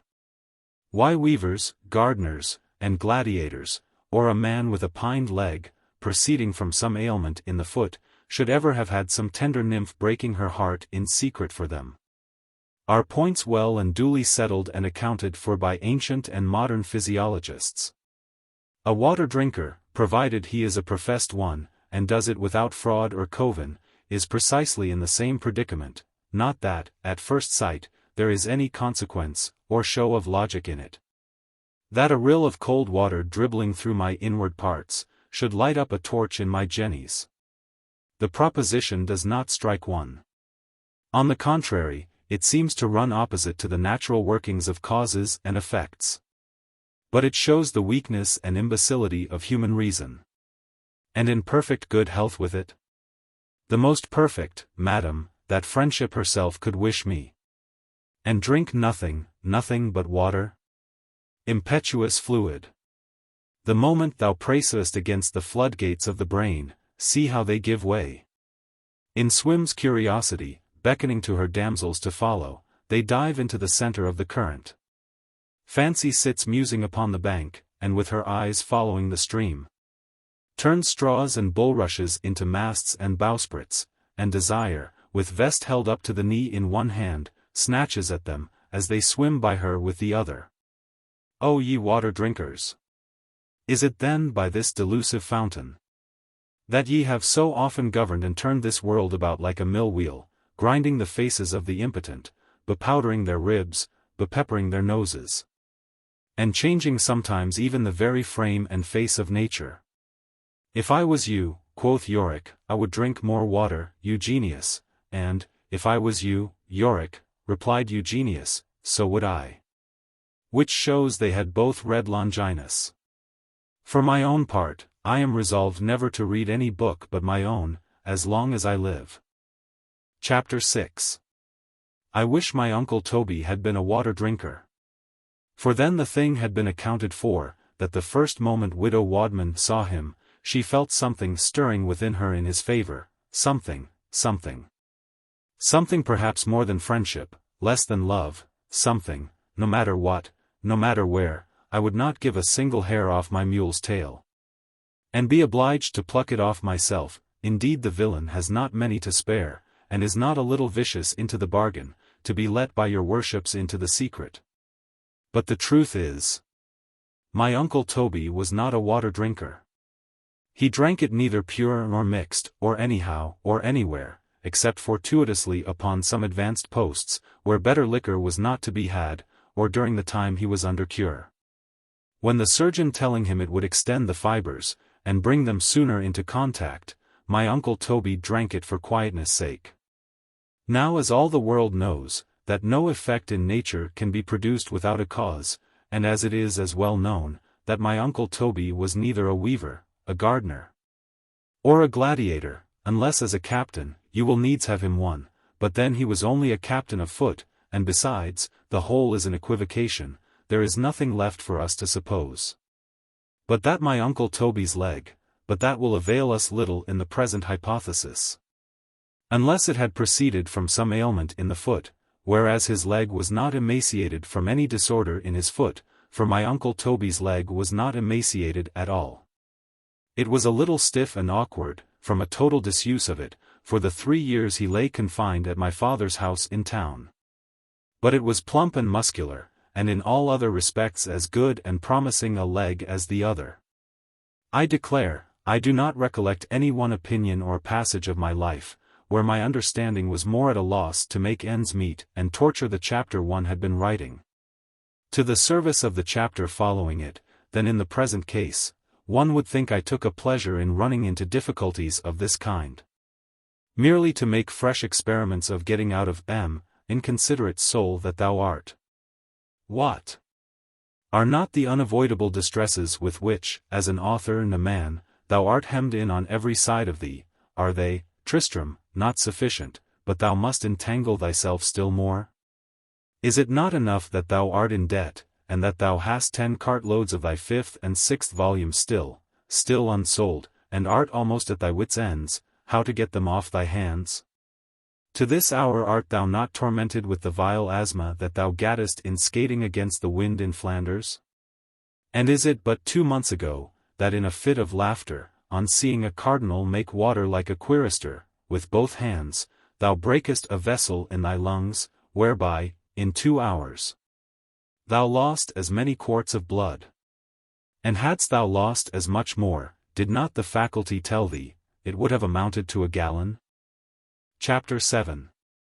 But for heaven's sake, let us not talk of quarts or gallons, let us take the story straight before us. It is so nice and intricate a one, it will scarce bear the transposition of a single tittle. And, somehow or other, you have got me thrust almost into the middle of it. I beg we may take more care. Chapter 8. My uncle Toby and the corporal had posted down with so much heat and precipitation, to take possession of the spot of ground we have so often spoke of, in order to open their campaign as early as the rest of the allies, that they had forgot one of the most necessary articles of the whole affair. It was neither a pioneer's spade, a pickaxe, or a shovel. It was a bed to lie on, so that as Shandy Hall was at that time unfurnished, and the little inn where poor Lefevre died, not yet built, My uncle Toby was constrained to accept of a bed at Mrs. Wadman's, for a night or two, till Corporal Trim, who to the character of an excellent valet, groom, cook, sempster, surgeon, and engineer, superadded that of an excellent upholsterer too, with the help of a carpenter and a couple of tailors, constructed one in my uncle Toby's house. A daughter of Eve, for such was widow Wadman. And 'tis all the character I intend to give of her. That she was a perfect woman, had better be 50 leagues off, or in her warm bed, or playing with a case knife, or anything you please, than make a man the object of her attention, when the house and all the furniture is her own. There is nothing in it out of doors and in broad daylight, where a woman has a power, physically speaking, of viewing a man in more lights than one, but here, for her soul, she can see him in no light without mixing something of her own goods and chattels along with him, till by reiterated acts of such combination, he gets foisted into her inventory. And then good night. But this is not matter of system, for I have delivered that above, nor is it matter of breviary, for I make no man's creed but my own, nor matter of fact, at least that I know of. But 'tis matter copulative and introductory to what follows. Chapter 9. I do not speak it with regard to the coarseness or cleanness of them, or the strength of their gussets, but pray do not night shifts differ from day shifts as much in this particular, as in anything else in the world, that they so far exceed the others in length, that when you are laid down in them, they fall almost as much below the feet, as the day shifts fall short of them? Widow Wadman's night shifts, as was the mode I suppose in King William's and Queen Anne's reigns, were cut however after this fashion. And if the fashion is changed, for in Italy they are come to nothing, so much the worse for the public, they were 2 Flemish ells and a half in length. So that allowing a moderate woman 2 ells, she had half an ell to spare, to do what she would with. Now from one little indulgence gained after another, in the many bleak and Decemberly nights of a 7 years' widowhood, things had insensibly come to this pass. And for the 2 last years had got established into one of the ordinances of the bedchamber, that as soon as Mrs. Wadman was put to bed, and had got her legs stretched down to the bottom of it, of which she always gave Bridget notice, Bridget, with all suitable decorum, having first opened the bedclothes at the feet, took hold of the half ell of cloth we are speaking of, and having gently, and with both her hands, drawn it downwards to its furthest extension, and then contracted it again sidelong by 4 or 5 even plates, she took a large corking pin out of her sleeve, and with the point directed towards her, pinned the plates all fast together a little above the hem. Which done, she tucked all in tight at the feet, and wished her mistress a good night. This was constant, and without any other variation than this, that on shivering and tempestuous nights, when Bridget untucked the feet of the bed, etc., to do this, she consulted no thermometer but that of her own passions, and so performed it standing, kneeling, or squatting, according to the different degrees of faith, hope, and charity she was in, and bore towards her mistress that night. In every other respect, the etiquette was sacred, and might have vied with the most mechanical one of the most inflexible bedchamber in Christendom. The first night, as soon as the corporal had conducted my uncle Toby upstairs, which was about 10, Mrs. Wadman threw herself into her armchair, and crossing her left knee with her right, which formed a resting place for her elbow, she reclined her cheek upon the palm of her hand, and leaning forwards ruminated till midnight upon both sides of the question.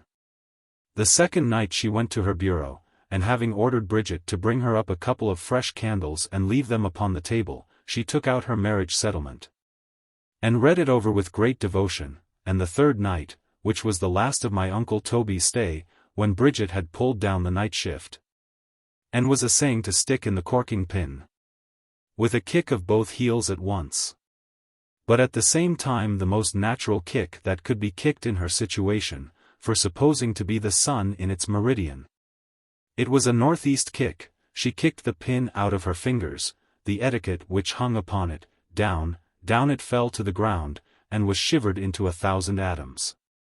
From all which it was plain that widow Wadman was in love with my uncle Toby. Chapter 10. My uncle Toby's head at that time was full of other matters, so that it was not till the demolition of Dunkirk, when all the other civilities of Europe were settled, that he found leisure to return this. This made an armistice, that is, speaking with regard to my uncle Toby, but with respect to Mrs. Wadman, a vacancy of almost 11 years.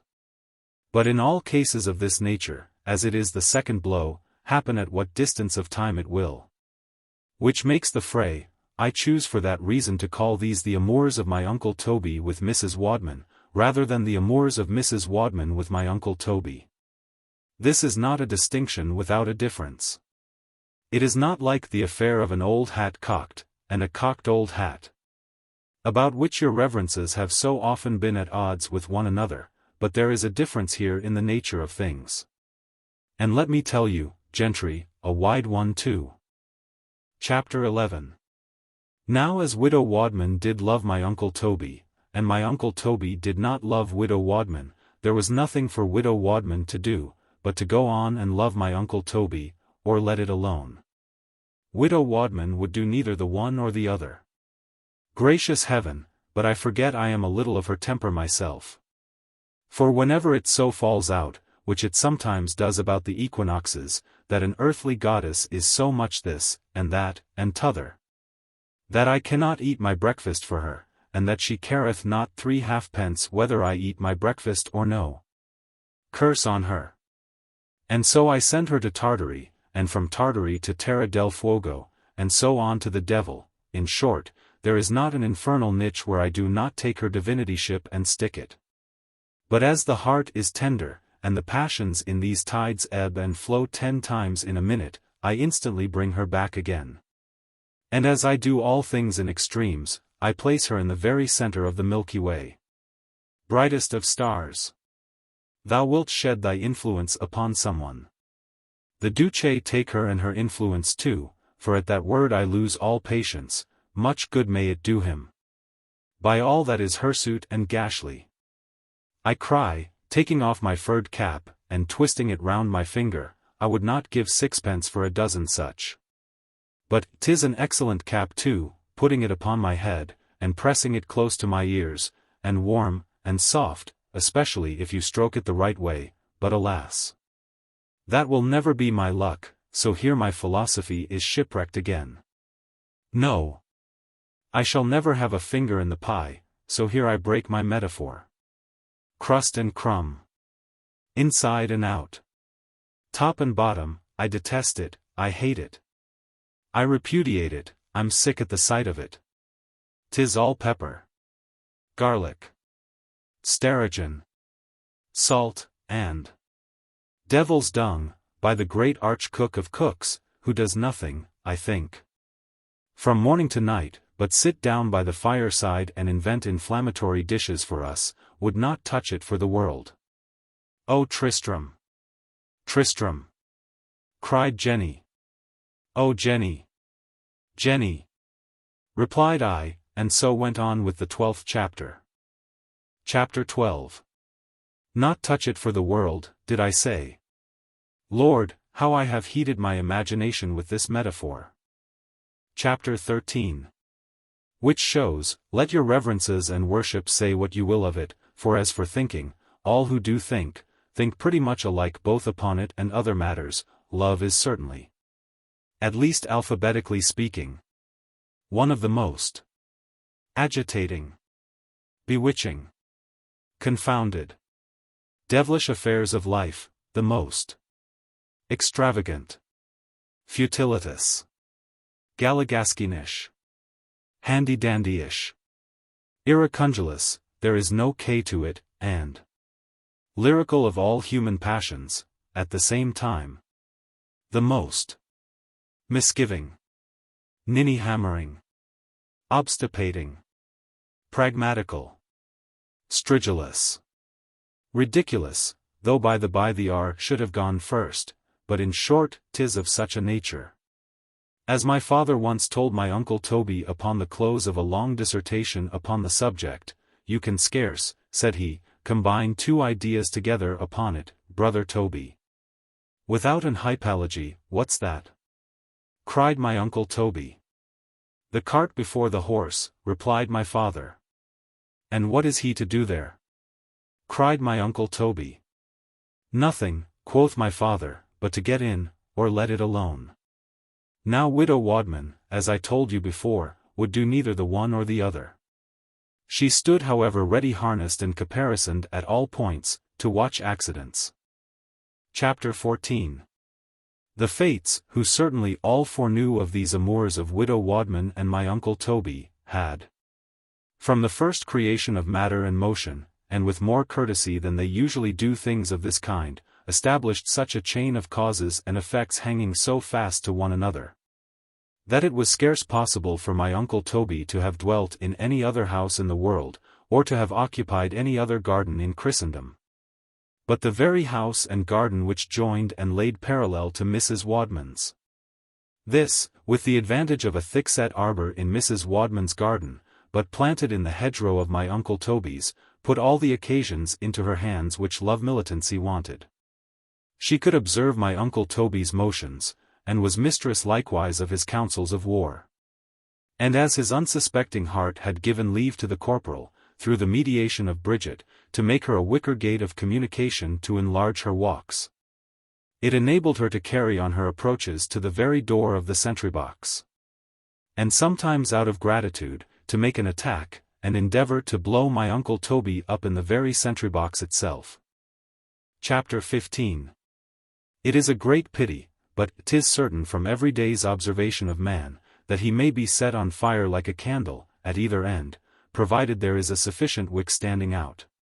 If there is not, there's an end of the affair. And if there is, by lighting it at the bottom, as the flame in that case has the misfortune generally to put out itself, there's an end of the affair again.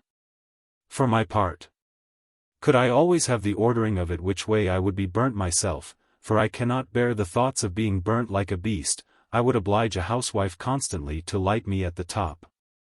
For then I should burn down decently to the socket. That is, from my head to my heart, from my heart to my liver, from my liver to my bowels, and so on by the mesaraic veins and arteries, through all the turns and lateral insertions of the intestines and their tunicles to the blind gut. I beseech you, Dr. Slop, quoth my uncle Toby, interrupting him as he mentioned the blind gut, in a discourse with my father the night my mother was brought to bed of me, I beseech you, quoth my uncle Toby, to tell me which is the blind gut. For, old as I am, I vow I do not know to this day where it lies. The blind gut, answered Dr. Slop, lies betwixt the ilion and colon. In a man? Said my father. 'Tis precisely the same, cried Dr. Slop, in a woman. That's more than I know, quoth my father. Chapter 16. And so to make sure of both systems, Mrs. Wadman predetermined to light my uncle Toby neither at this end or that, but, like a prodigal's candle, to light him, if possible, at both ends at once. Now, through all the lumber rooms of military furniture, including both of horse and foot, from the great arsenal of Venice to the Tower of London, exclusive. If Mrs. Wadman had been rummaging for 7 years together, and with Bridget to help her, she could not have found any one blind or mantelet so fit for her purpose as that which the expediency of my uncle Toby's affairs had fixed up ready to her hands. I believe I have not told you, but I don't know, possibly I have, be it as it will, 'tis one of the number of those many things, which a man had better do over again than dispute about it, that whatever town or fortress the corporal was at work upon, during the course of their campaign, my uncle Toby always took care, on the inside of his sentry-box, which was towards his left hand, to have a plan of the place, fastened up with 2 or 3 pins at the top, but loose at the bottom, for the conveniency of holding it up to the eye, etc., as occasions required. So that when an attack was resolved upon, Mrs. Wadman had nothing more to do, when she had got advanced to the door of the sentry-box, but to extend her right hand, and edging in her left foot at the same movement, to take hold of the map or plan, or upright, or whatever it was, and with outstretched neck meeting it halfway, to advance it towards her. On which my uncle Toby's passions were sure to catch fire, for he would instantly take hold of the other corner of the map in his left hand, and with the end of his pipe in the other, Begin an explanation. When the attack was advanced to this point, the world will naturally enter into the reasons of Mrs. Wadman's next stroke of generalship, which was, to take my Uncle Toby's tobacco pipe out of his hand as soon as she possibly could. Which, under one pretense or other, but generally that of pointing more distinctly at some redoubt or breastwork in the map, she would effect before my Uncle Toby, poor soul, had well marched above half a dozen toises with it. It obliged my Uncle Toby to make use of his forefinger. The difference it made in the attack was this: that in going upon it, as in the first case, with the end of her forefinger against the end of my Uncle Toby's tobacco pipe, she might have travelled with it, along the lines, from Dan to Beersheba. Had my Uncle Toby's lines reached so far, without any effect, for as there was no arterial or vital heat in the end of the tobacco pipe, it could excite no sentiment, it could neither give fire by pulsation, or receive it by sympathy, 'twas nothing but smoke. Whereas, in following my Uncle Toby's forefinger with hers, close through all the little turns and indentings of his works, pressing sometimes against the side of it, then treading upon its nail, then tripping it up, then touching it here, then there, and so on, it set something at least in motion. This, though slight skirmishing, and at a distance from the main body, yet drew on the rest. For here, the map usually falling with the back of it, close to the side of the sentry box, my Uncle Toby, in the simplicity of his soul, would lay his hand flat upon it, in order to go on with his explanation. And Mrs. Wadman, by a maneuver as quick as thought, would as certainly place hers close beside it. This at once opened a communication, large enough for any sentiment to pass or repass, which a person skilled in the elementary and practical part of love-making has occasion for. By bringing up her forefinger parallel, as before, to my Uncle Toby's, it unavoidably brought the thumb into action, and the forefinger and thumb being once engaged, as naturally brought in the whole hand. Thine, dear Uncle Toby, was never now in its right place. Mrs. Wadman had it ever to take up, or, with the gentlest pushings, protrusions, and equivocal compressions, that a hand to be removed is capable of receiving, to get it pressed a hair-breadth of one side out of her way. Whilst this was doing, how could she forget to make him sensible, that it was her leg, and no one's else, at the bottom of the sentry-box, which slightly pressed against the calf of his, so that my Uncle Toby being thus attacked and sore pushed on both his wings, was it a wonder, if now and then, it put his centre into disorder? The Duce take it, said my Uncle Toby. Chapter 17. These attacks of Mrs. Wadman, you will readily conceive to be of different kinds, varying from each other, like the attacks which history is full of, and from the same reasons. A general looker-on would scarce allow them to be attacks at all, or if he did, would confound them all together, but I write not to them. It will be time enough to be a little more exact in my descriptions of them, as I come up to them, which will not be for some chapters. Having nothing more to add in this, but that in a bundle of original papers and drawings which my father took care to roll up by themselves, there is a plan of bouchain in perfect preservation, and shall be kept so, whilst I have power to preserve anything, upon the lower corner of which, on the right-hand side, there is still remaining the marks of a snuffy finger and thumb, which there is all the reason in the world to imagine, were Mrs. Wadman's. For the opposite side of the margin, which I suppose to have been my Uncle Toby's, is absolutely clean. This seems an authenticated record of one of these attacks. For there are vestigia of the two punctures partly grown up, but still visible on the opposite corner of the map, which are unquestionably the very holes through which it has been pricked up in the sentry-box. By all that is priestly, I value this precious relic, with its stigmata and pricks, more than all the relics of the Romish Church, always excepting, when I am writing upon these matters, the pricks which entered the flesh of St. Radagunda in the desert, which in your road from Fes to Cluny, the nuns of that name will show you for love. Chapter 18.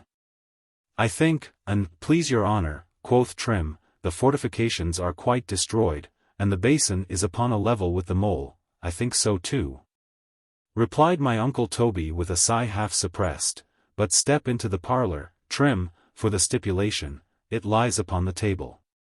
It has lain there these 6 weeks, replied the corporal, till this very morning that the old woman kindled the fire with it.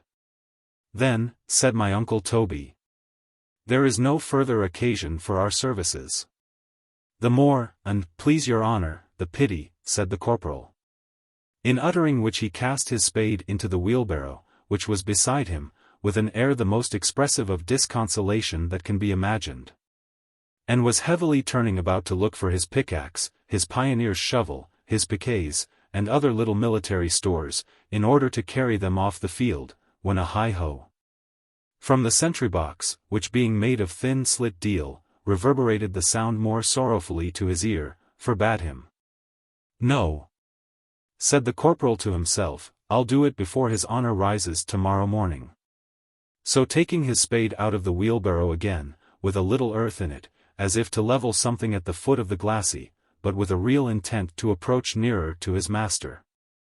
In order to divert him, he loosened a sod or two, pared their edges with his spade, and having given them a gentle blow or two with the back of it, he sat himself down close by my uncle Toby's feet, and began as follows. Chapter 19. It was 1,000 pities, though I believe, and please your honour, I am going to say but a foolish kind of a thing for a soldier. A soldier, cried my uncle Toby, interrupting the corporal, is no more exempt from saying a foolish thing, Trim, than a man of letters, but not so often, and please your honour, replied the corporal. My uncle Toby gave a nod.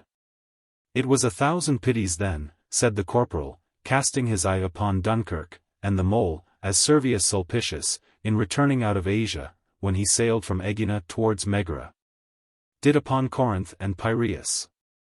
It was 1,000 pities, and please your honour, to destroy these works, and 1,000 pities to have let them stood. Thou art right, Trim, in both cases, said my uncle Toby.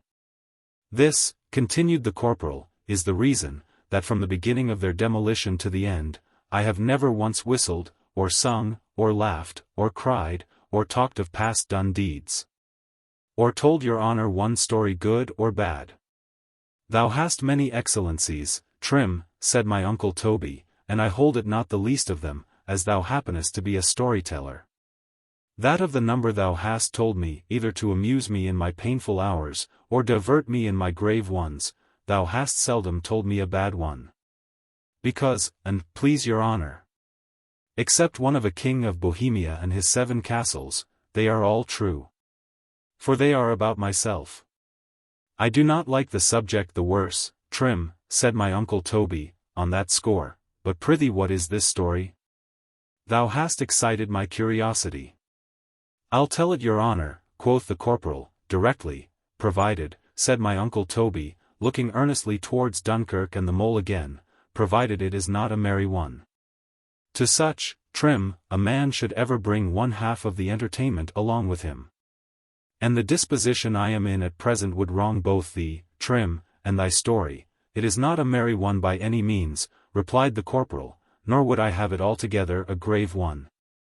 Added my uncle Toby, it is neither the one nor the other, replied the corporal, but will suit your honour exactly, then I'll thank thee for it with all my heart, cried my uncle Toby. So prithee begin it, Trim. The corporal made his reverence. And though it is not so easy a matter as the world imagines, to pull off a lank Montero cap with grace, or a whit less difficult, in my conceptions, when a man is sitting squat upon the ground, to make a bow so teeming with respect as the corporal was wont. Yet by suffering the palm of his right hand, which was towards his master, to slip backwards upon the grass, a little beyond his body, in order to allow it the greater sweep, and by an unforced compression, at the same time, of his cap with the thumb and the 2 forefingers of his left, by which the diameter of the cap became reduced, so that it might be said, rather to be insensibly squeezed, than pulled off with a flatus, the corporal acquitted himself of both in a better manner than the posture of his affairs promised. And having hemmed twice, to find in what key his story would best go, and best suit his master's humour, he exchanged a single look of kindness with him, and set off thus. The story of the King of Bohemia and his 7 castles. There was a certain King of As the corporal was entering the confines of Bohemia, my uncle Toby obliged him to halt for a single moment. He had set out bareheaded, having, since he pulled off his Montero cap in the latter end of the last chapter, left it lying beside him on the ground. The eye of goodness espieth all things, so that before the corporal had well got through the first 5 words of his story, had my uncle Toby twice touched his Montero cap with the end of his cane, interrogatively, as much as to say, "Why don't you put it on, Trim?" Trim took it up with the most respectful slowness, and casting a glance of humiliation as he did it, upon the embroidery of the forepart, which being dismally tarnished and frayed moreover in some of the principal leaves and boldest parts of the pattern, he laid it down again between his 2 feet, in order to moralize upon the subject. "'Tis every word of it but too true," cried my uncle Toby, "that thou art about to observe. Nothing in this world, Trim, is made to last forever. But when tokens, dear Tom, of thy love and remembrance wear out," said Trim, "what shall we say?" "There is no occasion, Trim," quoth my uncle Toby, "to say anything else. And was a man to puzzle his brains till doomsday, I believe, Trim, it would be impossible." The corporal, perceiving my uncle Toby was in the right, and that it would be in vain for the wit of man to think of extracting a purer moral from his cap, without further attempting it, he put it on. And passing his hand across his forehead to rub out a pensive wrinkle, which the text and the doctrine between them had engendered, he returned, with the same look and tone of voice, to his story of the King of Bohemia and his 7 castles. The story of the King of Bohemia and his 7 castles, continued. There was a certain King of Bohemia, but in whose reign, except his own, I am not able to inform your honor. I do not desire it of thee, Trim, by any means, cried my uncle Toby. It was a little before the time, and please your honor, when giants were beginning to leave off breeding, but in what year of our Lord that was, I would not give a halfpenny to know, said my uncle Toby. Only, and please your honor, it makes a story look the better in the face. 'Tis thy own, Trim, so ornament it after thy own fashion. And take any date, continued my uncle Toby, looking pleasantly upon him, take any date in the whole world thou choosest, and put it to, thou art heartily welcome. The corporal bowed.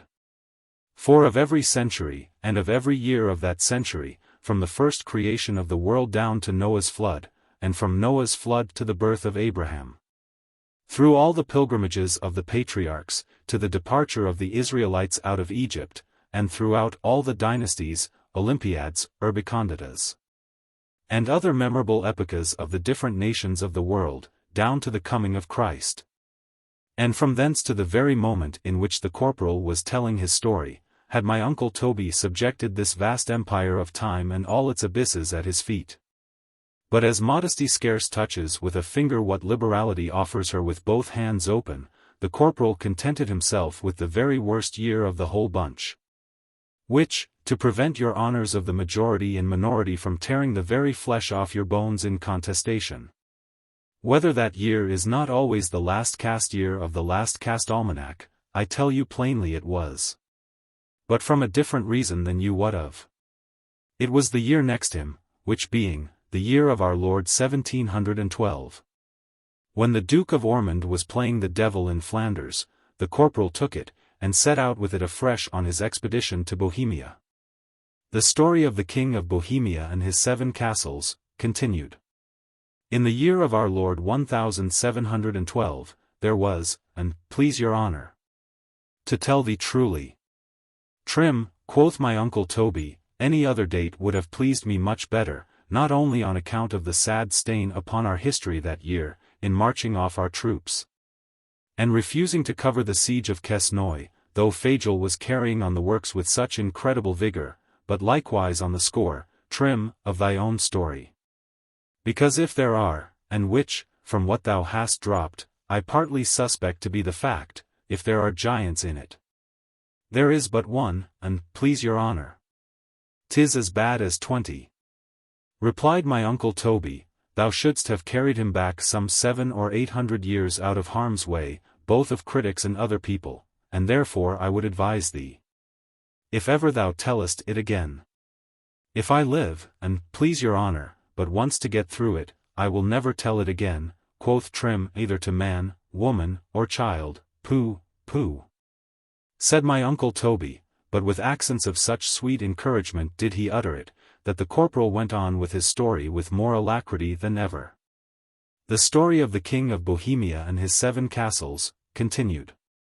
There was, and please your honour, said the corporal, raising his voice and rubbing the palms of his 2 hands cheerily together as he begun, a certain King of Bohemia. Leave out the date entirely, Trim, quoth my uncle Toby, leaning forwards, and laying his hand gently upon the corporal's shoulder to temper the interruption. Leave it out entirely, Trim. A story passes very well without these niceties, unless one is pretty sure of M, said the corporal, shaking his head. Right, answered my uncle Toby, it is not easy, Trim, for one, bred up as thou and I have been to arms, who seldom looks further forward than to the end of his musket, or backwards beyond his knapsack, to know much about this matter. God bless your honour, said the corporal, won by the manner of my uncle Toby's reasoning, as much as by the reasoning itself. He has something else to do, if not on action, or a march, or upon duty in his garrison, he has his firelock, and, please your honour, to furbish, his accoutrements to take care of, his regimentals to mend, himself to shave and keep clean, so as to appear always like what he is upon the parade. What business, added the corporal triumphantly, has a soldier, and, please your honour, to know anything at all of geography? Thou wouldst have said chronology, Trim, said my uncle Toby. For as for geography, 'tis of absolute use to him. He must be acquainted intimately with every country and its boundaries where his profession carries him. He should know every town and city, and village and hamlet, with the canals, the roads, and hollow ways which lead up to them. There is not a river or a rivulet he passes, Trim, but he should be able at first sight to tell thee what is its name, in what mountains it takes its rise, what is its course, how far it is navigable, where fordable, where not. He should know the fertility of every valley, as well as the hind who ploughs it, and be able to describe, or, if it is required, to give thee an exact map of all the plains and defile, the forts, the acclivities, the woods and morasses, through and by which his army is to march. He should know their produce, their plants, their minerals, their waters, their animals, their seasons, their climates, their heats and cold, their inhabitants, their customs, their language, their policy, and even their religion. Is it else to be conceived, corporal, continued my uncle Toby, rising up in his sentry-box, as he began to warm in this part of his discourse, how Marlborough could have marched his army from the banks of the Maze to Belberg, from Belberg to Kerpenord. Here the corporal could sit no longer. From Kerpenord, Trim, to Calsaken, from Calsaken to Neudorf, from Neudorf to Landenburg, from Landenburg to Mildenheim, from Mildenheim to Elchingen, from Elchingen to Gingen, from Gingen to Bommertshofen, from Bommertshofen to Skellenberg, where he broke in upon the enemy's works, forced his passage over the Danube, crossed the Lech, pushed on his troops into the heart of the empire, marching at the head of them through Fribourg, Hokenwart and Schoneveld, to the plains of Blenheim and Hochstedt? Great as he was, corporal, he could not have advanced a step, or made one single day's march without the aids of geography. As for chronology, I own, Trim, continued my uncle Toby, sitting down again coolly in his sentry-box, that of all others, it seems a science which the soldier might best spare. Was it not for the lights which that science must one day give him, in determining the invention of powder, the furious execution of which, reversing everything like thunder before it, has become a new era to us of military improvements, changing so totally the nature of attacks and defenses both by sea and land, and awakening so much art and skill in doing it, that the world cannot be too exact in ascertaining the precise time of its discovery, or too inquisitive in knowing what great man was the discoverer, and what occasions gave birth to it. I am far from controverting, continued my uncle Toby, what historians agree in, that in the year of our Lord 1380, under the reign of Wenceslaus, son of Charles IV, a certain priest, whose name was Schwartz, showed the use of powder to the Venetians, in their wars against the Genoese. But 'tis certain he was not the first. Because if we are to believe Don Pedro, the Bishop of Leon, how came priests and bishops, and, please your honor, to trouble their heads so much about gunpowder? God knows, said my uncle Toby, his providence brings good out of everything, and he avers, in his chronicle of King Alphonsus, who reduced Toledo, that in the year 1343, which was full 37 years before that time, the secret of powder was well known, and employed with success, both by Moors and Christians, not only in their sea combats, at that period, but in many of their most memorable sieges in Spain and Barbary, and all the world knows, that Friar Bacon had wrote expressly about it, and had generously given the world a receipt to make it by. Above 150 years before even Schwartz was born, and that the Chinese, added my uncle Toby, embarrass us, and all accounts of it, still more, by boasting of the invention some hundreds of years even before him. They are a pack of liars, I believe, cried Trim. They are somehow or other deceived, said my uncle Toby.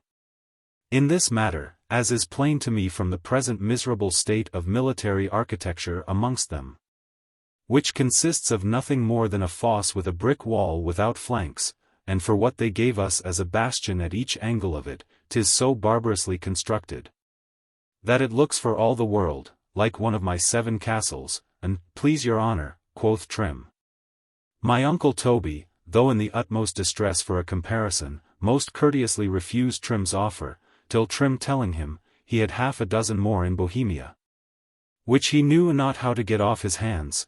My uncle Toby was so touched with the pleasantry of heart of the corporal, that he discontinued his dissertation upon gunpowder, and begged the corporal forthwith to go on with his story of the King of Bohemia and his 7 castles. The story of the King of Bohemia and his 7 castles, continued. This unfortunate King of Bohemia, said Trim, was he unfortunate, then? Cried my uncle Toby, for he had been so wrapped up in his dissertation upon gunpowder, and other military affairs, that though he had desired the corporal to go on, yet the many interruptions he had given, dwelt not so strong upon his fancy as to account for the epithet. Was he unfortunate, then, Trim?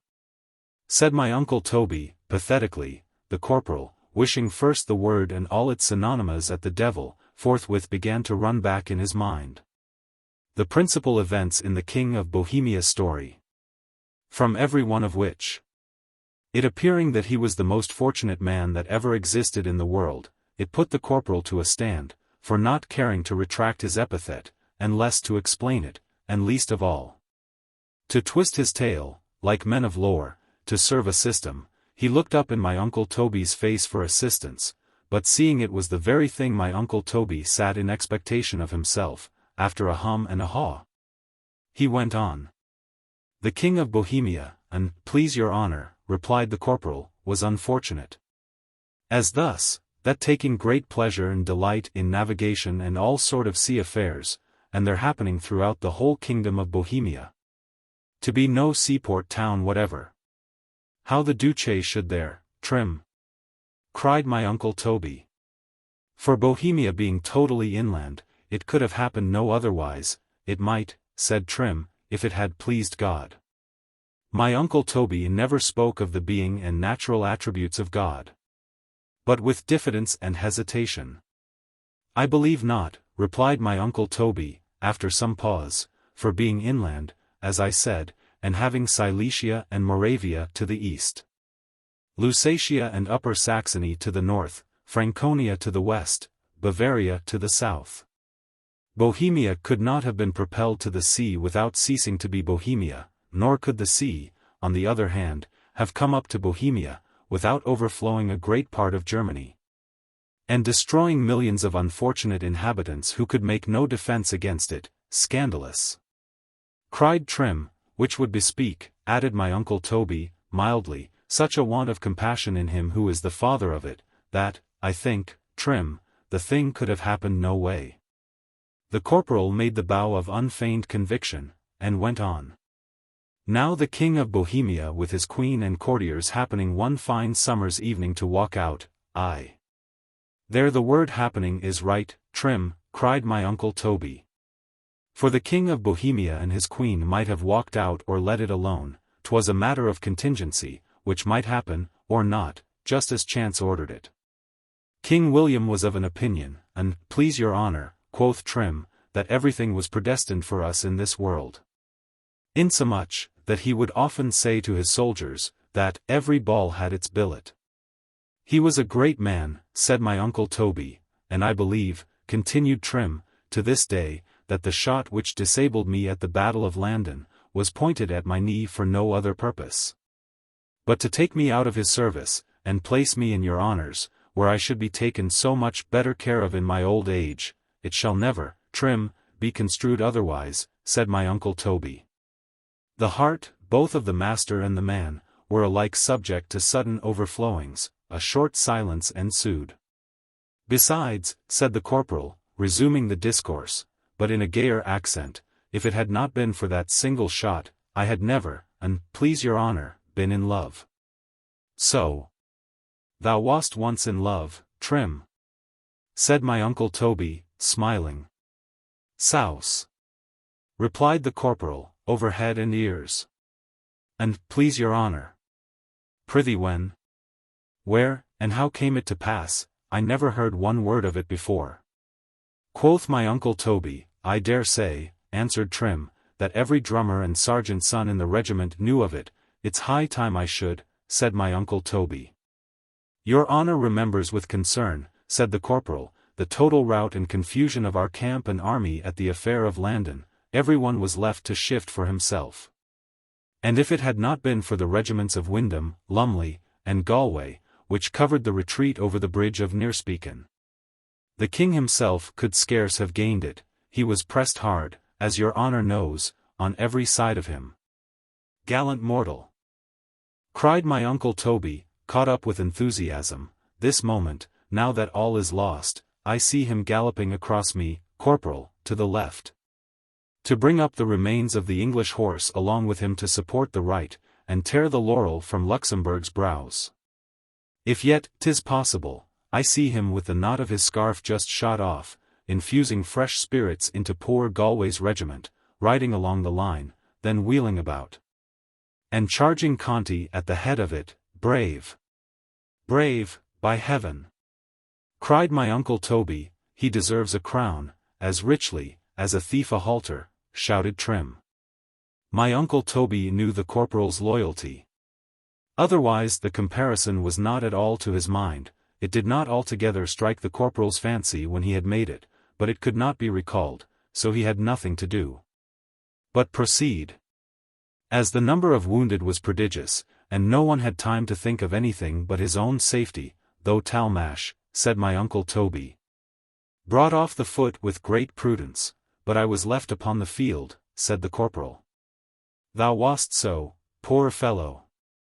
Replied my uncle Toby, so that it was noon the next day, continued the corporal, before I was exchanged, and put into a cart with 13 or 14 more, in order to be conveyed to our hospital. There is no part of the body, and, please your honour, where a wound occasions more intolerable anguish than upon the knee. Except the groin, said my uncle Toby. And, please your honour, replied the corporal, the knee, in my opinion, must certainly be the most acute, there being so many tendons and what d'ye call ems all about it. It is for that reason, quoth my uncle Toby, that the groin is infinitely more sensible, there being not only as many tendons and what d'ye call ems, for I know their names as little as thou dost, about it, but moreover. Mrs. Wadman, who had been all the time in her arbour, instantly stopped her breath, unpinned her mob at the chin, and stood up upon one leg. The dispute was maintained with amicable and equal force betwixt my uncle Toby and Trim for some time, till Trim at length recollecting that he had often cried at his master's sufferings, but never shed a tear at his own, was for giving up the point, which my uncle Toby would not allow, 'tis a proof of nothing, Trim, said he, but the generosity of thy temper. So that whether the pain of a wound in the groin, cateris paribus, is greater than the pain of a wound in the knee, or whether the pain of a wound in the knee is not greater than the pain of a wound in the groin, are points which to this day remain unsettled. Chapter 20. The anguish of my knee, continued the corporal, was excessive in itself. And the uneasiness of the cart, with the roughness of the roads, which were terribly cut up, making bad still worse, every step was death to me, so that with the loss of blood, and the want of caretaking of me, and a fever I felt coming on besides, poor soul, said my uncle Toby, altogether, and, please your honour, was more than I could sustain. I was telling my sufferings to a young woman at a peasant's house, where our cart, which was the last of the line, had halted.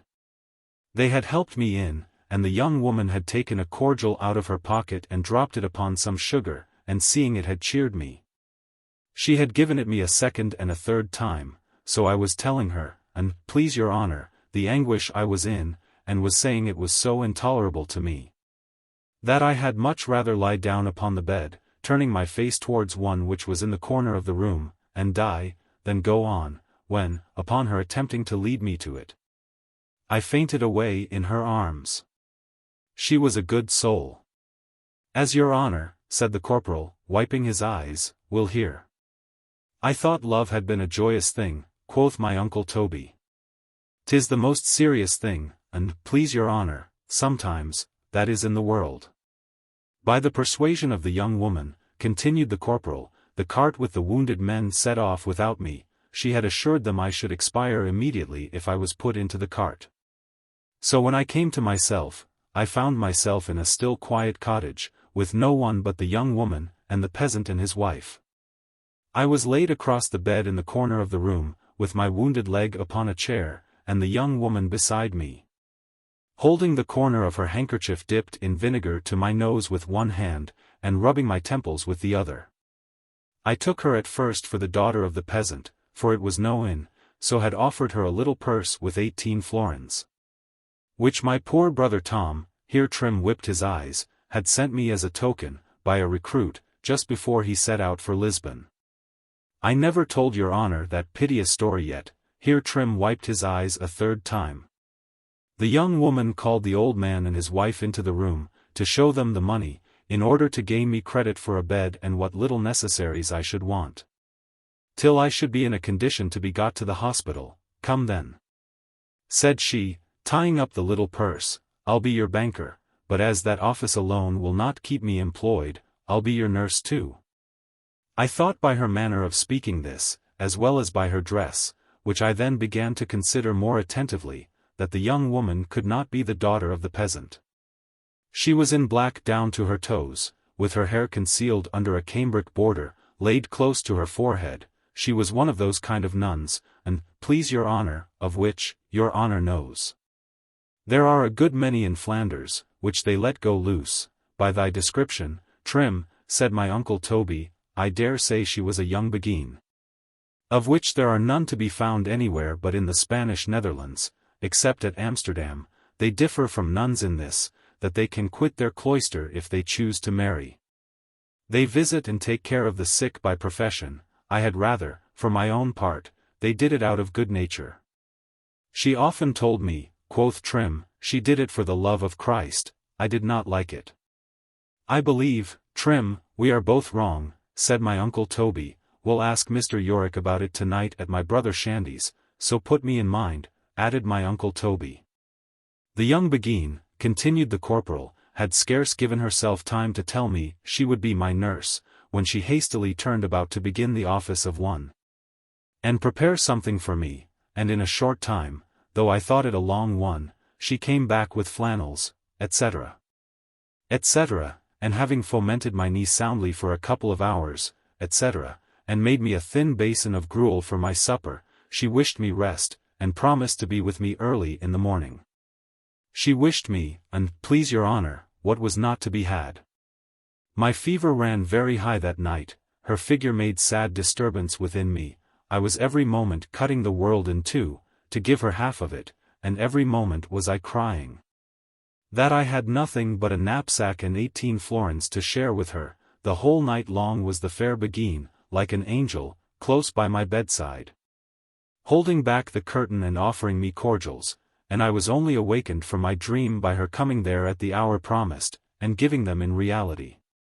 In truth, she was scarce ever from me. And so accustomed was I to receive life from her hands, that my heart sickened, and I lost color when she left the room, and yet, continued the corporal, making one of the strangest reflections upon it in the world. It was not love, for during the 3 weeks she was almost constantly with me, fomenting my knee with her hand, night and day. I can honestly say, and please your honor, that once. That was very odd, Trim, quoth my uncle Toby. I think so too, said Mrs. Wadman. It never did, said the corporal. Chapter 21. But 'tis no marvel, continued the corporal, seeing my uncle Toby musing upon it, for love, and please your honor, is exactly like war, in this, that a soldier, though he has escaped 3 weeks complete Saturday night, may nevertheless be shot through his heart on Sunday morning. It happened so here, and please your honor, with this difference only, that it was on Sunday in the afternoon, when I fell in love all at once with a Cicerera. It burst upon me, and please your honor, like a bomb, scarce giving me time to say, God bless me. I thought, Trim, said my uncle Toby, a man never fell in love so very suddenly. Yes, and please your honor, if he is in the way of it, replied Trim. I prithee, quoth my uncle Toby, inform me how this matter happened. With all pleasure, said the corporal, making a bow. Chapter 22. I had escaped, continued the corporal, all that time from falling in love, and had gone on to the end of the chapter. Had it not been predestined otherwise, there is no resisting our fate. It was on a Sunday, in the afternoon, as I told your honor. The old man and his wife had walked out.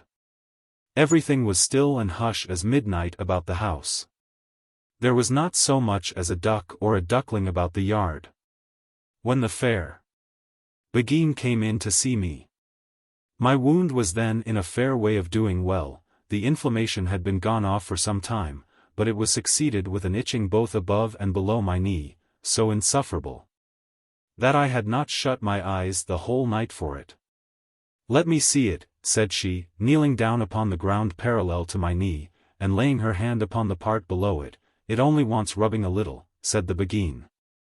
So covering it with the bedclothes, she began with the forefinger of her right hand to rub under my knee, guiding her forefinger backwards and forwards by the edge of the flannel which kept on the dressing. In 5 or 6 minutes I felt slightly the end of her second finger, and presently it was laid flat with the other, and she continued rubbing in that way round and round for a good while. It then came into my head, that I should fall in love. I blushed when I saw how white a hand she had. I shall never, and please your honor, behold another hand so white whilst I live. Not in that place, said my uncle Toby. Though it was the most serious despair in nature to the corporal, he could not forbear smiling. The young Begine, continued the corporal, perceiving it was of great service to me, from rubbing for some time, with 2 fingers, proceeded to rub at length with 3, till by little and little she brought down the 4th, and then rubbed with her whole hand. I will never say another word, and please your honor, upon hands again, but it was softer than satin. Prithee, Trim, commend it as much as thou wilt, said my uncle Toby. I shall hear thy story with the more delight. The corporal thanked his master most unfeignedly. But having nothing to say upon the Begine's hand but the same over again, he proceeded to the effects of it. The fair Begine, said the corporal, continued rubbing with her whole hand under my knee, till I feared her zeal would weary her. I would do 1,000 times more, said she, for the love of Christ, in saying which, she passed her hand across the flannel, to the part above my knee, which I had equally complained of, and rubbed it also. I perceived, then, I was beginning to be in love. As she continued rubbing, I felt it spread from under her hand, and, please your honor, to every part of my frame. The more she rubbed, and the longer strokes she took, the more the fire kindled in my veins, till at length, by 2 or 3 strokes longer than the rest, my passion rose to the highest pitch. I seized her hand. And then thou clappedst it to thy lips, Trim, said my uncle Toby, and madest a speech. Whether the corporal's amour terminated precisely in the way my uncle Toby described it, is not material. It is enough that it contained in it the essence of all the love romances which ever have been wrote since the beginning of the world. Chapter 23.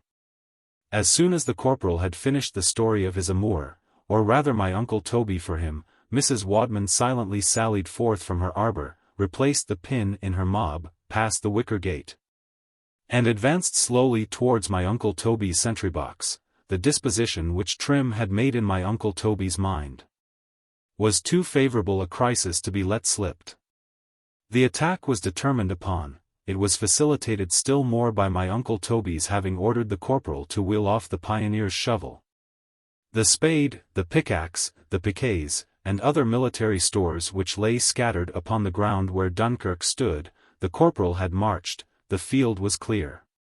Now, consider, sir, what nonsense it is, either in fighting, or writing, or anything else, whether in rhyme to it, or not, which a man has occasion to do, to act by plan. For if ever plan, independent of all circumstances, deserved registering in letters of gold, I mean in the archives of Gotham, it was certainly the plan of Mrs. Wadman's attack of my uncle Toby in his sentry box.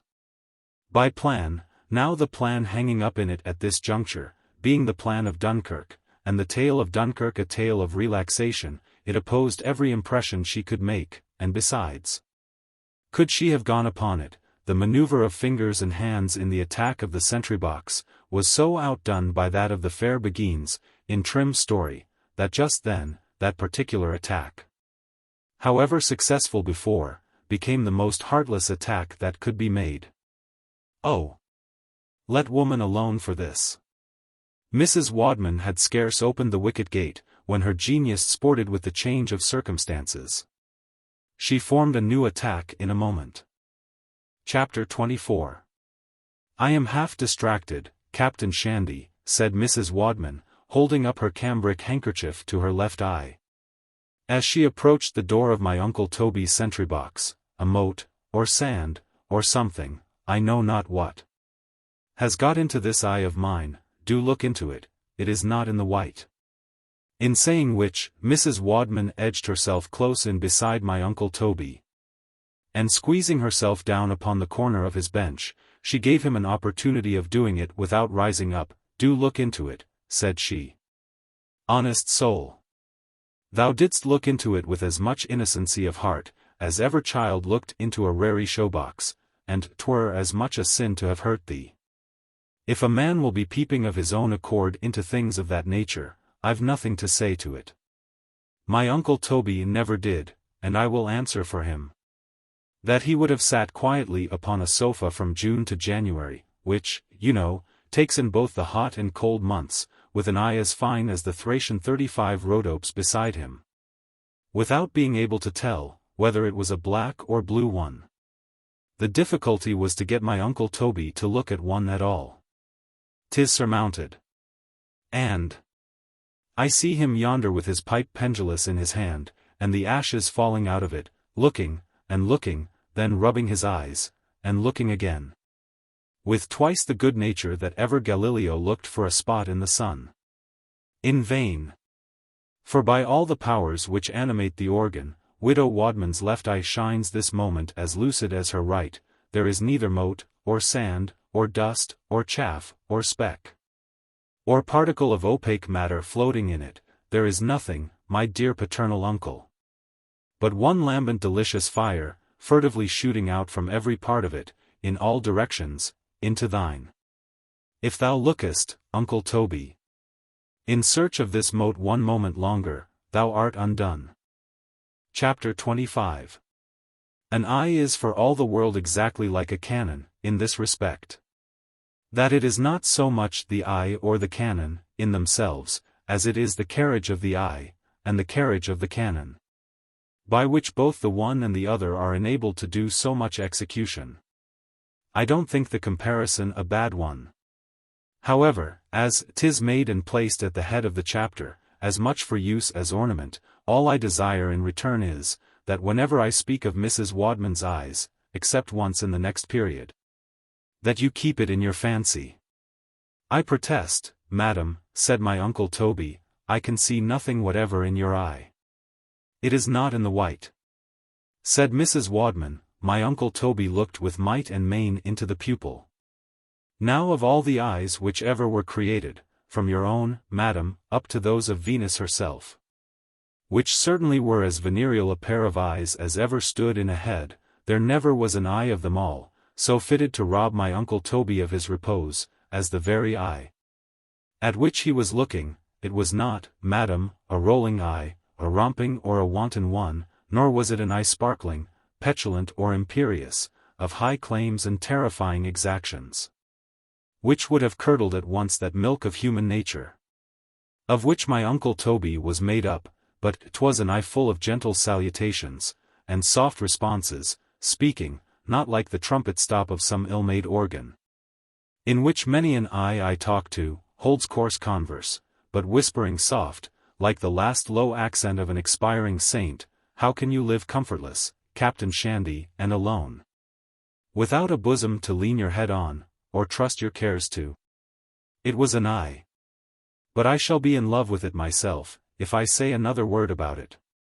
It did my uncle Toby's business. Chapter 26. There is nothing shows the character of my father and my uncle Toby, in a more entertaining light, than their different manner of deportment. Under the same accident, for I call not love a misfortune, from a persuasion, that a man's heart is ever the better for it, great God! What must my uncle Toby's have been, when 'twas all benignity without it? My father, as appears from many of his papers, was very subject to this passion, before he married, but from a little subacid kind of drollish impatience in his nature, whenever it befell him, he would never submit to it like a Christian, but would pish, and huff, and bounce, and kick, and play the devil, and write the bitterest Philip Picks against the eye that ever man wrote. There is one in verse upon somebody's eye or other, that for 2 or 3 nights together, had put him by his rest. Which in his first transport of resentment against it, he begins thus. A devil, 'tis, and mischief such doth work, as never yet did pagan, Jew, or Turk. 36. In short, during the whole paroxysm, my father was all abuse and foul language, approaching rather towards malediction, only he did not do it with as much method as Ernulphus, he was too impetuous. Nor with Ernulphus's policy, for though my father, with the most intolerant spirit, would curse both this and that, and everything under heaven, which was either aiding or abetting to his love, yet never concluded his chapter of curses upon it, without cursing himself in at the bargain, as one of the most egregious fools and coxcombs he would say, that ever was let loose in the world.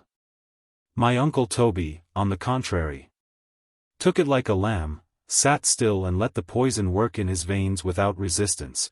In the sharpest exacerbations of his wound, like that on his groin, he never dropped one fretful or discontented word, he blamed neither heaven nor earth, or thought or spoke an injurious thing of anybody, or any part of it.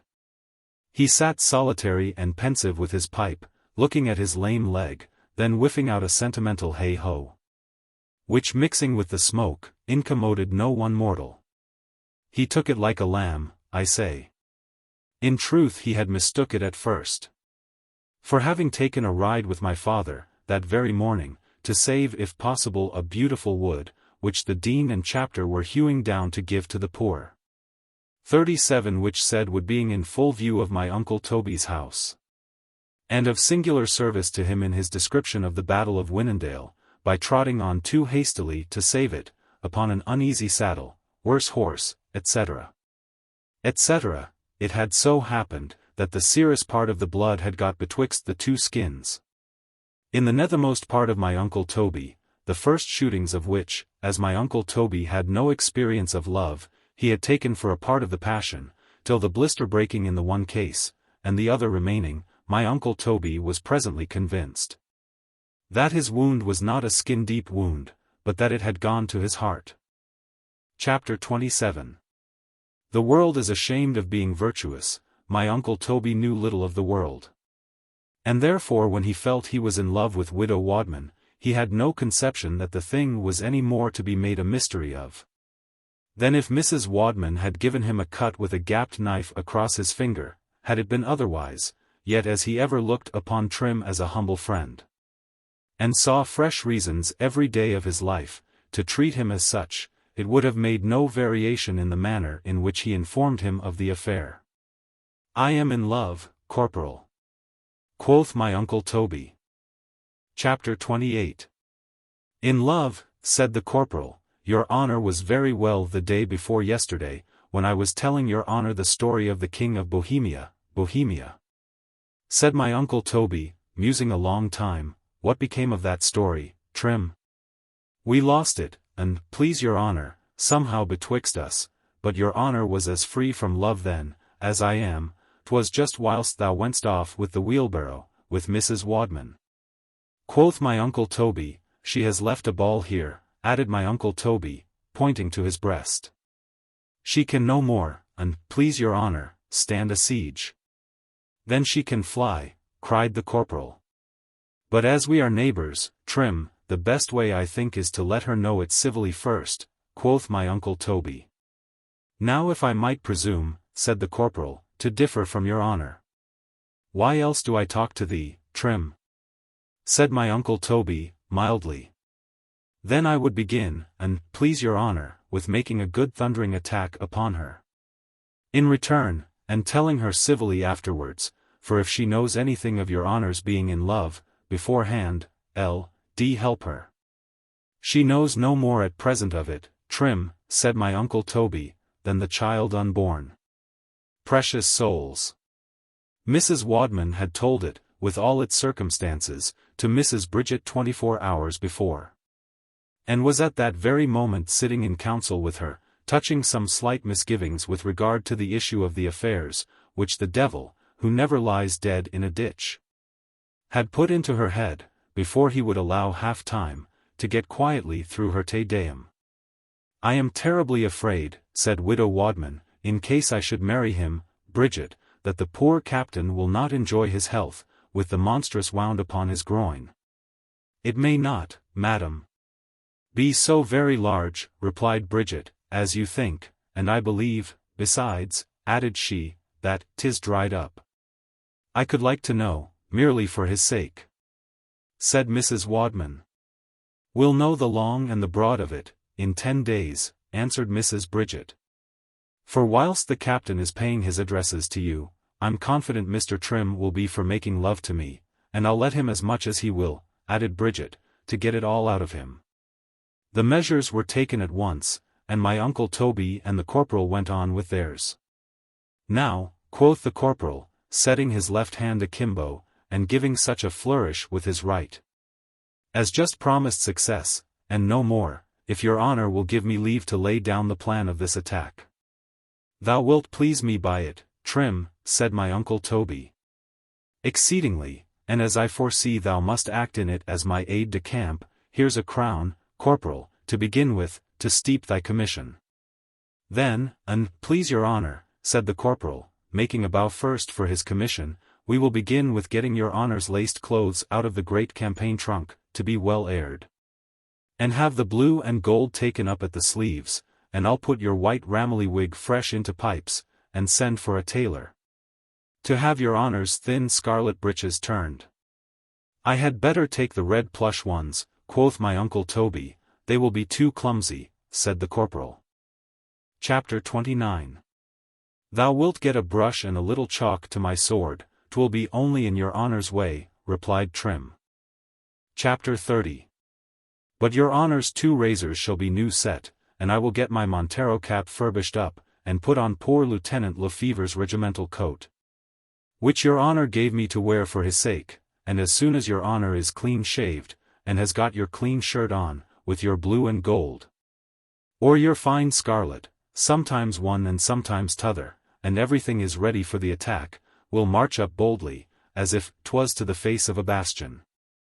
And whilst your honour engages Mrs. Wadman in the parlour, to the right, I'll attack Mrs. Bridget in the kitchen, to the left.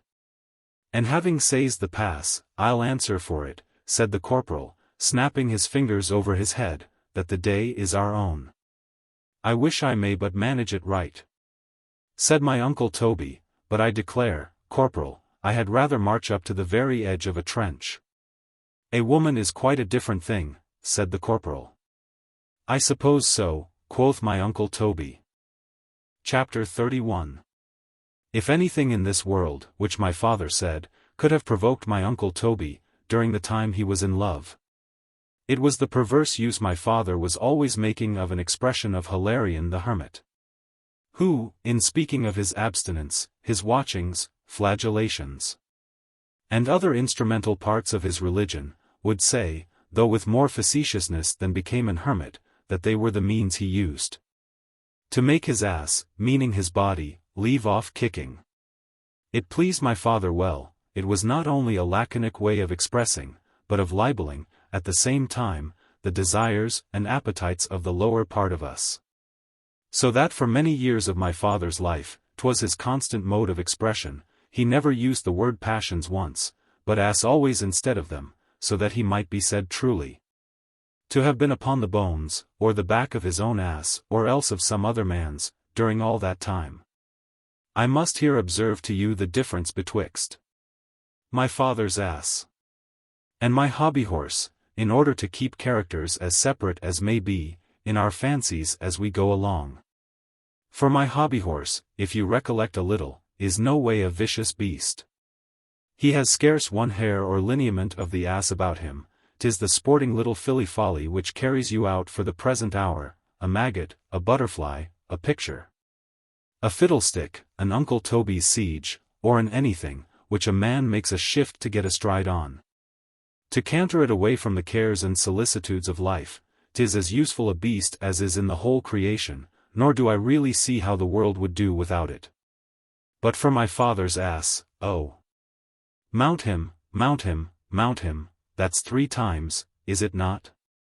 Mount him not, 'tis a beast concupiscent, and foul befall the man, who does not hinder him from kicking. Chapter 32. Well, dear brother Toby, said my father, upon his first seeing him after he fell in love, and how goes it with your assie? Now my uncle Toby thinking more of the part where he had had the blister than of Hilarion's metaphor, and our preconceptions having, you know, as great a power over the sounds of words as the shapes of things, he had imagined, that my father, who was not very ceremonious in his choice of words, had inquired after the part by its proper name. So notwithstanding my mother, Dr. Slop, and Mr. Yorick, were sitting in the parlour, he thought it rather civil to conform to the term my father had made use of than not. When a man is hemmed in by 2 indecorums, and must commit one of them, I always observe, let him choose which he will. The world will blame him, so I should not be astonished if it blames my uncle Toby. Maya, quoth my uncle Toby, is much better, brother Shandy. My father had formed great expectations from his assie in this onset, and would have brought him on again. But Dr. Slop setting up an intemperate laugh, and my mother crying out bless us. It drove my father's assie off the field, and the laugh then becoming general, there was no bringing him back to the charge, for some time. And so the discourse went on without him. Everybody, said my mother, says you are in love, brother Toby, and we hope it is true. I am as much in love, sister, I believe, replied my uncle Toby, as any man usually is. Humph! Said my father, and when did you know it? Quoth my mother. When the blister broke, replied my uncle Toby.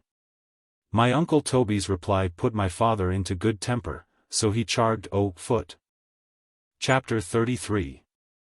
As the ancients agree, brother Toby, said my father, that there are 2 different and distinct kinds of love. According to the different parts which are affected by it, the brain or liver, I think when a man is in love, it behoves him a little to consider which of the 2 he is fallen into. What signifies it, brother Shandy, replied my uncle Toby, which of the 2 it is, provided it will but make a man marry, and love his wife, and get a few children. A few children!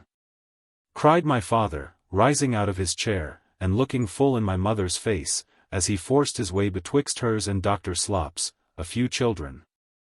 Cried my father, repeating my Uncle Toby's words as he walked to and fro. Not, my dear brother Toby, cried my father, recovering himself all at once, and coming close up to the back of my Uncle Toby's chair. Not that I should be sorry hadst thou a score, on the contrary, I should rejoice, and be as kind, Toby, to every one of them as a father. My Uncle Toby stole his hand unperceived behind his chair, to give my father's a squeeze. Nay, moreover, continued he, keeping hold of my Uncle Toby's hand, so much dost thou possess, my dear Toby, of the milk of human nature, and so little of its asperities, 'tis piteous the world is not peopled by creatures which resemble thee. And was I an Asiatic monarch, added my father, heating himself with his new project, I would oblige thee, provided it would not impair thy strength, or dry up thy radical moisture too fast, or weaken thy memory or fancy, brother Toby, which these gymnics inordinately taken are apt to do. Else, dear Toby, I would procure thee the most beautiful women in my empire, and I would oblige thee, nolens, volens, to beget for me one subject every month. As my father pronounced the last word of the sentence, my mother took a pinch of snuff.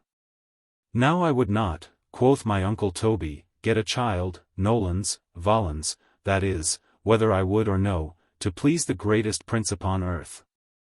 And 'twould be cruel in me, brother Toby, to compel thee, said my father, but 'tis a case put to show thee, that it is not thy begetting a child, in case thou shouldst be able, but the system of love and marriage thou goest upon, which I would set thee right in.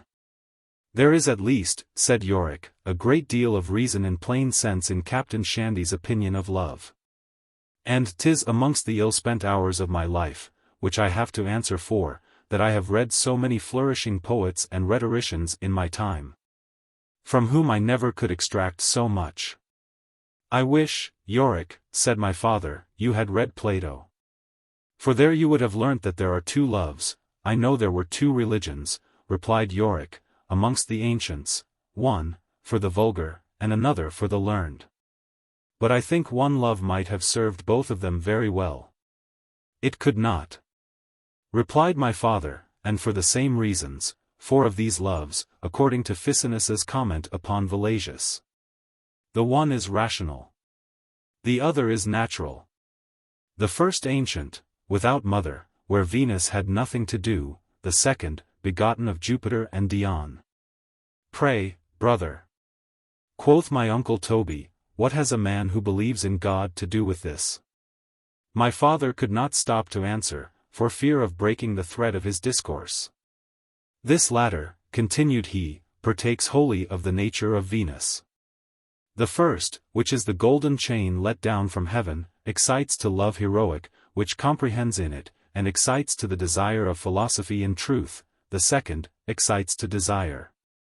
Simply, I think the procreation of children as beneficial to the world, said Yorick, as the finding out of the longitude. To be sure, said my mother. Love keeps peace in the world. In the house, my dear, I own. It replenishes the earth, said my mother.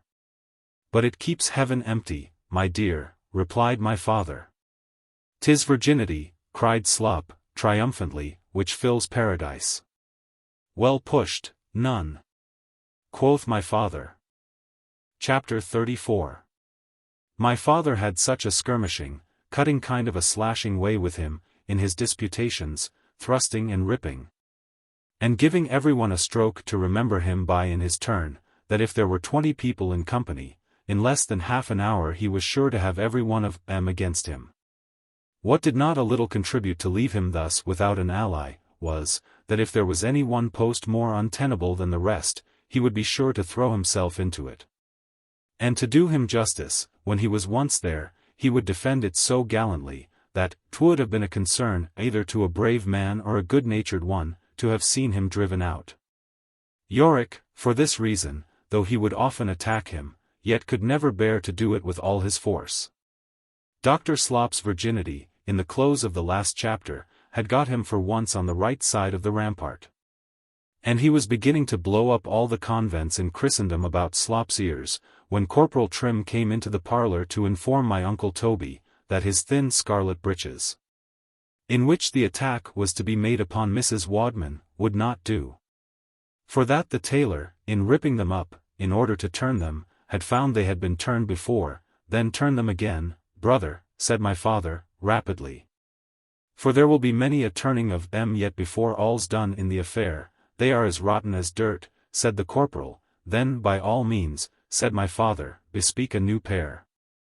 Brother, for though I know, continued my father, turning himself to the company, that widow Wadman has been deeply in love with my brother Toby for many years, and has used every art and circumvention of woman to outweed him into the same passion, yet now that she has caught him, her fever will be past its height.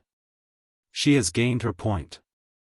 In this case, continued my father, which Plato, I am persuaded, never thought of, love, you see, is not so much a sentiment as a situation, into which a man enters, as my brother Toby would do. Into a corps, no matter whether he loves the service or no, being once in it, he acts as if he did, and takes every step to show himself a man of prowess. The hypothesis, like the rest of my father's, was plausible enough. And my Uncle Toby had but a single word to object to it, in which Trim stood ready to second him, but my father had not drawn his conclusion. For this reason, continued my father, stating the case over again, notwithstanding all the world knows, that Mrs. Wadman affects my brother Toby, and my brother Toby contrariwise affects Mrs. Wadman. And no obstacle in nature to forbid the music striking up this very night, yet will I answer for it, that this selfsame tune will not be played this 12-month. We have taken our measures badly, quoth my Uncle Toby, looking up interrogatively in Trim's face. I would lay my Montero cap, said Trim. Now Trim's Montero cap, as I once told you, was his constant wager. And having furbished it up that very night, in order to go upon the attack, it made the odds look more considerable. I would lay, and please your honour, my Montero cap to a shilling. Was it proper, continued Trim, making a bow, to offer a wager before your honours? There is nothing improper in it, said my father, 'tis a mode of expression. For in saying thou wouldst lay thy Montero cap to a shilling, all thou meanest is this, that thou believest. Now, what dost thou believe? That widow Wadman, and, please your worship, cannot hold it out 10 days. And whence, cried Slop, jeeringly, hast thou all this knowledge of woman, friend? By falling in love with a popish clergywoman, said Trim. 'Twas a beguine, said my Uncle Toby. Dr. Slop was too much in wrath to listen to the distinction.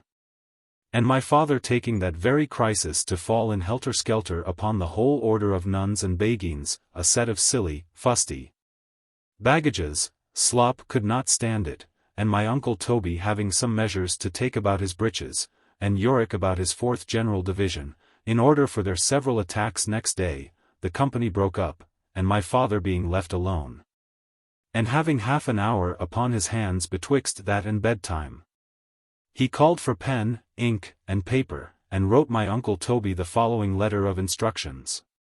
My dear brother Toby, what I am going to say to thee is upon the nature of women, and of love-making to them. And perhaps it is as well for thee, though not so well for me, that thou hast occasion for a letter of instructions upon that head, and that I am able to write it to thee. Had it been the good pleasure of him who disposes of our lots, and thou no sufferer by the knowledge, I had been well content that thou shouldst have dipped the pen this moment into the ink, instead of myself. But that not being the case, Mrs. Shandy being now close beside me, preparing for bed, I have thrown together without order, and just as they have come into my mind, such hints and documents as I deem may be of use to thee, intending, in this, to give thee a token of my love, not doubting, my dear Toby, of the manner in which it will be accepted. In the first place, with regard to all which concerns religion in the affair, though I perceive from a glow in my cheek, that I blush as I begin to speak to thee upon the subject.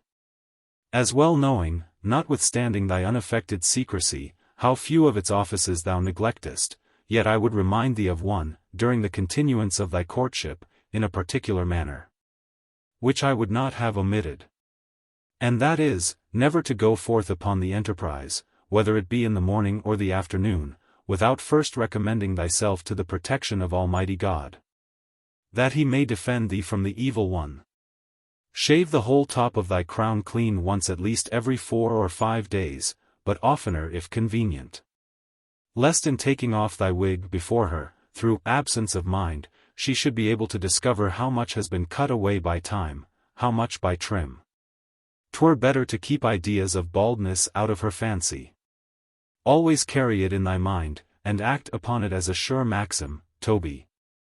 That women are timid, and 'tis well they are, else there would be no dealing with them. Let not thy breeches be too tight, or hang too loose about thy thighs, like the trunk-hose of our ancestors. A just medium prevents all conclusions. Whatever thou hast to say, be it more or less, forget not to utter it in a low soft tone of voice. Silence, and whatever approaches it, weaves dreams of midnight secrecy into the brain. For this cause, if thou canst help it, never throw down the tongs and poker. Avoid all kinds of pleasantry and facetiousness in thy discourse with her, and do whatever lies in thy power at the same time to keep from her all books and writings which tend thereto. There are some devotional tracts, which if thou canst entice her to read over, it will be well, but suffer her not to look into Rabelais, or Scarrat, or Don Quixote. They are all books which excite laughter. And thou knowest, dear Toby, that there is no passion so serious as lust. Stick a pin in the bosom of thy shirt, before thou enterest her parlor. And if thou art permitted to sit upon the same sofa with her, and she gives thee occasion to lay thy hand upon hers, beware of taking it. Thou canst not lay thy hand on hers, but she will feel the temper of thine. Leave that and as many other things as thou canst, quite undetermined. By so doing, thou wilt have her curiosity on thy side. And if she is not conquered by that, and thy assy continues still kicking, which there is great reason to suppose, thou must begin, with first losing a few ounces of blood below the ears, according to the practice of the ancient Scythians, who cured the most intemperate fits of the appetite by that means. Avicenna, after this, is for having the part anointed with the syrup of hellebore, using proper evacuations and purges, and I believe rightly. But thou must eat little or no goat's flesh, nor red deer, nor even foal's flesh by any means.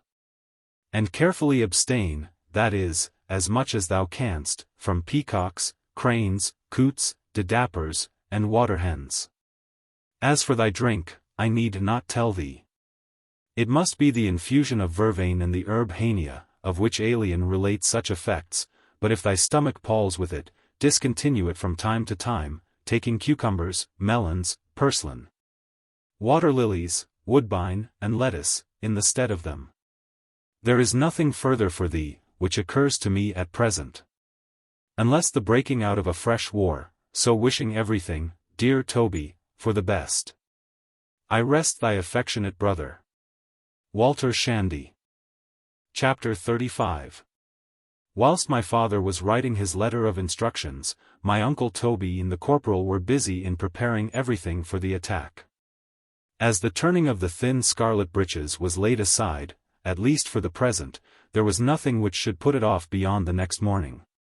So accordingly it was resolved upon, for 11 o'clock.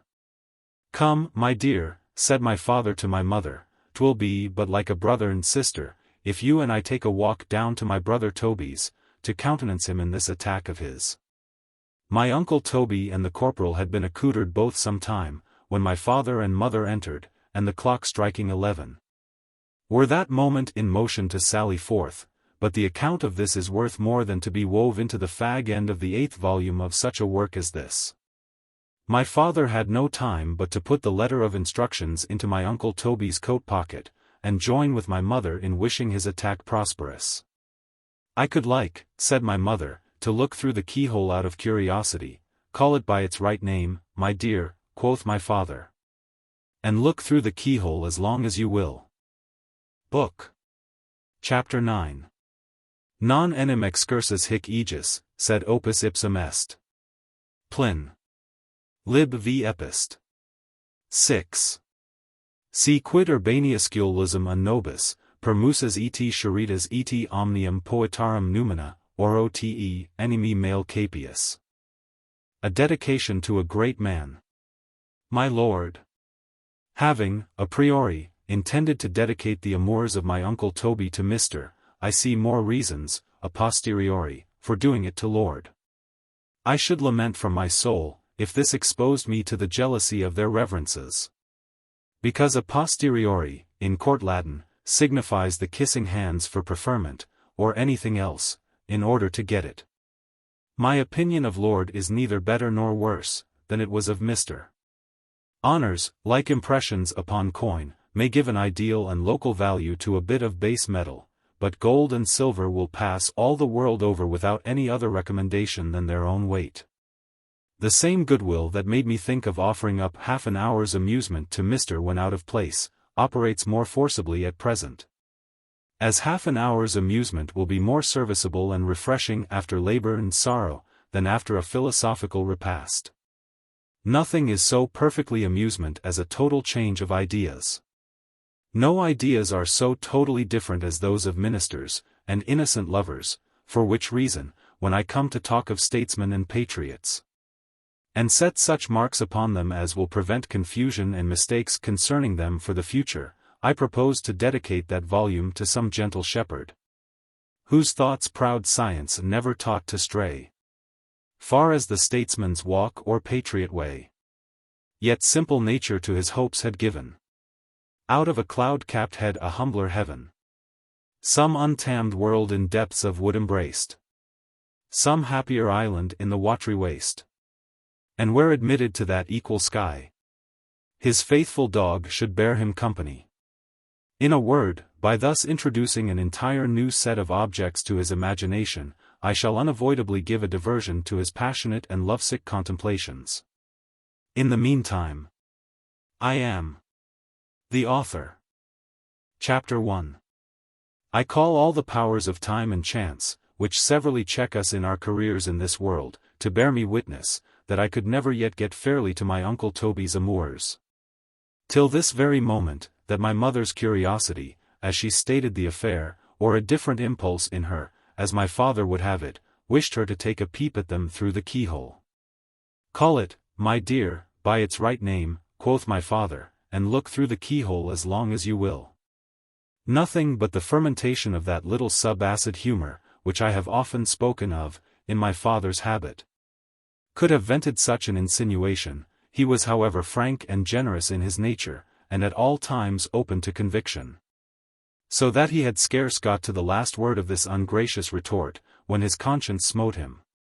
My mother was then conjugally swinging with her left arm twisted under his right, in such wise, that the inside of her hand rested upon the back of his. She raised her fingers and let them fall. It could scarce be called a tap.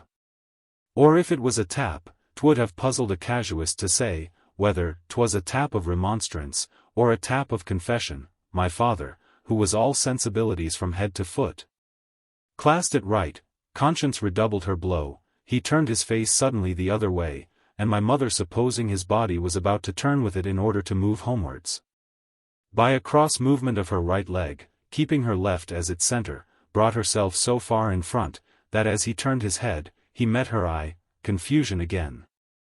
He saw 1,000 reasons to wipe out the reproach, and as many to reproach himself, a thin, blue, chill, pellucid crystal with all its humors so at rest. The least mote or speck of desire might have been seen, at the bottom of it, had it existed. It did not, and how I happened to be so lewd myself. Particularly a little before the vernal and autumnal equinoxes, heaven above knows, my mother, madam, was so at no time, either by nature, by institution, or example. A temperate current of blood ran orderly through her veins in all months of the year, and in all critical moments both of the day and night alike. Nor did she superinduce the least heat into her humours from the manual effervescencies of devotional tracts, which having little or no meaning in them. Nature is ofttimes obliged to find one, and as for my father's example, 'twas so far from being either aiding or abetting thereunto, that 'twas the whole business of his life to keep all fancies of that kind out of her head. Nature had done her part to have spared him this trouble. And what was not a little inconsistent, my father knew it, and here am I sitting, this 12th day of August 1766, in a purple jerkin and yellow pair of slippers, without either wig or cap on. A most tragicomical completion of his prediction, that I should neither think, nor act like any other man's child, upon that very account. The mistake in my father, was in attacking my mother's motive, instead of the act itself, for certainly keyholes were made for other purposes. And considering the act, as an act which interfered with a true proposition, and denied a keyhole to be what it was, it became a violation of nature, and was so far, you see, criminal. It is for this reason, and please your reverences, that keyholes are the occasions of more sin and wickedness, than all other holes in this world put together. Which leads me to my Uncle Toby's amours. Chapter 2. Though the corporal had been as good as his word in putting my Uncle Toby's great Ramilly wig into pipes, yet the time was too short to produce any great effects from it. It had lain many years squeezed up in the corner of his old campaign trunk. And as bad forms are not so easy to be got the better of, and the use of candle-ends not so well understood, it was not so pliable a business as one would have wished. The corporal with cheery eye and both arms extended, had fallen back perpendicular from it a score times, to inspire it, if possible, with a better air, had spleen given a look at it. 'Twould have cost her ladyship a smile, it curled everywhere but where the corporal would have it. And where a buckle or two, in his opinion, would have done it honour, he could as soon have raised the dead. Such it was, or rather such would it have seemed upon any other brow. But the sweet look of goodness which sat upon my Uncle Toby's, assimilated everything around it so sovereignly to itself. And nature had moreover wrote gentleman with so fair a hand in every line of his countenance, that even his tarnished gold-laced hat and huge cockade of flimsy taffeta became him. And though not worth a button in themselves, yet the moment my Uncle Toby put them on, they became serious objects.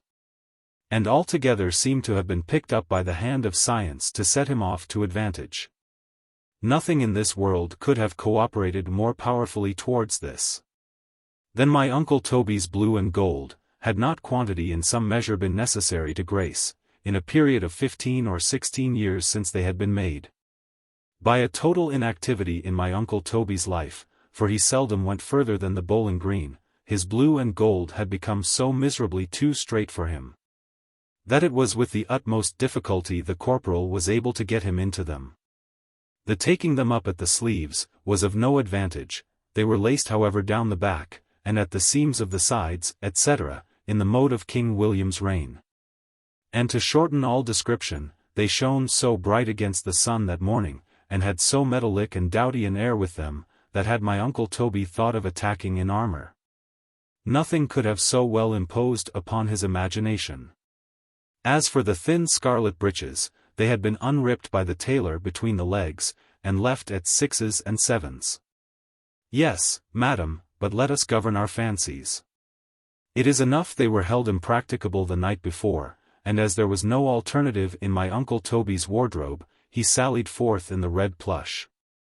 The corporal had arrayed himself in poor Lefevre's regimental coat, and with his hair tucked up under his Montero cap, which he had furbished up for the occasion, marched 3 paces distant from his master. A whiff of military pride had puffed out his shirt at the wrist, and upon that in a black leather thong clipped into a tassel beyond the knot, hung the corporal's stick. My Uncle Toby carried his cane like a pike. "It looks well at least," quoth my father to himself. Chapter 3. My Uncle Toby turned his head more than once behind him, to see how he was supported by the corporal. And the corporal, as oft as he did it, gave a slight flourish with his stick, but not vaporingly, and with the sweetest accent of most respectful encouragement, bid his honour never fear. Now my uncle Toby did fear, and grievously too. He knew not, as my father had reproached him, so much as the right end of a woman from the wrong, and therefore was never altogether at his ease near any one of them, unless in sorrow or distress. Then infinite was his pity, nor would the most courteous knight of romance have gone further, at least upon one leg, to have wiped away a tear from a woman's eye. And yet excepting once that he was beguiled into it by Mrs. Wadman, he had never looked steadfastly into one.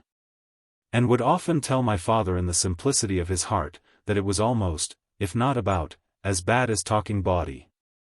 And suppose it is? My father would say. Chapter 4. She cannot, quoth my uncle Toby, halting, when they had marched up to within 20 paces of Mrs. Wadman's door, she cannot, corporal, take it amiss. She will take it, and please your honour, said the corporal, just as the Jew's widow at Lisbon took it of my brother Tom. And how was that? Quoth my uncle Toby, facing quite about to the corporal. Your honour, replied the corporal, knows of Tom's misfortunes. But this affair has nothing to do with them any further than this, that if Tom had not married the widow, or had it pleased God after their marriage, that they had but put pork into their sausages, the honest soul had never been taken out of his warm bed, and dragged to the Inquisition. 'Tis a cursed place, added the corporal, shaking his head. When once a poor creature is in, he is in, and, please your honour, forever. 'Tis very true, said my uncle Toby, looking gravely at Mrs. Wadman's house, as he spoke. Nothing, continued the corporal, can be so sad as confinement for life, or so sweet, and, please your honour, as liberty. Nothing, Trim, said my uncle Toby, musing. Whilst a man is free, cried the corporal, giving a flourish with his stick thus. 1,000 of my father's most subtle syllogisms could not have said more for celibacy. My uncle Toby looked earnestly towards his cottage and his bowling green. The corporal had unwarily conjured up the spirit of calculation with his wand. And he had nothing to do, but to conjure him down again with his story, and in this form of exorcism, most unecclesiastically did the corporal do it. Chapter 5. As Tom's place, and, please your honour, was easy, and the weather warm, it put him upon thinking seriously of settling himself in the world. And as it fell out about that time, that a Jew who kept a sausage shop in the same street, had the ill luck to die of a strangury, and leave his widow in possession of a rousing trade, Tom thought, as everybody in Lisbon was doing the best he could devise for himself, there could be no harm in offering her his service to carry it on, so without any introduction to the widow. Except that of buying a pound of sausages at her shop, Tom set out, counting the matter thus within himself, as he walked along. That let the worst come of it that could, he should at least get a pound of sausages for their worth, but, if things went well, he should be set up. Inasmuch as he should get not only a pound of sausages, but a wife and a sausage shop, and, please your honour, into the bargain. Every servant in the family, from high to low, wished Tom success.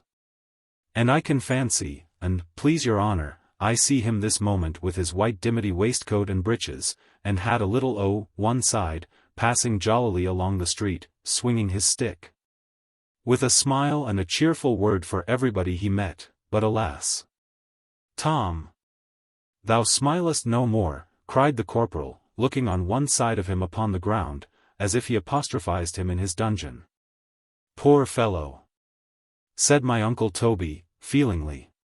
He was an honest, light-hearted lad, and, please your honour, as ever blood warmed. Then he resembled thee, Trim, said my uncle Toby, rapidly.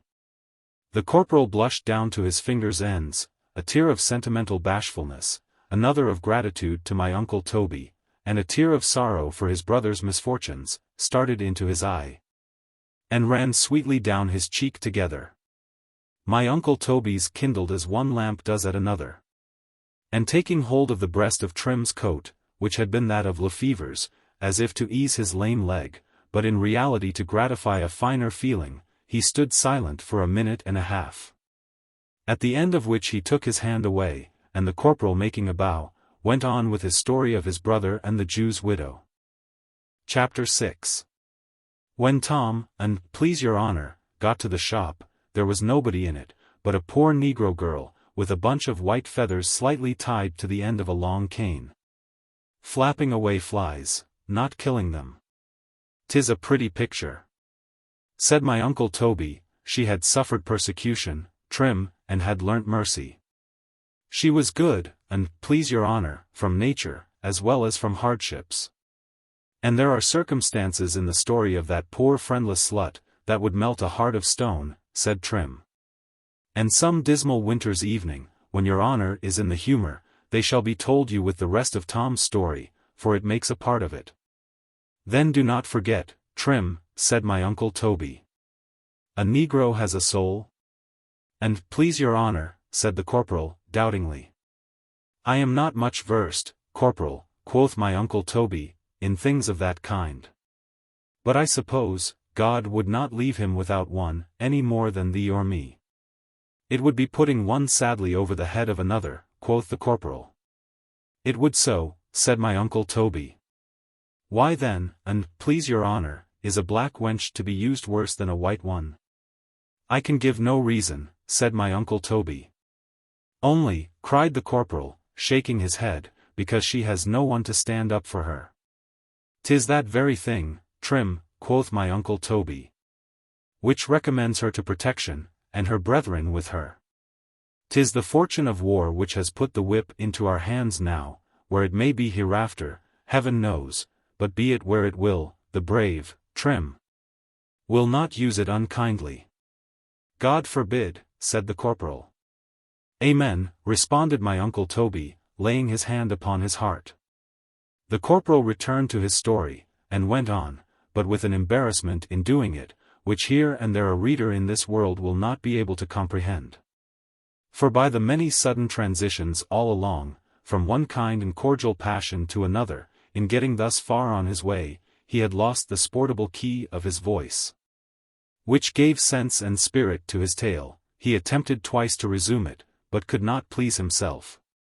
So giving a stout hem to rally back the retreating spirits, and aiding nature at the same time with his left arm akimbo on one side, and with his right a little extended, supporting her on the other, the corporal got as near the note as he could. And in that attitude, continued his story. Chapter 7. As Tom, and please your honor, had no business at that time with the Moorish girl, he passed on into the room beyond, to talk to the Jew's widow about love, and this pound of sausages. And being, as I have told your honor, an open cheery-hearted lad, with his character wrote in his looks and carriage, he took a chair, and without much apology, but with great civility at the same time, placed it close to her at the table, and sat down. There is nothing so awkward, as courting a woman, and please your honor, whilst she is making sausages, so Tom began a discourse upon them. First, gravely, as how they were made, with what meats, herbs, and spices, then a little gaily, as, with what skins, and if they never burst, whether the largest were not the best. And so on, taking care only as he went along, to season what he had to say upon sausages, rather under than over, that he might have room to act in.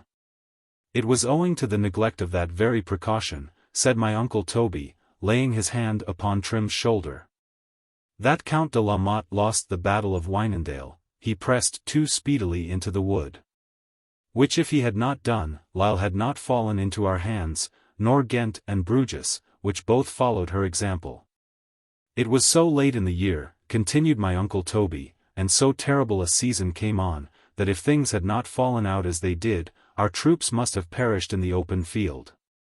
Why, therefore, may not battles, and please your honor, as well as marriages, be made in heaven? My Uncle Toby mused. Religion inclined him to say one thing, and his high idea of military skill tempted him to say another. So not being able to frame a reply exactly to his mind, my Uncle Toby said nothing at all, and the corporal finished his story. As Tom perceived, and please your honor, that he gained ground, and that all he had said upon the subject of sausages was kindly taken, he went on to help her a little in making them. First, by taking hold of the ring of the sausage whilst she stroked the forced meat down with her hand, then by cutting the strings into proper lengths, and holding them in his hand. Whilst she took them out one by one, then, by putting them across her mouth, that she might take them out as she wanted them, and so on from little to more. Till at last he had ventured to tie the sausage himself, whilst she held the snout. Now a widow, and, please your honour, always chooses a second husband as unlike the first as she can, so the affair was more than half settled in her mind before Tom mentioned it.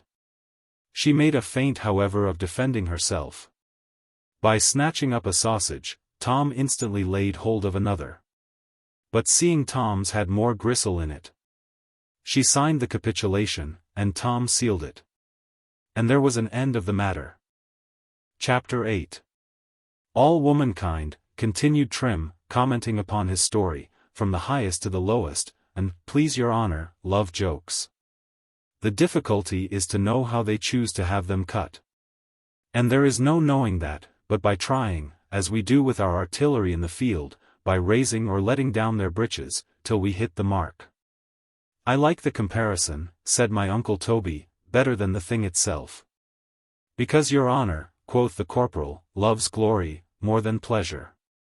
I hope, Trim, answered my uncle Toby, I love mankind more than either. And as the knowledge of arms tends so apparently to the good and quiet of the world, and particularly that branch of it which we have practiced together in our Bowling Green, has no object but to shorten the strides of ambition, and entrench the lives and fortunes of the few, from the plunderings of the many, whenever that drum beats in our ears, I trust, corporal, we shall neither of us want so much humanity and fellow-feeling, as to face about and march. In pronouncing this, my uncle Toby faced about, and marched firmly as at the head of his company, and the faithful corporal, shouldering his stick, and striking his hand upon his coat skirt as he took his first step, marched close behind him down the avenue. Now what can their two noddles be about? Cried my father to my mother, by all that's strange, they are besieging Mrs. Wadman in form, and are marching round her house to mark out the lines of circumvallation. I dare say, quoth my mother, but stop, dear sir, for what my mother dared to say upon the occasion, and what my father did say upon it, with her replies and his rejoinders, shall be read, perused, paraphrased, commented, and descanted upon, or to say it all in a word, shall be thumbed over by posterity in a chapter apart, I say, by posterity, and care not if I repeat the word again, for what has this book done more than the legation of Moses, or the tale of a tub, that it may not swim down the gutter of time along with them? I will not argue the matter, time wastes too fast, every letter I trace tells me with what rapidity life follows my pen, the days and hours of it, more precious, my dear Jenny, than the rubies about thy neck, are flying over our heads like light clouds of a windy day, never to return more, everything presses on, whilst thou art twisting that lock, see. It grows grey, and every time I kiss thy hand to bid adieu, and every absence which follows it, are preludes to that eternal separation which we are shortly to make. Heaven have mercy upon us both. Chapter 9. Now, for what the world thinks of that ejaculation, would not give a groat. Chapter 10. My mother had gone with her left arm twisted in my father's right, till they had got to the fatal angle of the old garden wall, where Dr. Slop was overthrown by Obadiah on the coach-horse, as this was directly opposite to the front of Mrs. Wadman's house. When my father came to it, he gave a look across, and seeing my uncle Toby and the corporal within 10 paces of the door, he turned about. Let us just stop a moment, quoth my father, and see with what ceremonies my brother Toby and his man Trim make their first entry. It will not detain us, added my father, a single minute, no matter, if it be 10 minutes. Quoth my mother. It will not detain us half one, said my father. The corporal was just then setting in with the story of his brother Tom and the Jew's widow. The story went on, and on, it had episodes in it, it came back, and went on, and on again. There was no end of it, the reader found it very long. Gee, help my father. He pished 50 times at every new attitude, and gave the corporal's stick, with all its flourishings and dangling, to as many devils as chose to accept of them. When issues of events like these my father is waiting for, are hanging in the scales of fate, the mind has the advantage of changing the principle of expectation 3 times. Without which it would not have power to see it out. Curiosity governs the first moment. And the second moment is all economy to justify the expense of the first, and for the third, fourth, fifth, and sixth moments, and so on to the day of judgment, 'tis a point of honor. I need not be told, that the ethic writers have assigned this all to patience. But that virtue, methinks, has extent of dominion sufficient of her own, and enough to do in it, without invading the few dismantled castles which honor has left him upon the earth. My father stood it out as well as he could with these 3 auxiliaries to the end of Trim's story, and from thence to the end of my uncle Toby's panegyric upon arms, in the chapter following it. When seeing, that instead of marching up to Mrs. Wadman's door, they both faced about and marched down the avenue diametrically opposite to his expectation, he broke out at once with that little subacid soreness of humor which, in certain situations, distinguished his character from that of all other men. Chapter 11. Now what can their 2 noddles be about, cried my father, etc. I dare say, said my mother, they are making fortifications. Not on Mrs. Wadman's premises, cried my father, stepping back. I suppose not, quoth my mother. I wish, said my father, raising his voice, the whole science of fortification at the devil, with all its trumpery of saps, mines, blinds, gabions, fosbrays and cuvets. They are foolish things, said my mother. Now she had a way, which, by the by, I would this moment give away my purple jerkin, and my yellow slippers into the bargain, if some of your reverences would imitate, and that was never to refuse her assent and consent to any proposition my father laid before her, merely because she did not understand it, or had no ideas of the principal word or term of art, upon which the tenet or proposition rolled. She contented herself with doing all that her godfathers and godmothers promised for her, but no more. And so would go on using a hard word 20 years together, and replying to it too, if it was a verb, in all its moods and tenses, without giving herself any trouble to inquire about it. This was an eternal source of misery to my father, and broke the neck, at the first setting out, of more good dialogues between them than could have done the most petulant contradiction. The few which survived were the better for the cuvets. They are foolish things, said my mother. Particularly the cuvets, replied my father. 'Tis enough, he tasted the sweet of triumph, and went on. Not that they are, properly speaking, Mrs. Wadman's premises, said my father, partly correcting himself, because she is but tenant for life. That makes a great difference, said my mother. In a fool's head, replied my father. Unless she should happen to have a child, said my mother. But she must persuade my brother Toby first to get her one. To be sure, Mr. Shandy, quoth my mother. Though if it comes to persuasion, said my father, Lord have mercy upon them. Amen, said my mother, piano. Amen, cried my father, fortissime. Amen, said my mother again, but with such a sighing cadence of personal pity at the end of it, as discomfited every fibre about my father. He instantly took out his almanac. But before he could untie it, Yorick's congregation coming out of church became a full answer to one half of his business with it, and my mother telling him it was a sacrament day, left him as little in doubt. As to the other part, he put his almanac into his pocket. The First Lord of the Treasury, thinking of ways and means, could not have returned home with a more embarrassed look. Chapter 12. Upon looking back from the end of the last chapter, and surveying the texture of what has been wrote, it is necessary, that upon this page and the 3 following, a good quantity of heterogeneous matter be inserted to keep up that just balance betwixt wisdom and folly, without which a book would not hold together a single year, nor is it a poor creeping digression, which but for the name of a man might continue as well going on in the king's highway, which will do the business, no. If it is to be a digression, it must be a good frisky one, and upon a frisky subject too, where neither the horse or his rider are to be caught, but by rebound. The only difficulty is raising powers suitable to the nature of the service. Fancy is capricious, wit must not be searched for, and pleasantry, good-natured slut as she is, will not come in at a call. Was an empire to be laid at her feet? The best way for a man is to say his prayers. Only if it puts him in mind of his infirmities and defects as well ghostly as bodily, for that purpose. He will find himself rather worse after he has said them than before, for other purposes, better.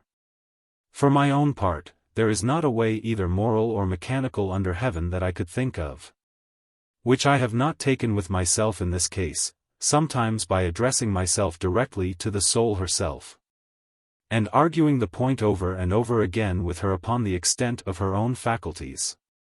I never could make them an inch the wider.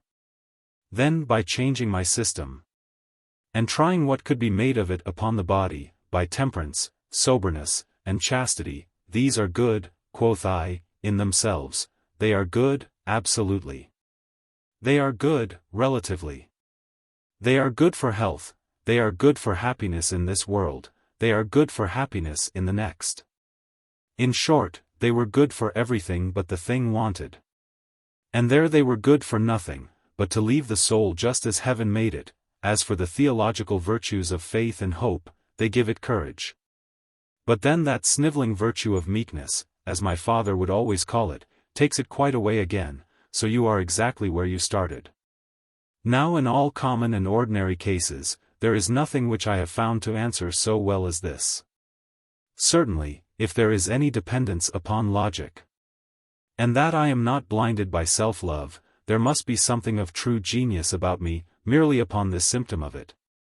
That I do not know what envy is, for never do I hit upon any invention or device which tendeth to the furtherance of good writing, but I instantly make it public, willing that all mankind should write as well as myself. Which they certainly will, when they think as little. Chapter 13. Now in ordinary cases, that is, when I am only stupid, and the thoughts rise heavily and pass gummus through my pen, or that I am got, I know not how, into a cold unmetaphorical vein of infamous writing, and cannot take a plumb lift out of it for my soul, so must be obliged to go on writing like a Dutch commentator to the end of the chapter, unless something be done. I never stand conferring with pen and ink one moment. For if a pinch of snuff, or a stride or two across the room will not do the business for me, I take a razor at once, and having tried the edge of it upon the palm of my hand, without further ceremony, except that of first lathering my beard, I shave it off, taking care only if I do leave a hair, that it be not a grey one. This done, I change my shirt, put on a better coat, send for my last wig, put my topaz ring upon my finger, and in a word, dress myself from one end to the other of me, after my best fashion. Now the devil in hell must be in it, if this does not do, for consider, sir, as every man chooses to be present at the shaving of his own beard, though there is no rule without an exception, and unavoidably sits over against himself the whole time it is doing, in case he has a hand in it, the situation, like all others, has notions of her own to put into the brain. I maintain it, the conceits of a rough-bearded man, are 7 years more terse and juvenile for one single operation.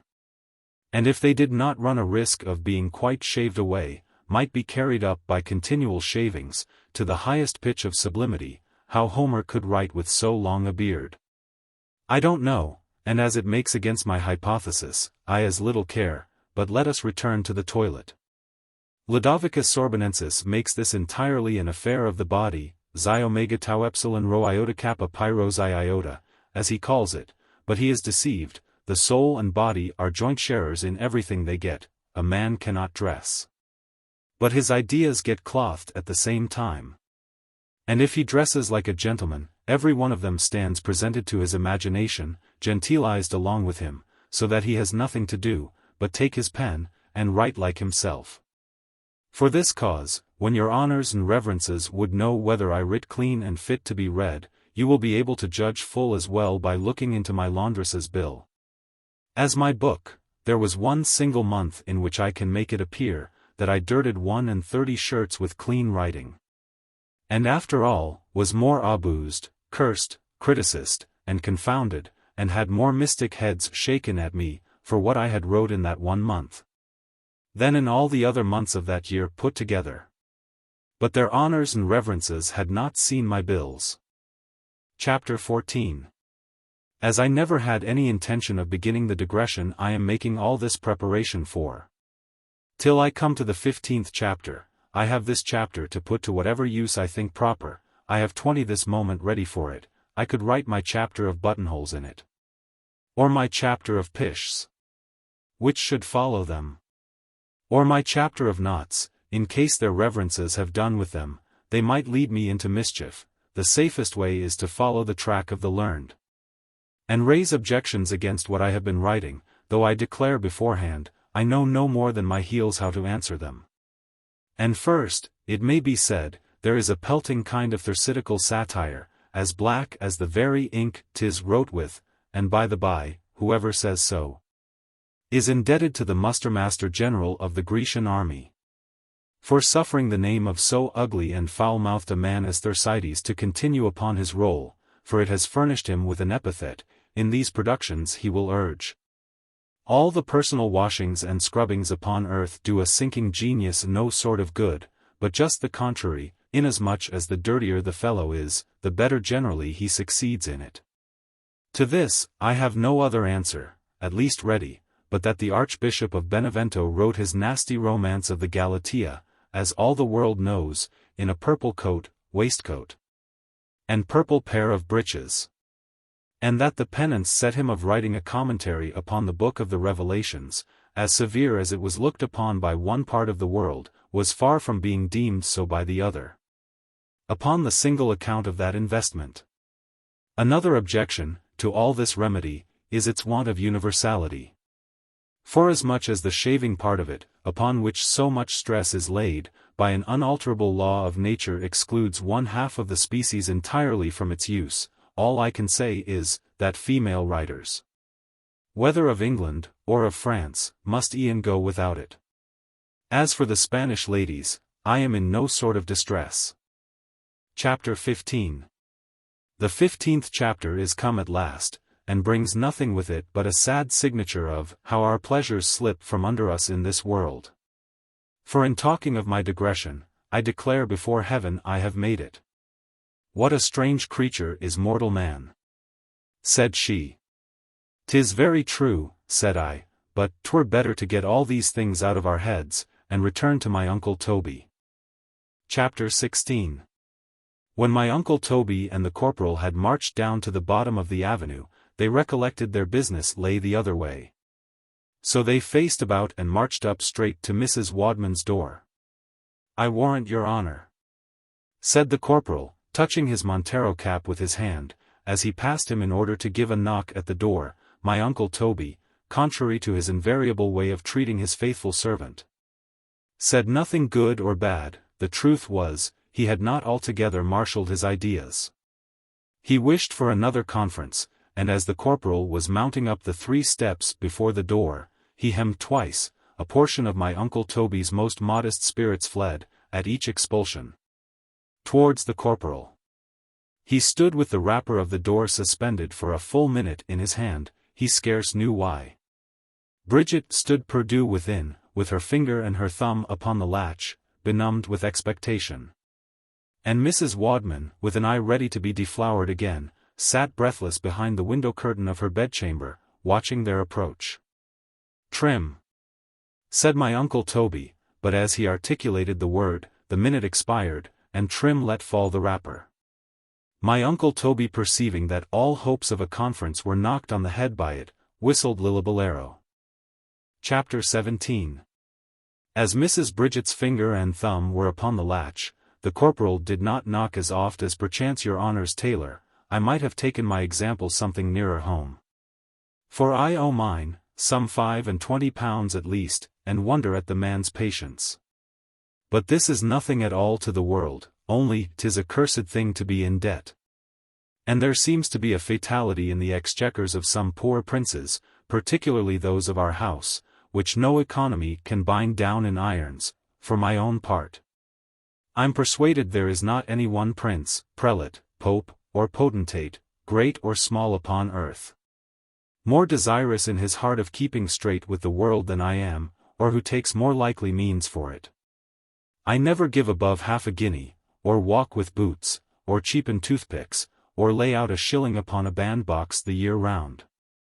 And for the 6 months I'm in the country, I'm upon so small a scale, that with all the good temper in the world, I outdo Rousseau, a bar length, for I keep neither man or boy, or horse, or cow, or dog, or cat, or anything that can eat or drink, except a thin poor piece of a vestal, to keep my fire in. And who has generally as bad an appetite as myself, but if you think this makes a philosopher of me, I would not, my good people, give a rush for your judgments. True philosophy, but there is no treating the subject whilst my uncle is whistling Lillibolero. Let us go into the house. Chapter 18. Chapter 19. Chapter 20. You shall see the very place, madam, said my uncle Toby. Mrs. Wadman blushed, looked towards the door, turned pale, blushed slightly again, recovered her natural colour, blushed worse than ever. Which, for the sake of the unlearned reader, I translate thus. L.D. I cannot look at it. What would the world say if I looked at it?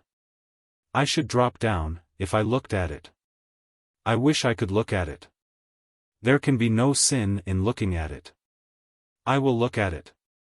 Whilst all this was running through Mrs. Wadman's imagination, my uncle Toby had risen from the sofa, and got to the other side of the parlour door, to give Trim an order about it in the passage.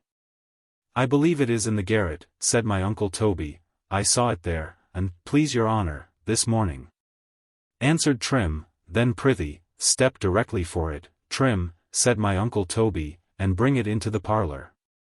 The corporal did not approve of the orders, but most cheerfully obeyed them. The first was not an act of his will, the second was. So he put on his Montero cap, and went as fast as his lame knee would let him. My uncle Toby returned into the parlour, and sat himself down again upon the sofa. You shall lay your finger upon the place, said my uncle Toby. I will not touch it, however, quoth Mrs. Wadman to herself. This requires a second translation. It shows what little knowledge is got by mere words. We must go up to the first springs. Now, in order to clear up the mist which hangs upon these 3 pages, I must endeavour to be as clear as possible myself. Rub your hands thrice across your foreheads, blow your noses, cleanse your emunctories, sneeze, my good people, God bless you. Now give me all the help you can. Chapter 21.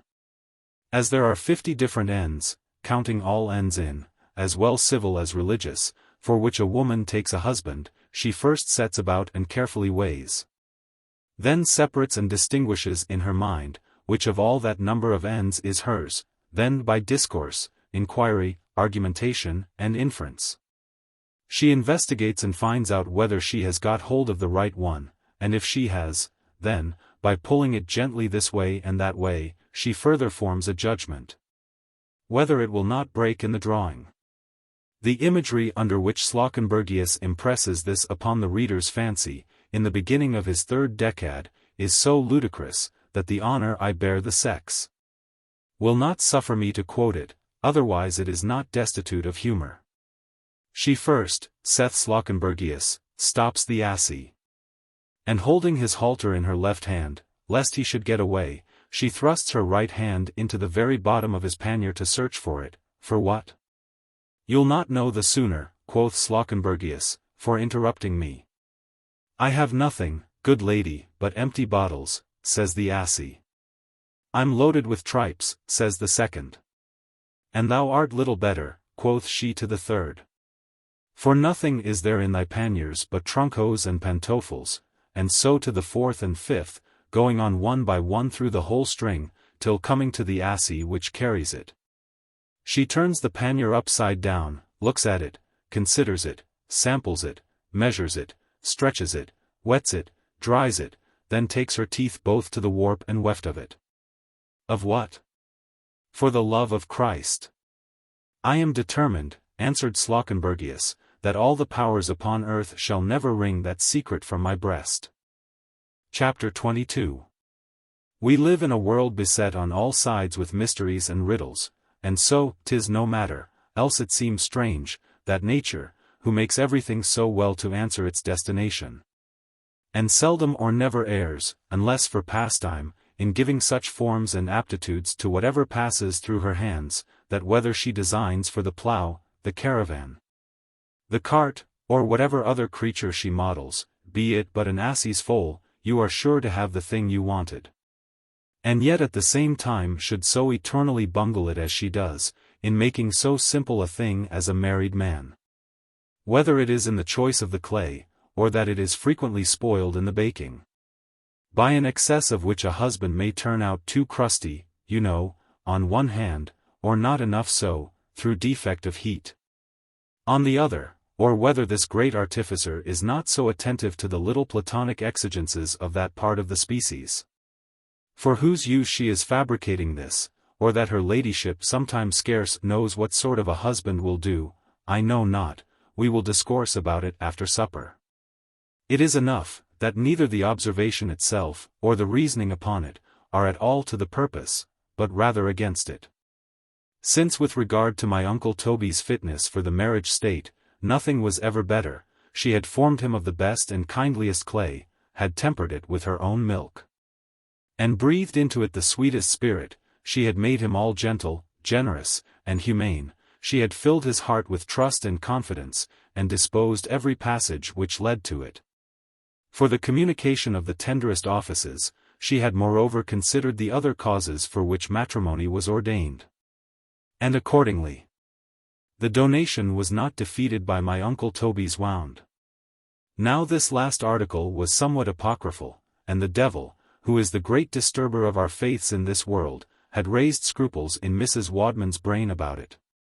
And like a true devil as he was, had done his own work at the same time, by turning my uncle Toby's virtue thereupon into nothing but empty bottles, tripes, trunkhose, and pantofles.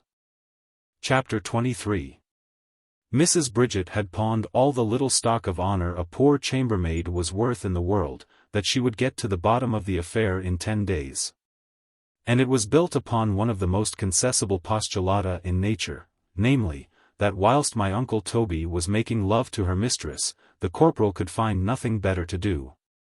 Then make love to her, and I'll let him as much as he will, said Bridget, to get it out of him. Friendship has 2 garments, an outer and an under one. Bridget was serving her mistress's interests in the one, and doing the thing which most pleased herself in the other. So had as many stakes depending upon my uncle Toby's wound, as the devil himself.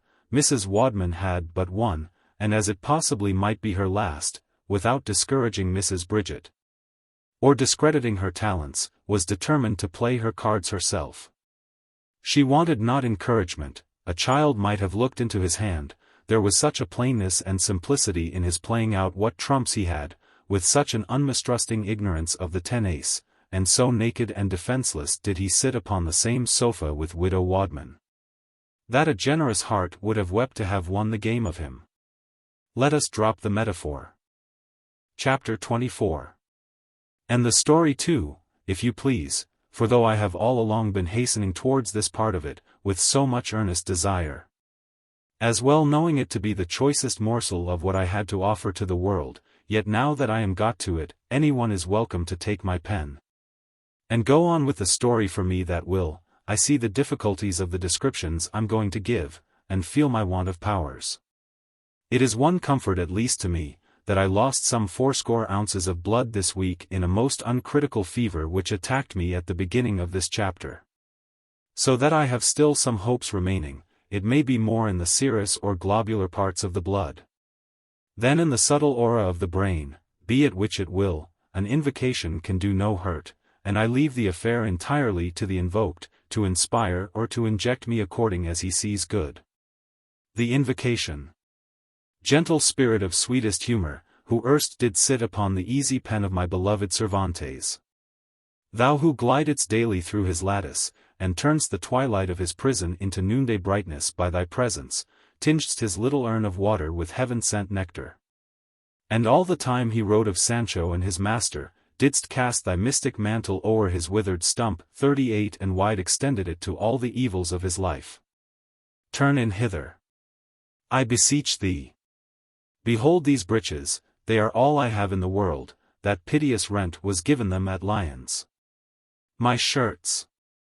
See what a deadly schism has happened amongst M, for the laps are in Lombardy, and the rest of M here. I never had but 6. And a cunning gypsy of a laundress at Milan cut me off the 4 laps of 5, to do her justice, she did it with some consideration, for I was returning out of Italy. And yet, notwithstanding all this, and a pistol tinderbox which was moreover filched from me at Siena, and twice that I paid 5 pauls for 2 hard eggs, once at Radicofini, and a second time at Capua, I do not think a journey through France and Italy, provided a man keeps his temper all the way. So bad a thing as some people would make you believe, there must be ups and downs, or how the Duce should we get into valleys where nature spreads so many tables of entertainment. 'Tis nonsense to imagine they will lend you their voiture to be shaken to pieces for nothing. And unless you pay 12 sous for greasing your wheels, how should the poor peasant get butter to his bread? We really expect too much, and for the lever or 2 above par for your suppers and bed, at the most they are but 1 shilling and 9 halfpenny, who would embroil their philosophy for it? For heavens and for your own sake, pay it with both hands open, rather than leave disappointment sitting drooping upon the eye of your fair hostess and her damsels in the gateway. At your departure, and besides, my dear sir, you get a sisterly kiss of each of them worth £1, at least I did. For my Uncle Toby's amours running all the way in my head. They had the same effect upon me as if they had been my own. I was in the most perfect state of bounty and goodwill, and felt the kindliest harmony vibrating within me, with every oscillation of the chaise alike, so that whether the roads were rough or smooth, it made no difference. Everything I saw or had to do with, touched upon some secret spring either of sentiment or rapture. They were the sweetest notes I ever heard. And I instantly let down the foreglass to hear them more distinctly. "'Tis Maria," said the postilion, observing I was listening. "Poor Maria," continued he, leaning his body on one side to let me see her, for he was in a line betwixt us, "is sitting upon a bank playing her vespers upon her pipe, with her little goat beside her." The young fellow uttered this with an accent and a look so perfectly in tune to a feeling heart, that I instantly made a vow, I would give him a 24 piece. When I got to Moulins. "And who is poor Maria?" said I. "The love and piety of all the villages around us," said the postilion. "It is but 3 years ago, that the sun did not shine upon so fair, so quick-witted and amiable a maid. And better fate did Maria deserve, than to have her banns forbid, by the intrigues of the curate of the parish who published them." He was going on, when Maria, who had made a short pause, put the pipe to her mouth, and began the air again. They were the same notes, yet were 10 times sweeter. "It is the evening service to the Virgin," said the young man, "but who has taught her to play it, or how she came by her pipe, no one knows. We think that heaven has assisted her in both. For ever since she has been unsettled in her mind, it seems her only consolation, she has never once had the pipe out of her hand, but plays that service upon it almost night and day." The postilion delivered this with so much discretion and natural eloquence, that I could not help deciphering something in his face above his condition, and should have sifted out his history, had not poor Maria taken such full possession of me. We had got up by this time almost to the bank where Maria was sitting. She was in a thin white jacket, with her hair, all but 2 tresses, drawn up into a silk net, with a few olive leaves twisted a little fantastically on one side. She was beautiful. And if ever I felt the full force of an honest heartache, it was the moment I saw her. God help her! Poor damsel! "Above 100 masses," said the postilion, "have been said in the several parish churches and convents around, for her, but without effect. We have still hopes, as she is sensible for short intervals, that the Virgin at last will restore her to herself. But her parents, who know her best, are hopeless upon that score, and think her senses are lost forever. As the postilion spoke this, Maria made a cadence so melancholy, so tender and querulous, that I sprung out of the chaise to help her, and found myself sitting betwixt her and her goat before I relapsed from my enthusiasm. Maria looked wistfully for some time at me, and then at her goat, and then at me, and then at her goat again, and so on, alternately. "Well, Maria," said I softly, "what resemblance do you find?" I do entreat the candid reader to believe me, that it was from the humblest conviction of what a beast man is, that I asked the question, and that I would not have let fallen an unseasonable pleasantry in the venerable presence of misery, to be entitled to all the wit that ever Rabelais scattered, and yet I own my heart smote me, and that I so smarted at the very idea of it, that I swore I would set up for wisdom, and utter grave sentences the rest of my days, and never, never attempt again to commit mirth with man, woman, or child, the longest day I had to live. As for writing nonsense to them, I believe, there was a reserve, but that I leave to the world. Adieu, Maria, adieu, poor hapless damsel. Some time, but not now, I may hear thy sorrows from thy own lips, but I was deceived. For that moment she took her pipe and told me such a tale of woe with it, that I rose up, and with broken and irregular steps walked softly to my chaise. What an excellent inn at Moulins! Chapter 25. When we have got to the end of this chapter, but not before, we must all turn back to the 2 blank chapters, on the account of which my honor has lain bleeding this half-hour. I stop it by pulling off one of my yellow slippers and throwing it with all my violence to the opposite side of my room, with a declaration at the heel of it, that whatever resemblance it may bear to half the chapters which are written in the world, or for aught I know may be now writing in it, that it was as casual as the foam of Zeuxis his horse. Besides, I look upon a chapter which has only nothing in it, with respect, and considering what worse things there are in the world, that it is no way a proper subject for satire. Why then was it left so? And here without staying for my reply, shall I be called as many blockheads, numbskulls, doddypoles, dunderheads, ninny-hammers, goosecaps, joltheads, nincompoops, and teabeds, and other unsavory appellations, as ever the cake-bakers of learn cast in the teeth of King Garangantan's shepherds, and I'll let them do it, as Bridget said, as much as they please. For how was it possible they should foresee the necessity I was under of writing the 25th chapter of my book, before the 18th, etc. So I don't take it amiss, all I wish is, that it may be a lesson to the world, to let people tell their stories their own way. The 18th chapter. As Mrs. Bridget opened the door before the corporal had well given the rap, the interval betwixt that and my Uncle Toby's introduction into the parlour, was so short, that Mrs. Wadman had but just time to get from behind the curtain, lay a Bible upon the table, and advance a step or two towards the door to receive him. My Uncle Toby saluted Mrs. Wadman, after the manner in which women were saluted by men in the year of our Lord God 1713, then facing about, he marched up abreast with her to the sofa, and in 3 plain words, though not before he was sat down, nor after he was sat down, but as he was sitting down, told her he was in love, so that my Uncle Toby strained himself more in the declaration than he needed. Mrs. Wadman naturally looked down, upon a slit she had been darning up in her apron, in expectation every moment, that my Uncle Toby would go on.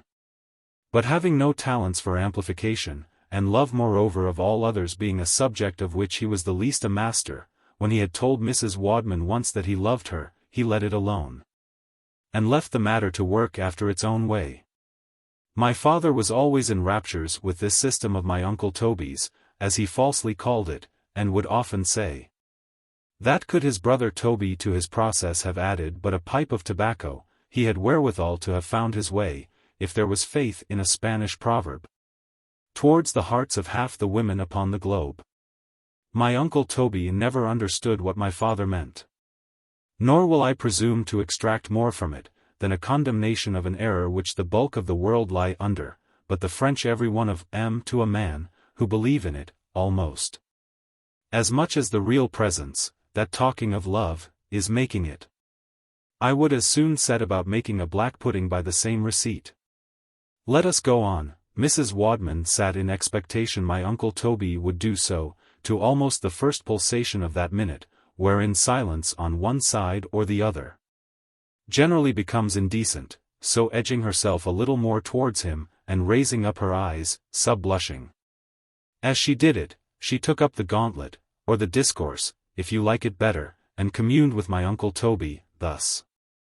The cares and disquietudes of the marriage state, quoth Mrs. Wadman, are very great. I suppose so, said my uncle Toby, and therefore when a person, continued Mrs. Wadman, is so much at his ease as you are, so happy, Captain Shandy, in yourself, your friends and your amusements, I wonder, what reasons can incline you to the state? They are written, quoth my uncle Toby, in the Common Prayer Book.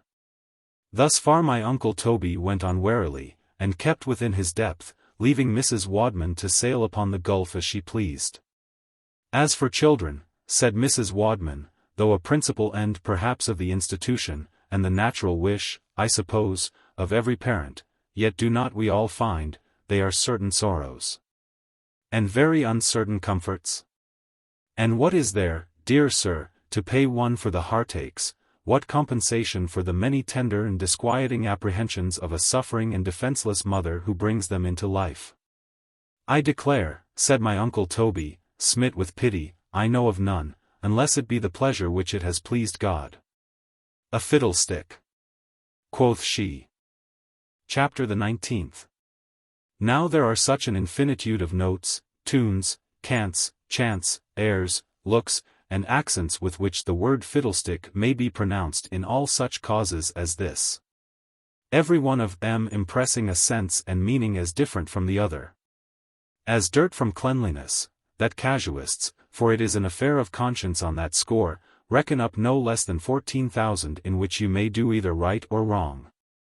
Mrs. Wadman hit upon the fiddlestick, which summoned up all my uncle Toby's modest blood into his cheeks, so feeling within himself that he had somehow or other got beyond his depth. He stopped short. And without entering further either into the pains or pleasures of matrimony, he laid his hand upon his heart, and made an offer to take them as they were, and share them along with her.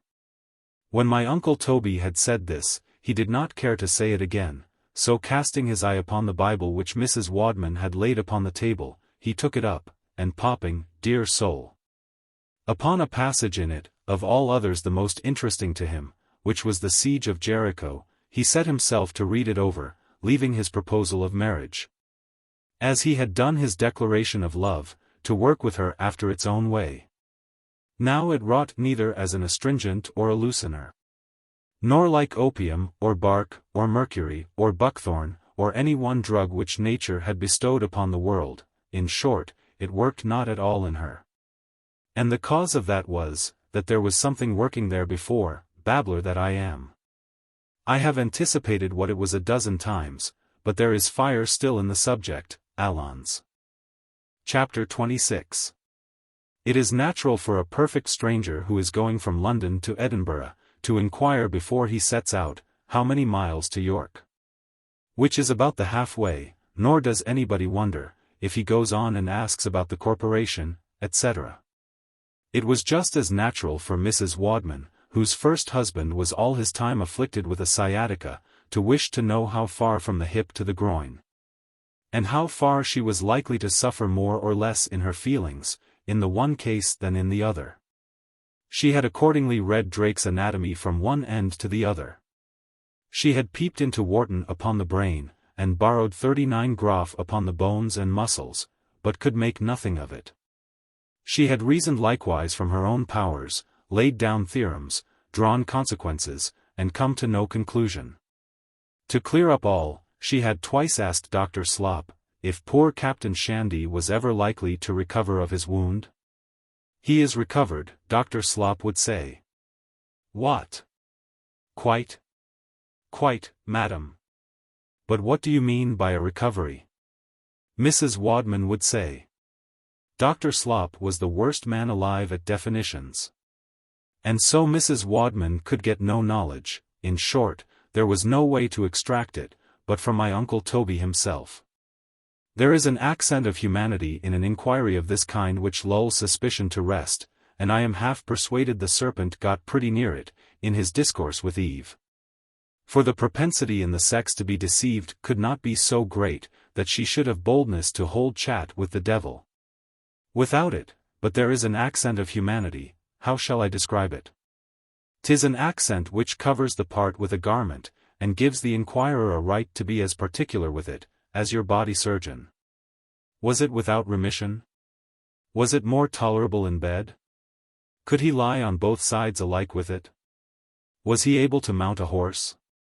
Was motion bad for it? Etc. were so tenderly spoke to, and so directed towards my Uncle Toby's heart, that every item of them sunk 10 times deeper into it than the evils themselves.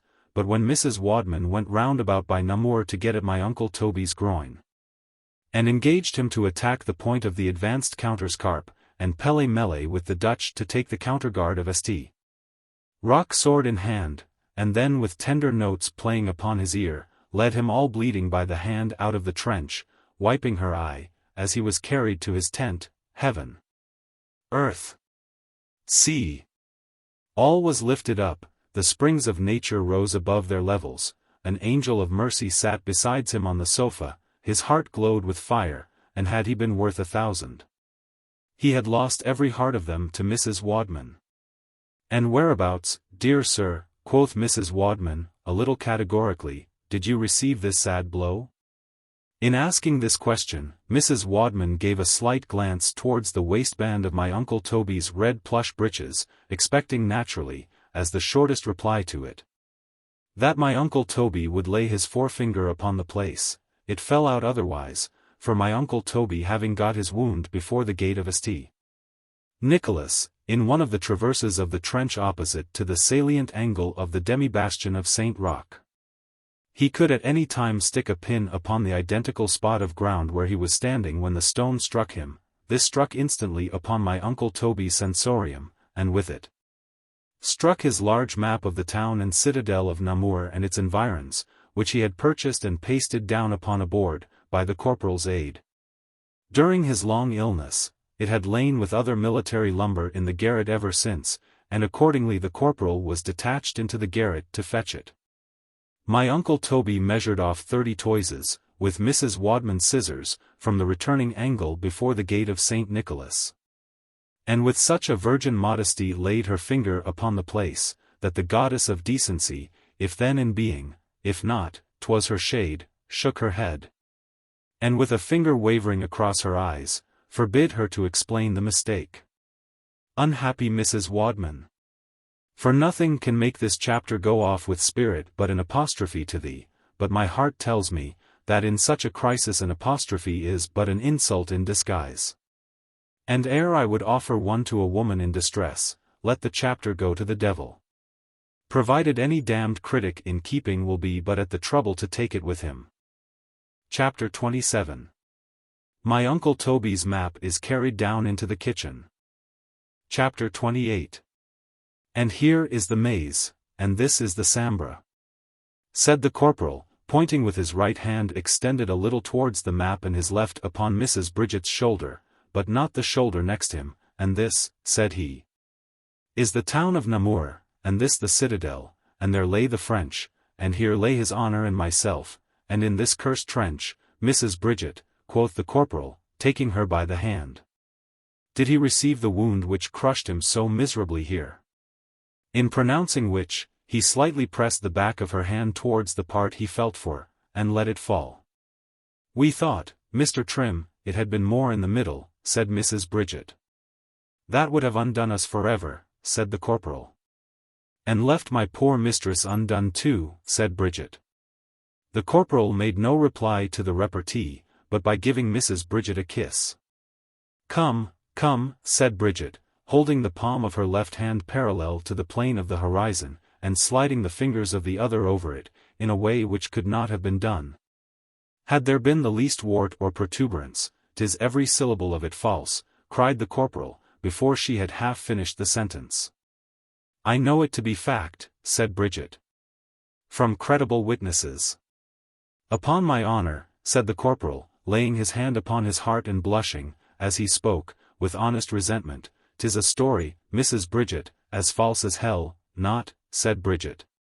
Interrupting him, that either I or my mistress care a halfpenny about it, whether 'tis so or no, only that when one is married, one would choose to have such a thing by one at least. It was somewhat unfortunate for Mrs. Bridget, that she had begun the attack with her manual exercise. For the corporal instantly. Chapter 29.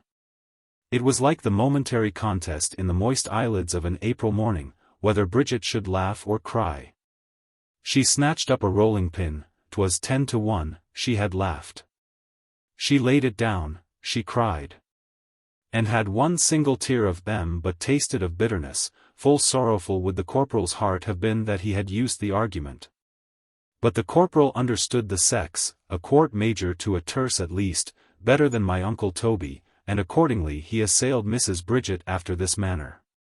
I know, Mrs. Bridget, said the corporal, giving her a most respectful kiss, that thou art good and modest by nature, and art withal so generous a girl in thyself, that, if I know thee rightly, thou wouldst not wound an insect, much less the honor of so gallant and worthy a soul as my master, wast thou sure to be made a countess of, but thou hast been set on, and deluded, dear Bridget. As is often a woman's case, to please others more than themselves. Bridget's eyes poured down at the sensations the corporal excited. Tell me, then, my dear Bridget, continued the corporal, taking hold of her hand, which hung down dead by her side, and, giving a second kiss, whose suspicion has misled thee? Bridget sobbed a sob or two, then opened her eyes, the corporal wiped them with the bottom of her apron, she then opened her heart and told him all. Chapter 30. My Uncle Toby and the corporal had gone on separately with their operations the greatest part of the campaign, and as effectually cut off from all communication of what either the one or the other had been doing, as if they had been separated from each other by the Maze or the Sambra. My Uncle Toby, on his side, had presented himself every afternoon in his red and silver, and blue and gold alternately, and sustained an infinity of attacks in them, without knowing them to be attacks, and so had nothing to communicate. The corporal, on his side, in taking Bridget, by it had gained considerable advantages, and consequently had much to communicate, but what were the advantages, as well as what was the manner by which he had seized them, required so nice an historian, that the corporal durst not venture upon it. And as sensible as he was of glory, would rather have been contented to have gone bareheaded and without laurels forever, than torture his master's modesty for a single moment. Best of honest and gallant servants. But I have apostrophized thee, Trim, once before, and could I apotheosize thee also, that is to say, with good company, I would do it without ceremony in the very next page. Chapter 31. Now my Uncle Toby had one evening laid down his pipe upon the table, and was counting over to himself upon his finger ends, beginning at his thumb, all Mrs. Wadman's perfections one by one, and happening 2 or 3 times together, either by omitting some, or counting others twice over, to puzzle himself sadly before he could get beyond his middle finger. Prithee, Trim, said he, taking up his pipe again, bring me a pen and ink. Trim brought paper also. Take a full sheet, Trim, said my Uncle Toby, making a sign with his pipe at the same time to take a chair and sit down close by him at the table. The corporal obeyed, placed the paper directly before him, took a pen, and dipped it in the ink. She has 1,000 virtues, Trim, said my Uncle Toby. Am I to set them down, and please your honor? Quoth the corporal. But they must be taken in their ranks, replied my Uncle Toby. For of them all, Trim, that which wins me most, and which is a security for all the rest, is the compassionate turn and singular humanity of her character. I protest, added my Uncle Toby, looking up. As he protested it, towards the top of the ceiling, that was I her brother, trim, 1,000-fold. She could not make more constant or more tender inquiries after my sufferings, though now no more. The corporal made no reply to my uncle Toby's protestation, but by a short cough, he dipped the pen a second time into the inkhorn. And my uncle Toby, pointing with the end of his pipe as close to the top of the sheet at the left-hand corner of it, as he could get it, the corporal wrote down the word humanity, thus. "Prithee, corporal," said my uncle Toby, as soon as Trim had done it, "how often does Mrs. Bridget inquire after the wound on the cap of thy knee, which thou receivedst at the battle of Landen?" "She never, and, please your honour, inquires after it at all."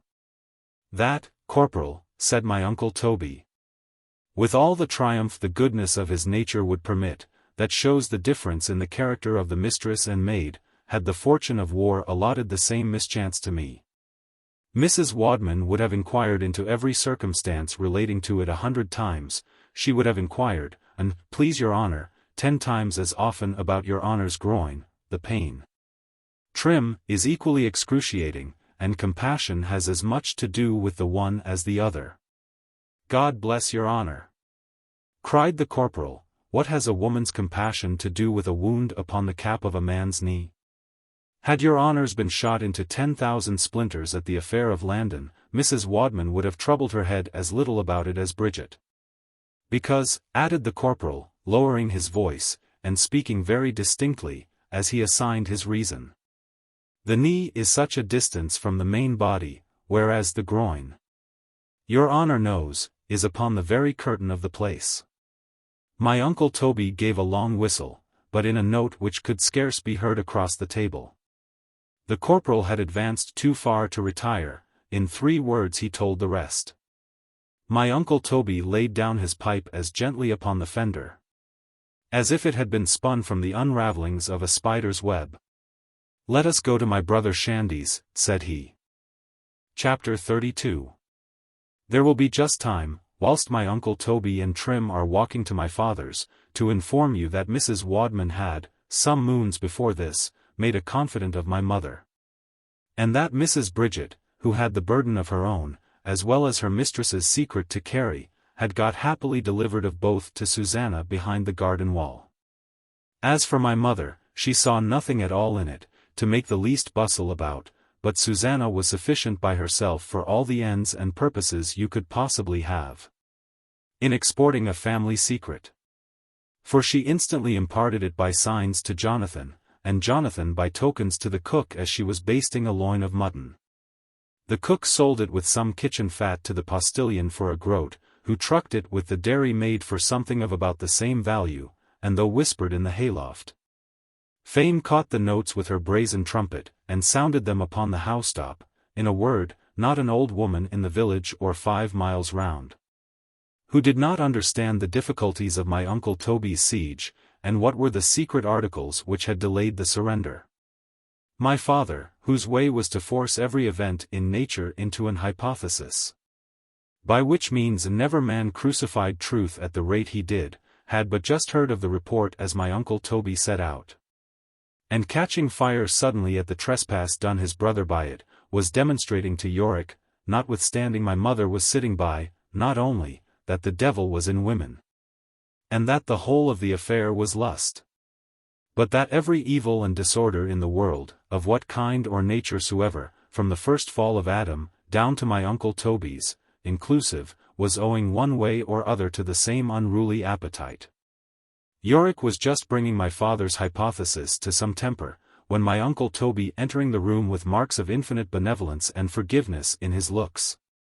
My father's eloquence rekindled against the passion, and as he was not very nice in the choice of his words when he was wroth, as soon as my uncle Toby was seated by the fire, and had filled his pipe, my father broke out in this manner. Chapter 33. That provision should be made for continuing the race of so great, so exalted and godlike a being as man, I am far from denying, but philosophy speaks freely of everything. And therefore I still think and do maintain it to be a pity, that it should be done by means of a passion which bends down the faculties, and turns all the wisdom, contemplations, and operations of the soul backwards. A passion, my dear, continued my father, addressing himself to my mother, which couples and equals wise men with fools, and makes us come out of our caverns and hiding places more like satyrs and four-footed beasts than men. I know it will be said, continued my father, availing himself of the prolepsis, that in itself, and simply taken, like hunger, or thirst, or sleep, 'tis an affair neither good or bad, or shameful or otherwise. Why then did the delicacy of Diogenes and Plato so recalcitrate against it? And wherefore, when we go about to make and plant a man, do we put out the candle? And for what reason is it, that all the parts thereof, the congredients, the preparations, the instruments, and whatever serves thereto, are so held as to be conveyed to a cleanly mind by no language, translation, or periphrasis whatever? The act of killing and destroying a man, continued my father, raising his voice, and turning to my uncle Toby, you see, is glorious, and the weapons by which we do it are honorable. We march with them upon our shoulders, we strut with them by our sides, we gild them, we carve them, we inlay them, we enrich them, nay, if it be but a scoundrel cannon, we cast an ornament upon the breech of it. My uncle Toby laid down his pipe to intercede for a better epithet, and Yorick was rising up to batter the whole hypothesis to pieces, when Obadiah broke into the middle of the room with a complaint, which cried out for an immediate hearing. The case was this. My father, whether by ancient custom of the manor, or as impropriator of the great tithes, was obliged to keep a bull for the service of the parish. And Obadiah had led his cow upon a pop visit to him one day or other the preceding summer, I say, one day or other, because as chance would have it, it was the day on which he was married to my father's housemaid, so one was a reckoning to the other. Therefore when Obadiah's wife was brought to bed, Obadiah thanked God. Now, said Obadiah, I shall have a calf, so Obadiah went daily to visit his cow. She'll calve on Monday, on Tuesday, on Wednesday at the farthest. The cow did not calve, no, she'll not calve till next week. The cow put it off terribly, till at the end of the 6th week Obadiah's suspicions, like a good man's, fell upon the bull. Now the parish being very large, my father's bull, to speak the truth of him, was no way equal to the department. He had, however, got himself, somehow or other, thrust into employment, and as he went through the business with a grave face, my father had a high opinion of him. Most of the townsmen, and, please your worship, quoth Obadiah, believe that 'tis all the bull's fault. But may not a cow be barren? Replied my father, turning to Dr. Slop. It never happens, said Dr. Slop, but the man's wife may have come before her time naturally enough. Prithee, has the child hair upon his head? Added Dr. Slop. It is as hairy as I am, said Obadiah. Obadiah had not been shaved for 3 weeks. You, cried my father, beginning the sentence with an exclamatory whistle, and so, brother Toby, this poor bull of mine, who is as good a bull as ever P.S.'d, and might have done for Europa herself in purer times, had he but 2 legs less, might have been driven into Doctors' Commons and lost his character, which to a town bull, brother Toby, is the very same thing as his life. L.D. said my mother, what is all this story about? A cock and a bull, said Yorick, and one of the best of its kind, I ever heard.